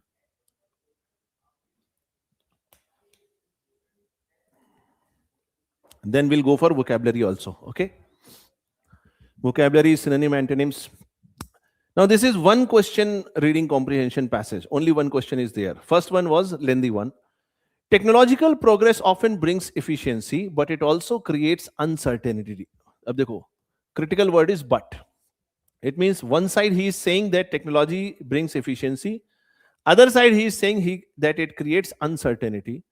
While new tools can simplify tasks, they may require workers to acquire additional skills.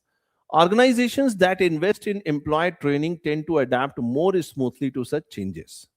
The passage primarily suggests that technological process eliminates the need of human worker, nowhere mentioned in the passage. Increases organizations' uncertainty without benefits, nowhere mentioned in the passage. Requires skill development for effective adaptation. This is what the passage is trying to say. C is the correct one. If you read the passage carefully, most of the time within one reading you are able to answer it.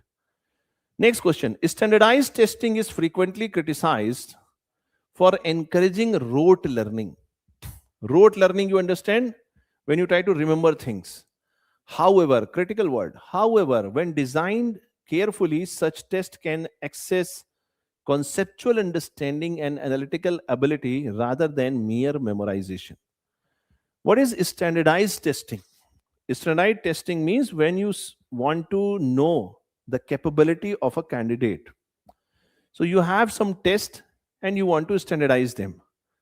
It is frequently criticized for encouraging rote learning, because if you see, if the test is going to be on a predefined path, so everybody will try to read those particular books, do particular courses, and try to break the barrier.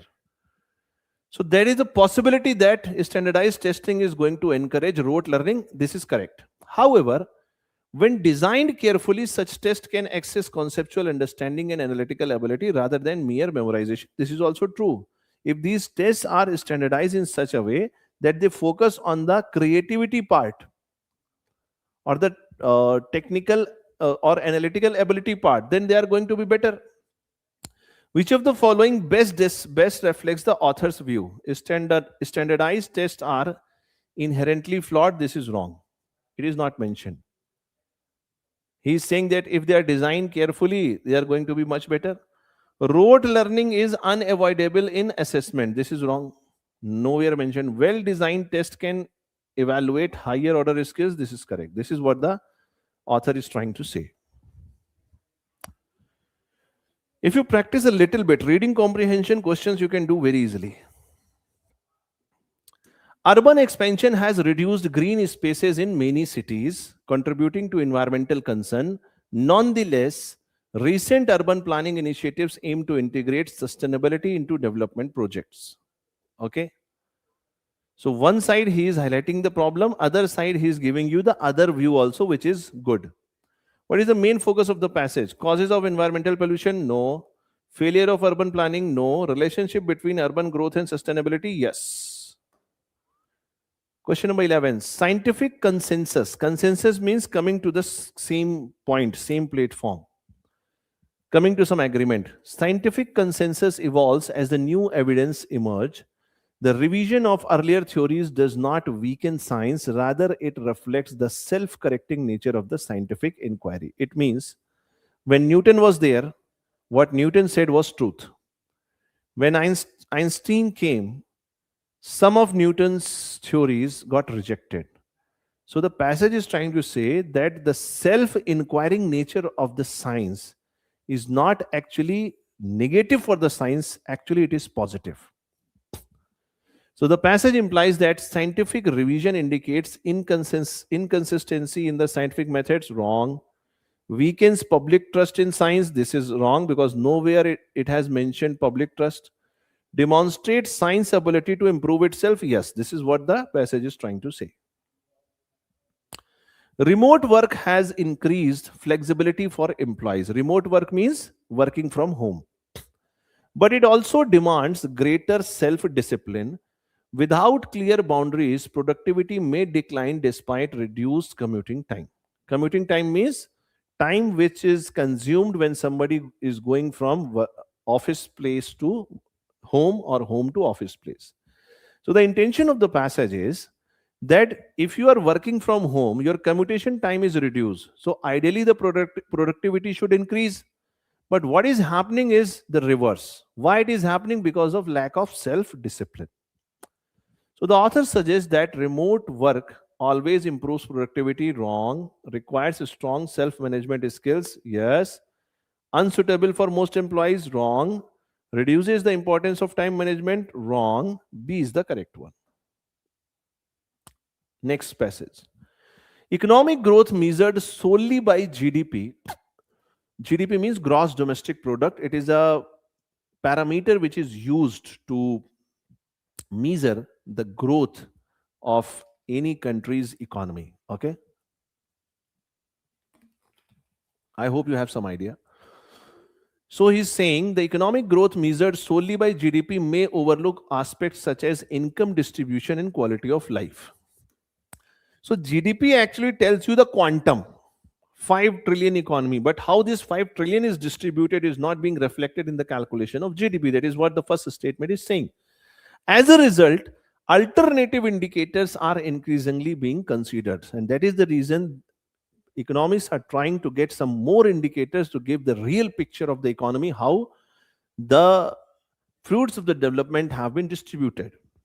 So the passage argues that GDP is a comprehensive measure of development, not written in the passage. Accurately reflects the quality of life. Wrong. Should be supplemented with other indicators. Yes.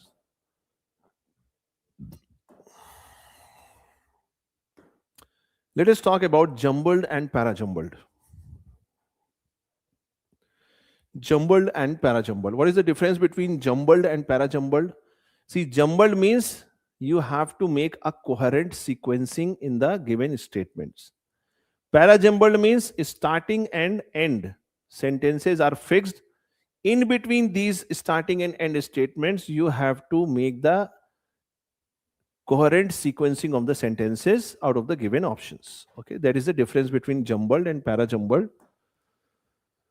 Now, there is no need to have any specific theory about it. The simple idea is, I will tell you first the simple idea, then I will tell you the process. The simple idea is, you always think in such a way that if I'm talking to you something, how do I start my conversation?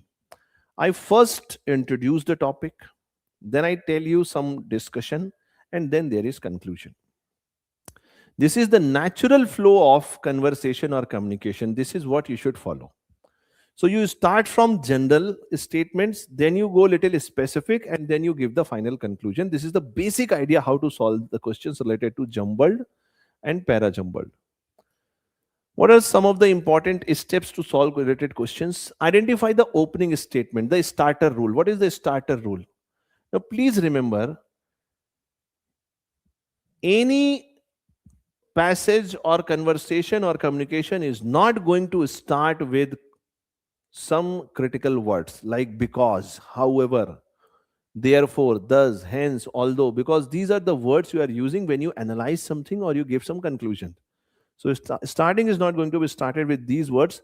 So the sentences which you are having with these words, you can directly cancel that, they are not possible. So for the introductory or the first statement, generally a topic is introduced, a definition is introduced, a generalistic statement is made, or there is some time reference. Okay, suppose you are saying since 1925. So you are just putting the base, you are setting the background. So you can identify the starting sentence. For example, you are saying in recent years, artificial intelligence has transformed many industries. Now, it is a generalistic statement. It means you are starting a conversation. Now you will talk about it. So this could be a possible starting statement. Find the closing statement. The closing statement is generally having the summary, the result, the impact, the future implications. Some of the common words are therefore, thus, hence, as a result, finally. So with these words, you can identify the concluding statement or the last statement. For example, you are saying, thus ethical regulations of AI is essential for sustainable growth. So this could be the possible last statement. Look for mandatory pairs.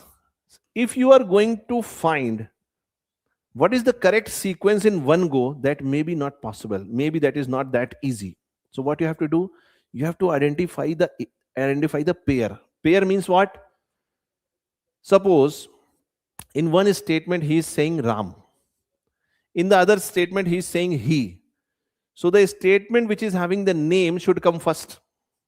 Then only you can use it in the next statement. You can say he or she if it is a female. Are you getting this or not?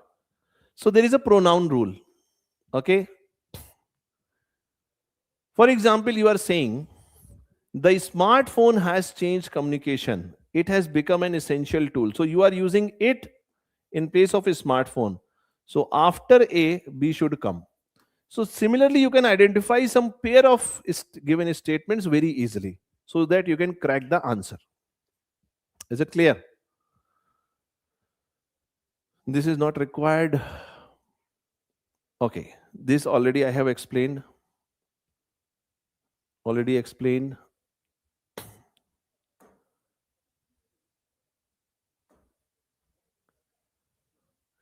One more method of solving the questions related to jumbled and para-jumbled. This is also one of the most favorite category from where questions are asked in the GATE examination. That is jumbled and para-jumbled. That you try to eliminate the options. Try to eliminate the options. You see what pair is not possible, that you check in the option. From there also you can get the answer. Okay.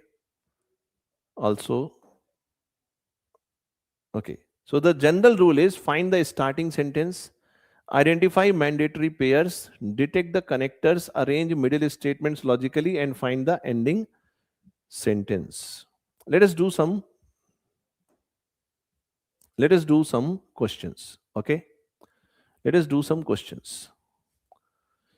See, as a result, it means you are talking about a conclusion, so it cannot start with A.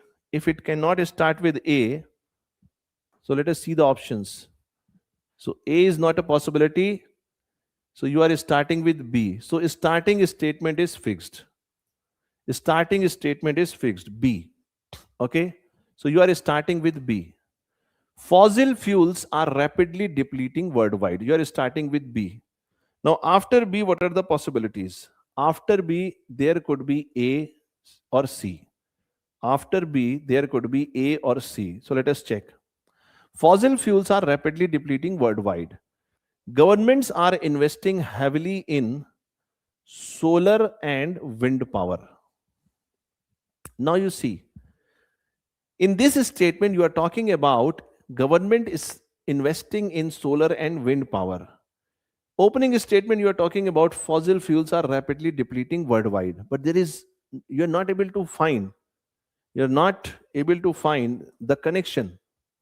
You're not able to find the connection between B and C. B and C, you are not able to find. So let us go with B and A.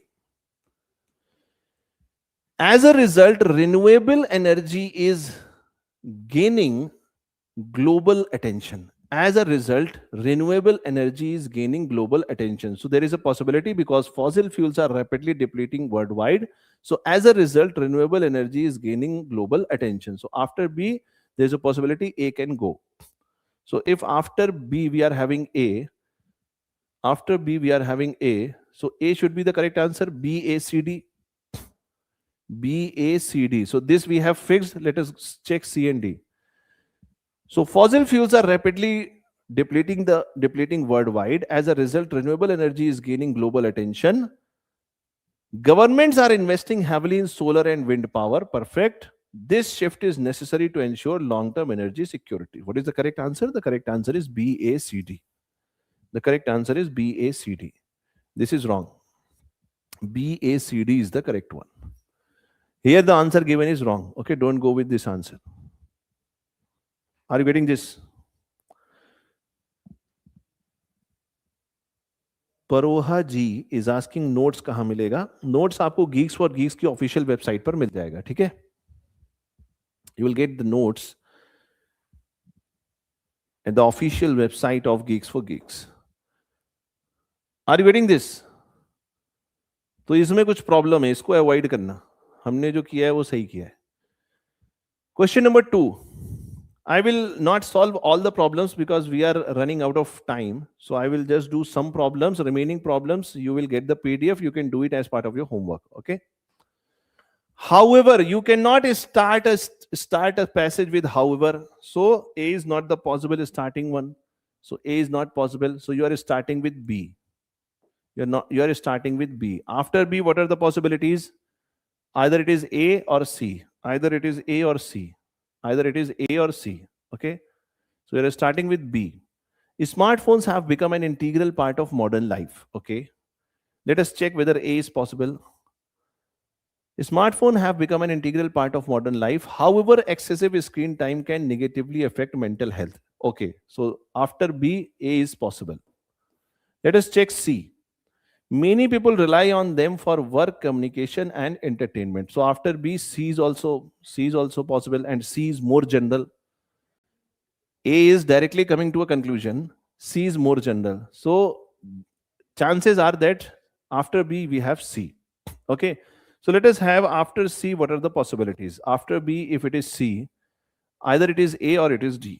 Either it is A or it is D.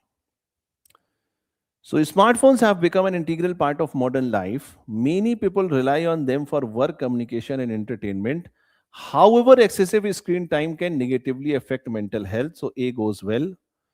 Therefore, balanced usage is essential. So BCAD is the correct sequence. BCAD is the perfect. BCAD is the correct sequence. BCAD. B is the correct one. So I hope these questions you can do. I'm just jumping a little bit because I have to cover a lot of things. So I hope you will do these questions as your homework. Somewhere around I have, how many questions I'm having? So 10 questions. 2 questions I have done, 8 questions you have to do as part of your homework because we are having limited time. Okay, so we are just trying to do things. Now let us come to the most important OG, you can say. Okay, OG, you understand what is the meaning of OG? Gen alpha? Yes?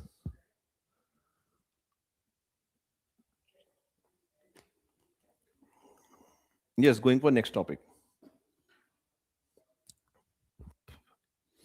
See, vocabulary is that part of verbal aptitude which is,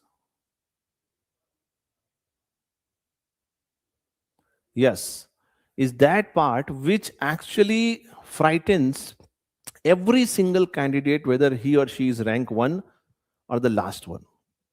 The last one. And there is a myth how to prepare vocabulary for GATE examination in such short span of time. So my answer to this problem is that please accept that you cannot prepare vocabulary for GATE examination in this much short span of time. If you ask me for GATE 2027, I can give you number of solutions. But for GATE 2026, I don't have a solution per se, but I have a smart approach. What is that smart approach? Instead of going for vocabulary words, I will tell you some root words. Just keep those root words, how they are used while forming a word, and what is their meaning. If that you can relate, most of the words, even if you don't get the exact meaning, but you will get the essence, you will get some idea about the word. So that is what we are going to do here. That is what we are going to do here. Okay. Okay. That is what we are going to do here. For example, there are some prefix, or you can say some suffix, prefix or suffix. Prefix means something which comes before a word. Suffix means something which comes after a word. For example, if you talk about prefix, anti, if you see this word anti, it means against. Most of the time, the general meaning is against. If you have this prefix beni, like beneficial, like beneficial, like benign, like benevolent, then it has something related to positive. It is something related to good. Mal, mal prefix, if it is there, this is also related to something having a negative connotation, like malicious, malpractice. Some examples you can take. Then we have pre. Pre means before. Pre means before. Post means after. Post means after. Is it clear? Let us talk about some suffix. Logy. Ology or logy. So ology or logy means the study of something. Means the study of something. Phobia is related to fear. For example, I am giving you one word. Claustrophobia. Claustrophobia means fear of closed spaces. Fear of closed spaces. You must have witnessed some of the people. You must have witnessed some of the people. The moment they enter, gate phobia. Okay. I just told you that how to deal with it. देखो दो ही चीजें हैं युद्ध में, या तो तुम्हें दूसरे को मारना पड़ेगा या दूसरा तुम्हें मार देगा, तीसरी चीज है ही नहीं.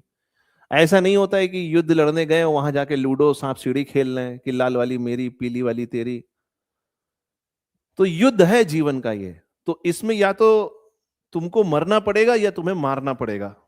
आई होप तुम मेरी बात समझ पा रहे हो. यस और नो? और मैंने डिस्कवरी पे एक चीज देखी थी, पता है क्या?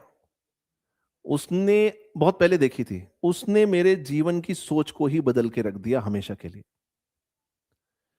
मैं डिस्कवरी पे थोड़ा बहुत देखता रहता हूँ, मुझे थोड़ा इंटरेस्ट आता है। मैं थोड़ा ओटीटी ज्यादा नहीं देखता हूँ, मूवीज नहीं देखता हूँ, गाने सुनने अच्छे लगते हैं मुझे, लेकिन ये जो नेचर से रिलेटेड होता है अच्छा लगता है। मैंने देखा कि एक हिरन ने एक बच्चे को जन्म दिया।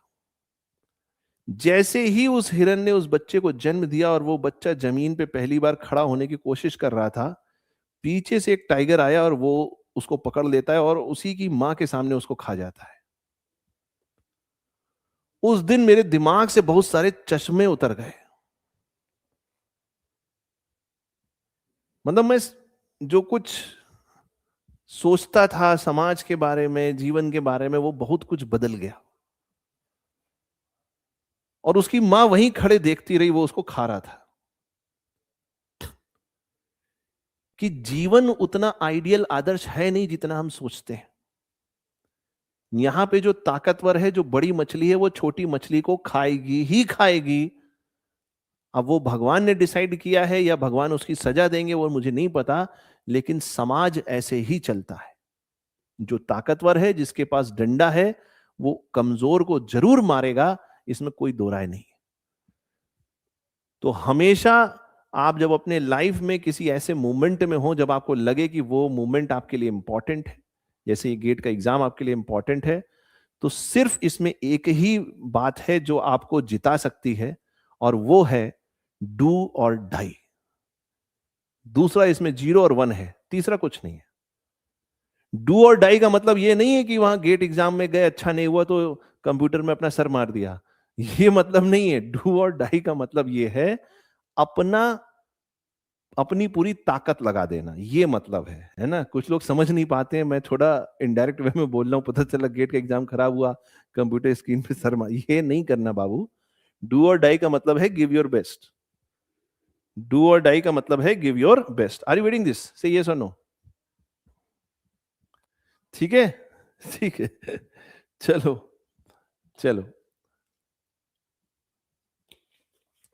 सो you got it, okay? Just give me a moment. तो हम बड़ी अच्छी अच्छी बातें करेंगे अभी, जरा थोड़ा धैर्य रखो। अभी हम वोकैबुलरी के बारे में बड़ी मजेदार बातें करने वाले हैं, ओके? चलो ठीक है, तो सुनो। तो क्लास्टरोफोबिया है ना? अब देखो, अब जो स्मार्ट बच्चा होगा, मैं इस पे थोड़ा सा रुका, मैंने आपको थोड़ा पॉज किया और मोटिवेट किया, क्यों? क्योंकि यहां कुछ एक्स्ट्रा काम करना है। क्या एक्स्ट्रा काम करना है? आपके पास इस जनरेशन का सबसे पावरफुल हथियार है, वो है मोबाइल। और वो मोबाइल क्या कह रहा है? वो मोबाइल ये कह रहा है, हमारे समय में हमको एक शब्द की मीनिंग भी देखने होती थी, भाई सच बता रहा हूं, झूठ नहीं बोल रहा हूं, डिक्शनरी जाना पड़ता था। आज भी मेरे पास मेरी डिक्शनरी के नोट्स हैं, डिक्शनरी के नोट्स, वो जो ऑक्सफोर्ड की डिक्शनरी आती थी इतनी मोटी, पता नहीं कितने वर्ड्स के मैंने नोट्स बनाए थे। अच्छा, इसका मतलब ये होता है, इसका मतलब ये होता है। तुम्हारे पास है मोबाइल, तो जब भी खाली बैठो, कुछ पॉइंट्स मैं बता रहा हूं वो लिख लो। जैसे मैंने बोला क्लास्टरोफोबिया, अब कम से कम 20 तरीके के फोबिया हैं। हाइट का फोबिया, इसका फोबिया, उसका फोबिया। वो वर्ड्स एक बार देख लो, हो सकता है उसमें से कोई वर्ड फंस जाए, ठीक है? जैसे मैंने एक आपको बता दिया, क्लास्टरोफोबिया, फियर ऑफ क्लोज्ड स्पेसेस। अगर सफिक्स में लेस आ रहा है, सफिक्स में अगर लेस आ रहा है, इसका मतलब विदाउट। अब ऐसे कई सारे वर्ड आप इमेजिन कर सकते हैं, रिलेट कर सकते हैं, ठीक है? बेटा गेट से रिलेटेड जो भी डॉक्यूमेंट्स आपको ले जाने हैं ना, देखो गेट का, इस पे हम अलग से बात कर लेंगे, है ना? अभी सेशन पूरा करना है हमको, इस पे हम अलग से बात कर लेंगे। आप अपना एक आईडी प्रूफ भी ले जाएंगे, बहुत सारी चीजें हैं उसके लिए अलग से अभी हम सेशंस करेंगे, परेशान मत हो। चलो नेक्स्ट हम बात करते हैं। अच्छा, कुछ ऐसे वर्ड्स के पेयर हैं जो देखने में एक जैसे लगते हैं। There are some pair of words which looks like quite same but they have a completely different set of meaning. For example, affect and effect. Now see, effect, when you say, when you start with e, it is in noun, so it's talk about the impact or the result. Are you getting this? When you say affect, then it is a verb. So please remember this. Please remember this. Advise C and advise S. I told you. Similarly, this. Eminent and imminent. Eminent means someone who is prestigious. Imminent means something which is about to happen. Imminent. Imminent. High possibility of happening recently. Accept and accept. Similar words. Accept, to receive. Accept, to exclude. Okay, just note down these small things. You will get more confidence in vocabulary. Root words related to life, human mind. For example, bio. Wherever you see this root word bio, it is somewhere related to life. For example, biology or biologically or biography. It is something which is related to life. For example, if you say biography, what is the difference between biography and autobiography? What is the difference between biography and autobiography? If I am writing the story of my life, then it is autobiography. For example, Gandhi ji has written my experiments with truth, the story of my experiments with truth. So when you are writing yourself, it is autobiography. When somebody else is writing, then it is biography. Okay? Psycho word is related to mind. For example, psychology, how your mind works. Psycho. So every root word you have to relate to a word which you know. So you will get to know the meaning automatically. Psycho is related to mind. Psychology, psychotic. Okay, psychotic. Anthrop. Anthrop is related to human. Anthropology. Anthropology. Misanthrope. Who is misanthrope? Misanthrope is a person who hate other humans. Who hate other humans. That is misanthrope. Dem, related to people, like democracy, epidemic. What is the difference between epidemic and pandemic? Epidemic and pandemic. COVID was a pandemic or epidemic? Epidemic is related to very small area comparatively. And pandemic is spreading over a very large area, even including number of countries. For example, COVID was a pandemic. Okay, that is the difference. Okay. So dem, you can relate to democracy, epidemic. Anim, life or soul, animate, animation, ego, self. Now see, ego word means self. And the word egoist is a person who puts his or her interest first, then others' interest. But the person who is egoist, he is not a selfish one. He is not selfish. He is not selfish. Who is selfish? Someone who focus or try for his or her interest on account of others' disinterest. दूसरे को नुकसान हो और हमको फायदा हो, वहां है सेल्फिशनेस. लेकिन जो ईगोइस्ट है वो कह रहा है दूसरों की जय से पहले खुद की जय करो. वो ये नहीं कह रहा है कि दूसरों की पराजय करो, वो कह रहा है दूसरों की जय से पहले खुद की जय करो. जब प्लेन में बैठते हैं तो एयर होस्टेस कहती है ना कि भैया अपना मास्क पहले लगा लो फिर दूसरों की हेल्प करो, नहीं तो ऐसे ही राम नाम सत्य हो जाएगा. तो egoist is not a bad person. हमने ये डिस्कस इसलिए किया बिकॉज हमारे नॉर्मल जो डे टू डे लाइफ है उसमें ईगो शब्द जो है वो बहुत नेगेटिवली उसको लिया जाता है कि इसके अंदर बहुत ईगो है. वो गलत यूजेज है. Ego is a very pure word. Ego means self. Ego means self. Okay. So let's talk about some more root words. Log or logy, that is related to study. I told you already, biology, logic. Gnosis is related to knowledge. For example, diagnosis, prognosis. What is the difference between diagnosis and prognosis? Diagnosis means analysis of disease. What is prognosis? The future course of disease.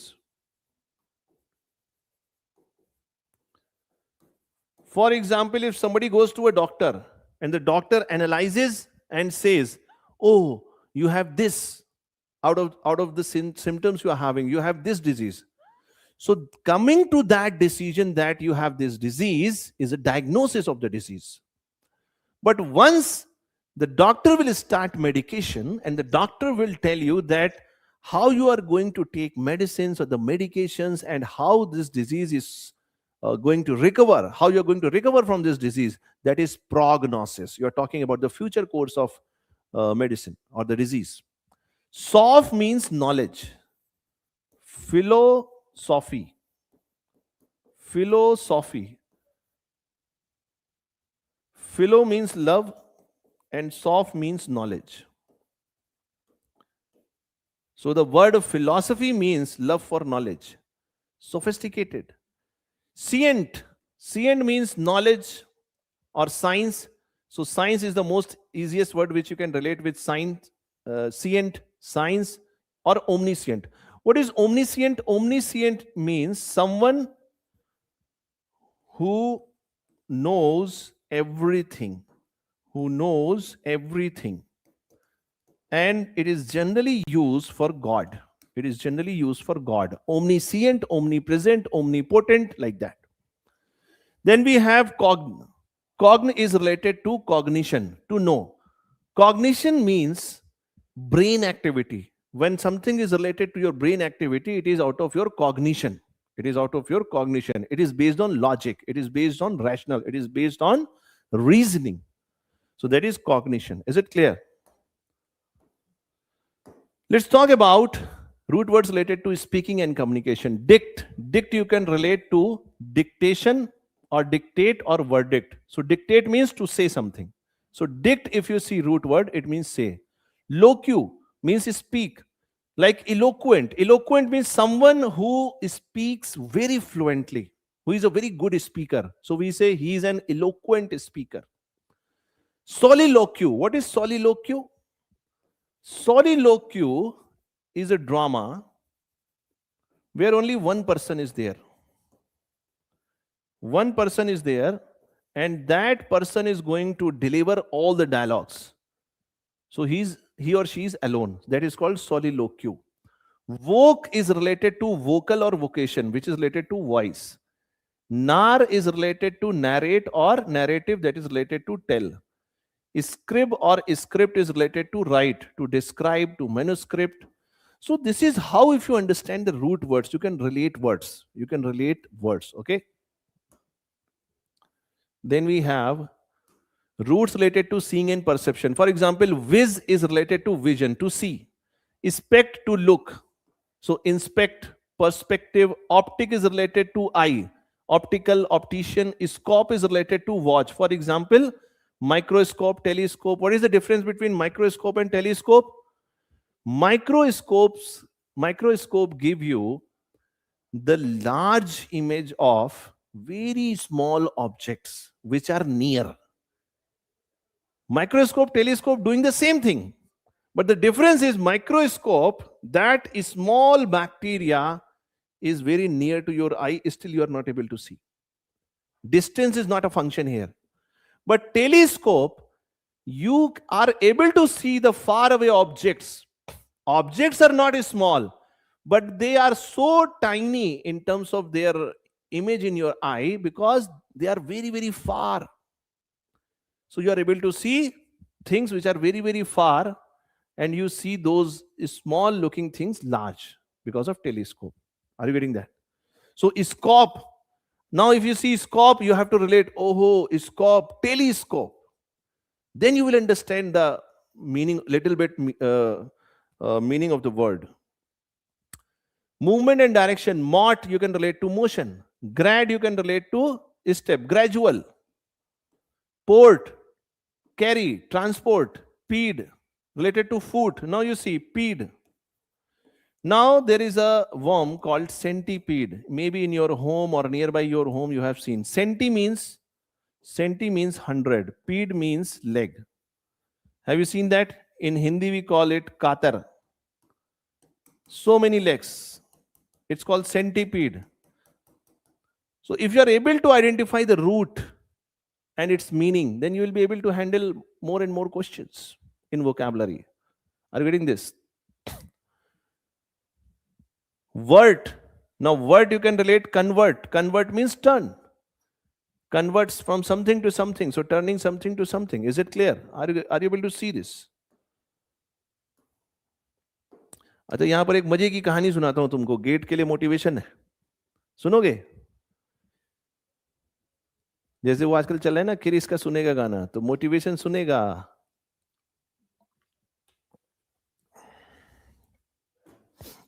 एक बार एक कुत्ते ने centipede से पूछा कि यार मैं 4 पैरों पे चलता हूं तो मुझे कभी कभी दिक्कत होती है चलने में, तुम 100 पैरों से चलते हो, तुम्हें दिक्कत नहीं होती? अब ये कातर ने भी आज तक नहीं सोचा था, सेंटीपीड ने भी, वो भी अपना बचपन से चल रहा था. लेकिन उसने सोचना शुरू किया कि मैं 100 पैरों से कैसे चल रहा हूं. उसने इतना सोचा कि वो चल ही नहीं पाया. अब सर इसमें गेट का मोटिवेशन क्या है? गेट का मोटिवेशन ये है कि बहुत ओवर थिंकिंग मत करो, एक बेसिक जो स्ट्रक्चर्ड मेहनत है वो करो और खुले मन से जाकर गेट का पेपर दो, काम खत्म. समझ में आ रहा है? किसी बाबा और ज्ञानी के चक्कर में मत पड़ो. वो देखो एक ने सेंटीपीड भेज भी दिया. कितने क्रिएटिव हो यार तुम लोग. तुम लोग को वहां जाना चाहिए.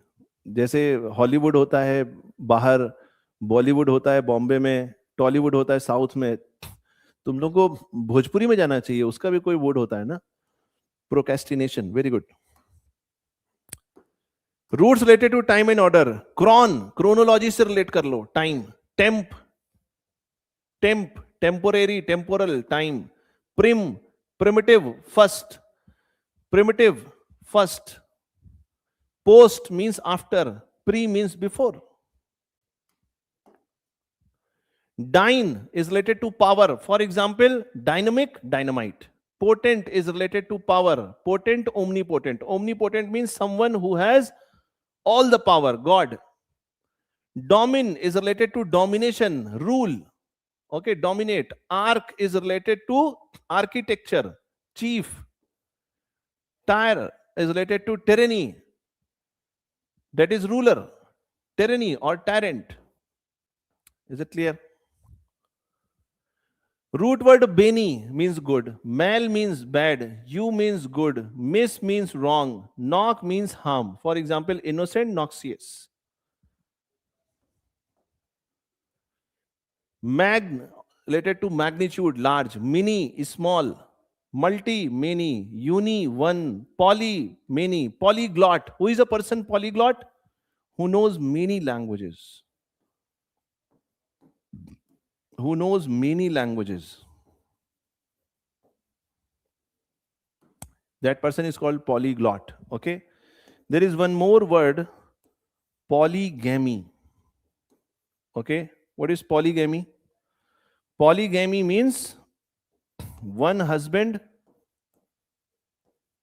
many wives. That is polygamy.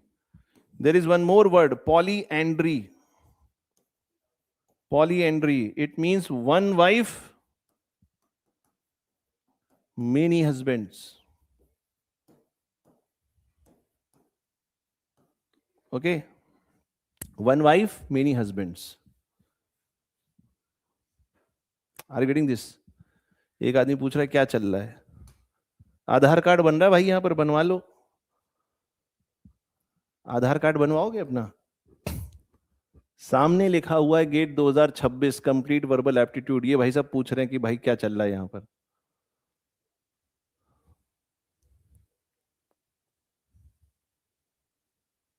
ठीक है, चलो.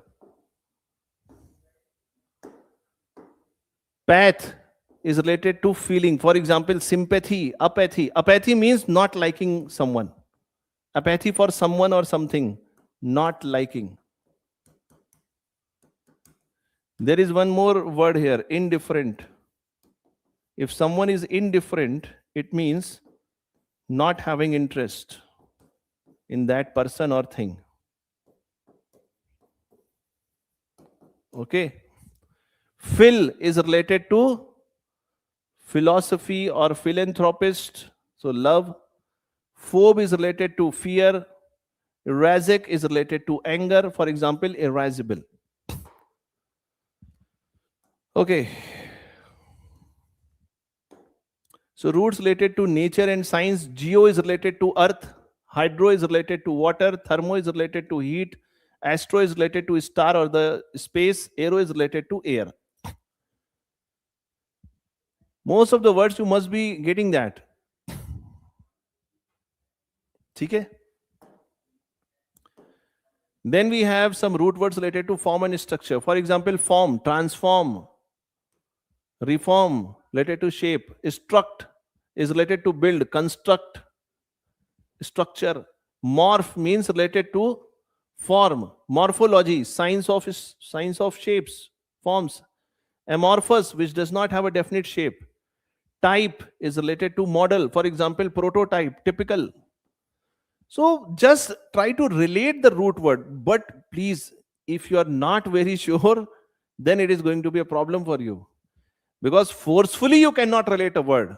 You have to practice it little more. Okay, then only you can do this. So at least whatever we are discussing, at least that much you can do. Jur is related to law, justice, jurisdiction. Civ is related to citizen, civic, civilization. Polit is related to state, polity, politics. Leg is related to law, legal, legislature. Okay. Let me give you one example that how you are going to use the root words in the exam. Break the word, identify the root word meaning, check the prefix suffix and match with the sentence context. For example, if you are having this word infatigable, you don't know the meaning of this word, how to divide it into different parts. In means not, D means away, fatigue means tired. So someone who is never tired, someone who is never tired is called indefatigable. You have to practice it. Okay, how much time is remaining? Little bit practice you have to do, then only you will be able to use it. It's not that just one go you attend the session and directly you are able to handle this. Is it clear? So let's go for some questions related to synonym and antonyms. Synonym of abundant. Abundant means something more than what is required. Abundance, more than what is required. That is abundance. You have to, synonym means similar meaning, same meaning. So it is plentiful. Be plentiful. Antonym of transparent. Transparent means which is clear to see through. Which is clear to see through. Opposite is opaque. Opaque, which is not, you cannot see across. Okay, which from where you cannot see across. Synonym of meticulous. Meticulous means someone who keep or who is vigilant even for smallest detail. Okay, so that person we are saying meticulous. Okay, so synonym of meticulous is precise. Okay. Antonym of benevolent. See the root word beni. Beni means good. So you have to see opposite means bad. So what could be the bad one? Malicious. Generous is a person who can give money without any thinking. If he is having 100 rupees, he is a generous person, he will give 100 rupees. He is having 10 lakh rupees, he will give 10 lakh rupees. Beta, it is the combination of PYQs and practice questions. Okay. Are you getting this? Okay. Synonym of imminent. Imminent means something which is about to happen. So something impending. Impending means very soon something is going to happen. Impending. Antonym of concise. Concise means very limited in terms of its spread. So antonym is concise is verbose, using too many words. Synonym of frugal. See, frugal means someone which is spending money with very, very much care. Okay, it's it is just the opposite of generous, you can say, opposite of generous. So the synonym is thrifty. There is one word called spendthrift. A person is a spendthrift if he spends after lot of analysis. He is not readily spending money. Okay. Extravagant is the opposite of this. Extravagant. Extravagant means दोनों हाथों से खोल के खर्चा करना.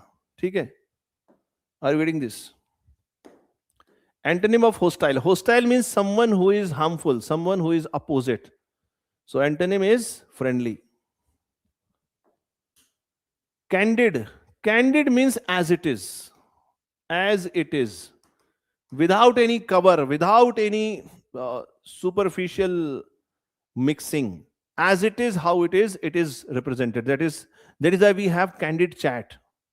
Okay, candid chat means without any mixing, without any script. So this is candid means honest. Deceitful means having some malicious intentions.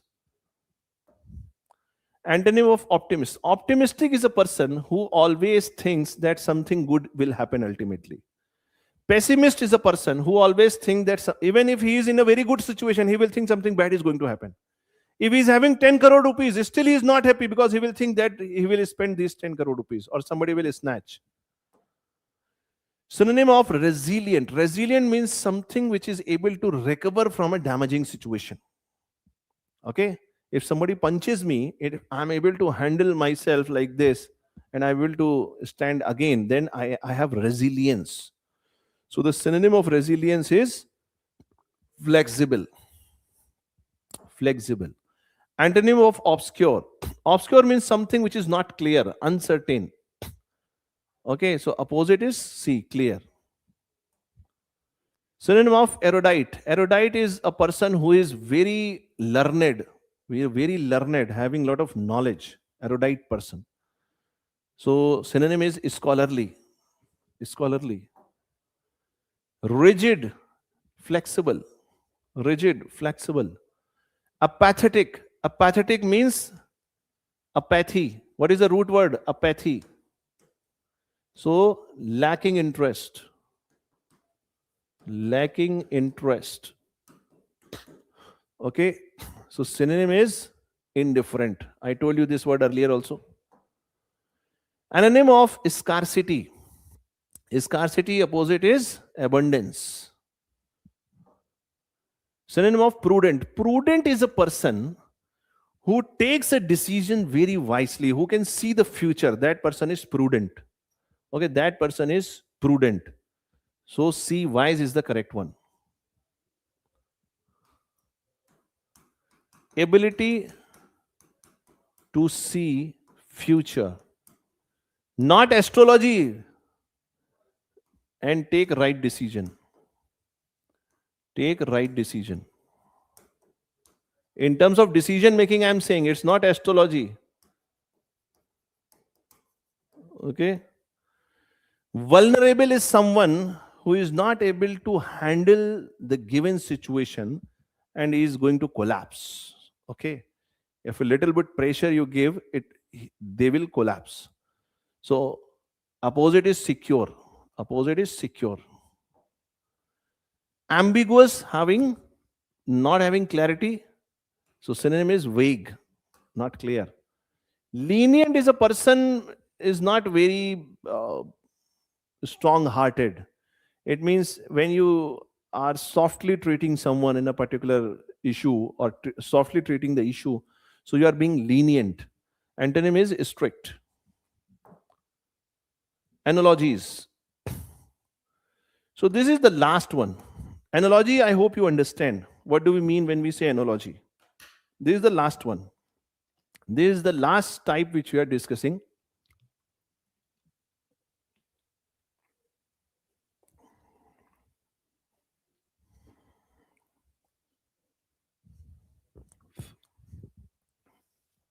Okay. Analogy, you understand.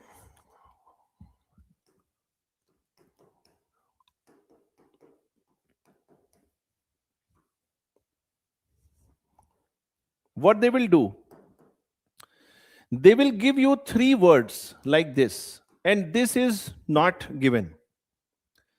Now you have to identify this word. This type of questions we call as analogies. It means you have to identify the relation between A and B, and the same relation you have to establish and try to decode what could be the possible answer. That is called analogy. That is called analogy. Is it clear? How to solve the related questions? The first step is to identify the relation between them. How A is related to B. Now the common relationships are, they may be synonyms, they may be antonyms, they may be part and whole, they may be cause and effect, they may be function and object, they may be degree and intensity, they may be tool and user, they may be material and product. We'll see the examples also. Okay. For example, doctor, hospital, how they are related? Doctor is the profession, hospital is the workplace. So this is how you have to relate. Okay. Different types of relations you can establish. Once you establish the relation, the direction of the relation is also very important. In analogy, direction is also important.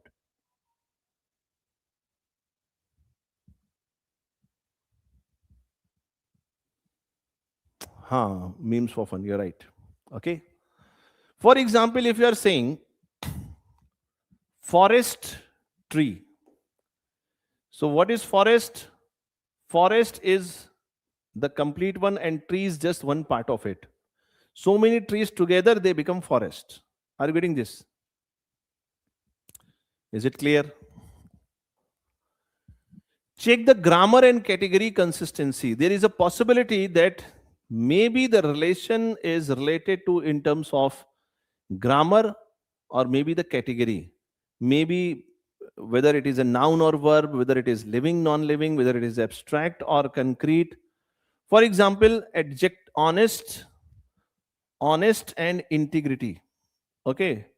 So honest, being honest is an adjective. Okay.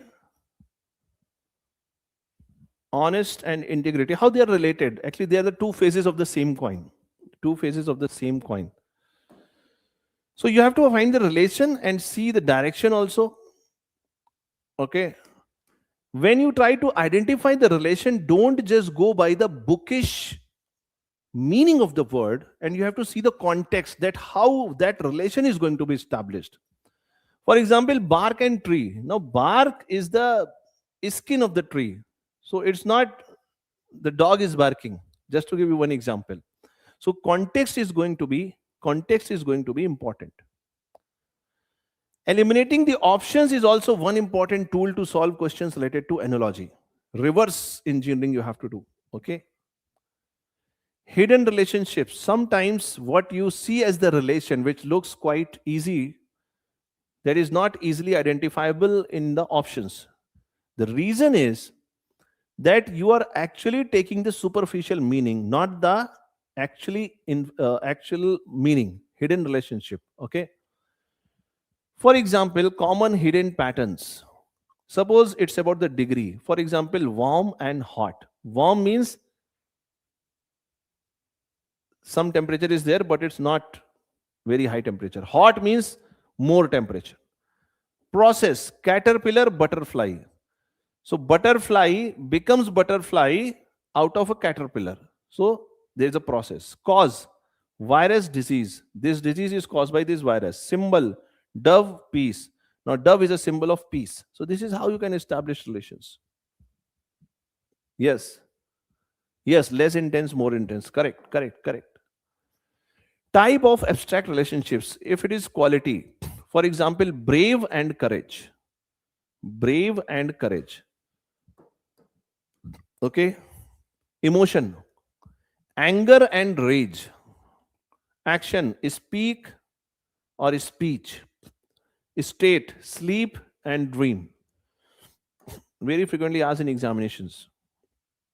Sometimes the relation is singular and plural mismatch, because of which the options may be wrong. For example, sheep is related to flock, not flocks. I told you. Actually, it should be herd. Herd of sheep, not flock. Okay, this is wrong. Flock we are using for birds, flock of birds. This is wrong. Okay, so you have to be very careful for the establishing the relation. Okay. Anyways,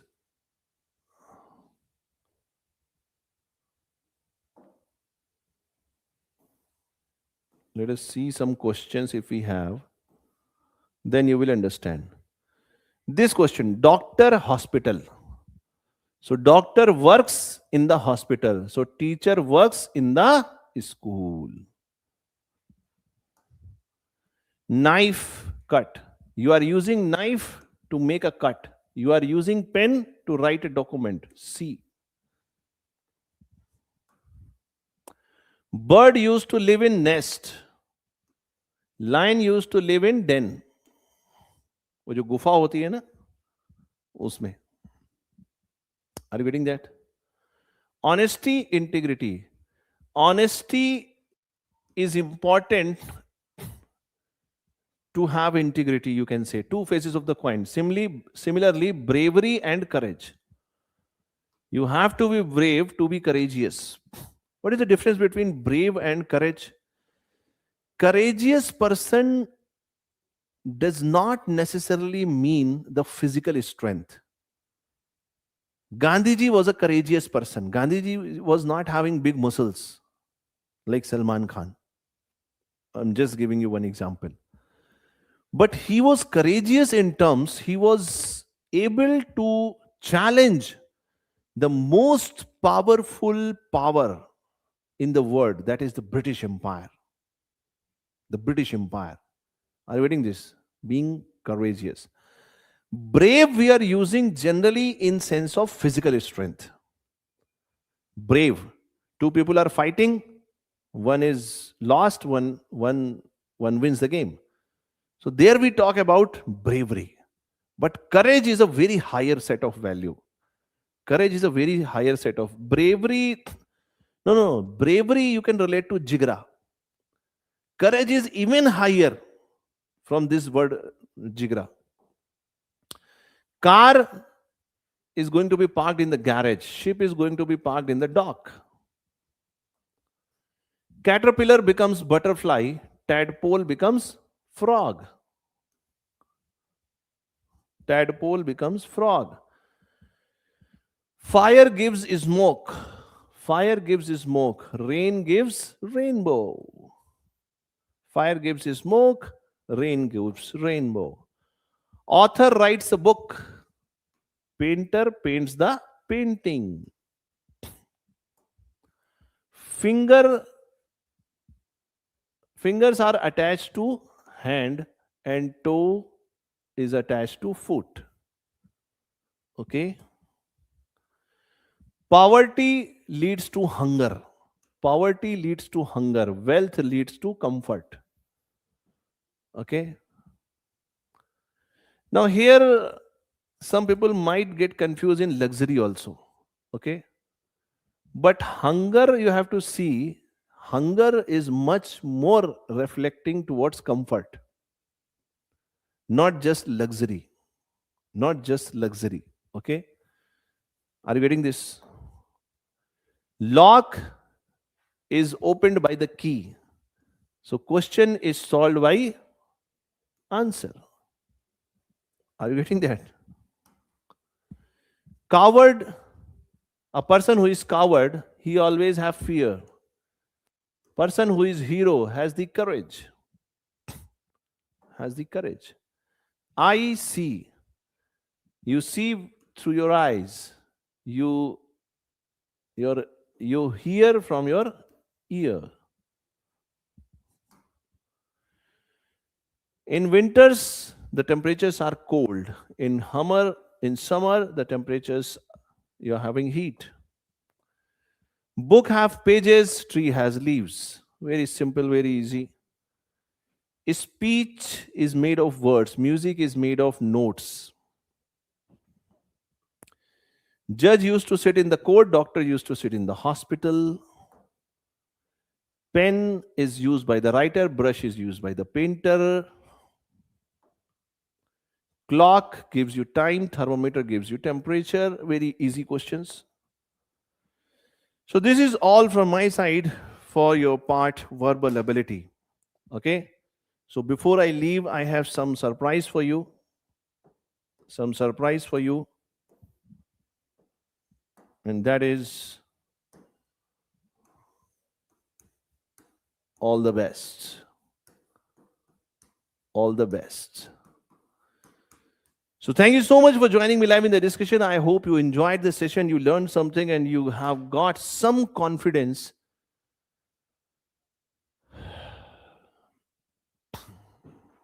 gate में भी easy आएगा, परेशान मत हो, difficult नहीं आएगा. Difficult आएगा तो करना नहीं, टाइम मत वेस्ट करना. तुमको नहीं आ रहा होगा तो बगल वाले को भी नहीं आ रहा होगा. वोकैबुलरी की यही तो अच्छी बात है, सबको नहीं आता है, सबको नहीं आता है. So thank you so much for giving me your precious time. I hope I have made it fruitful for you. Maybe whatever efforts we have put, finally they are going to be translated into marks in your real examination. Just focus on your studies, be as natural as you can, and be yourself and give it your 100%. Next, you will get success. This is all from my side. Let us meet in the next session when we are going to discuss some more interesting concepts for your preparation. Till then, goodbye. Take care. All the best. Thank you so much. Thank you, everybody. Take care. Thank you. Thank you, everyone.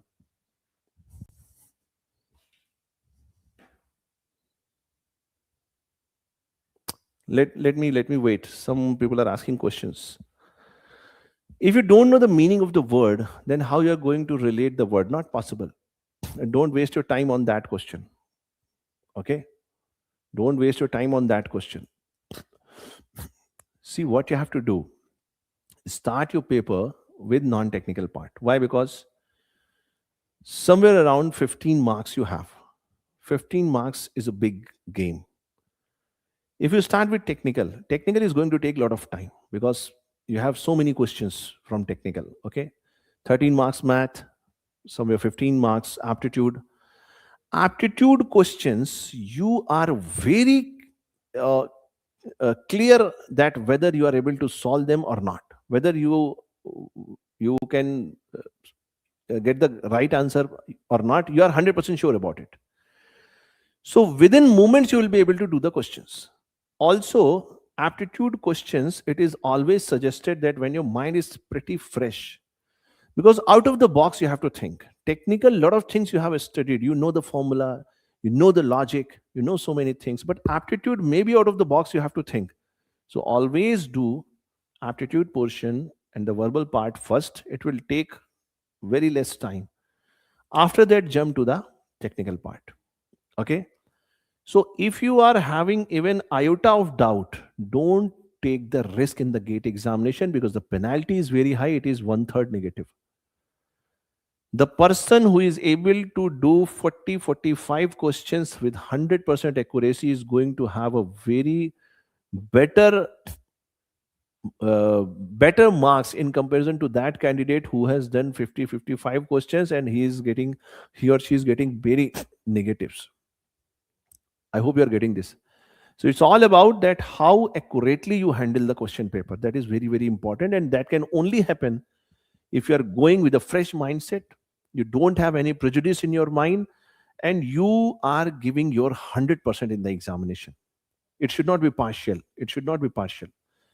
So this is all from my side, friends. Let us meet in the next session when we are going to discuss some more interesting concepts. Till then, goodbye. Take care. All the best. Thank you so much. Thank you. Thank you, everybody. Thank you.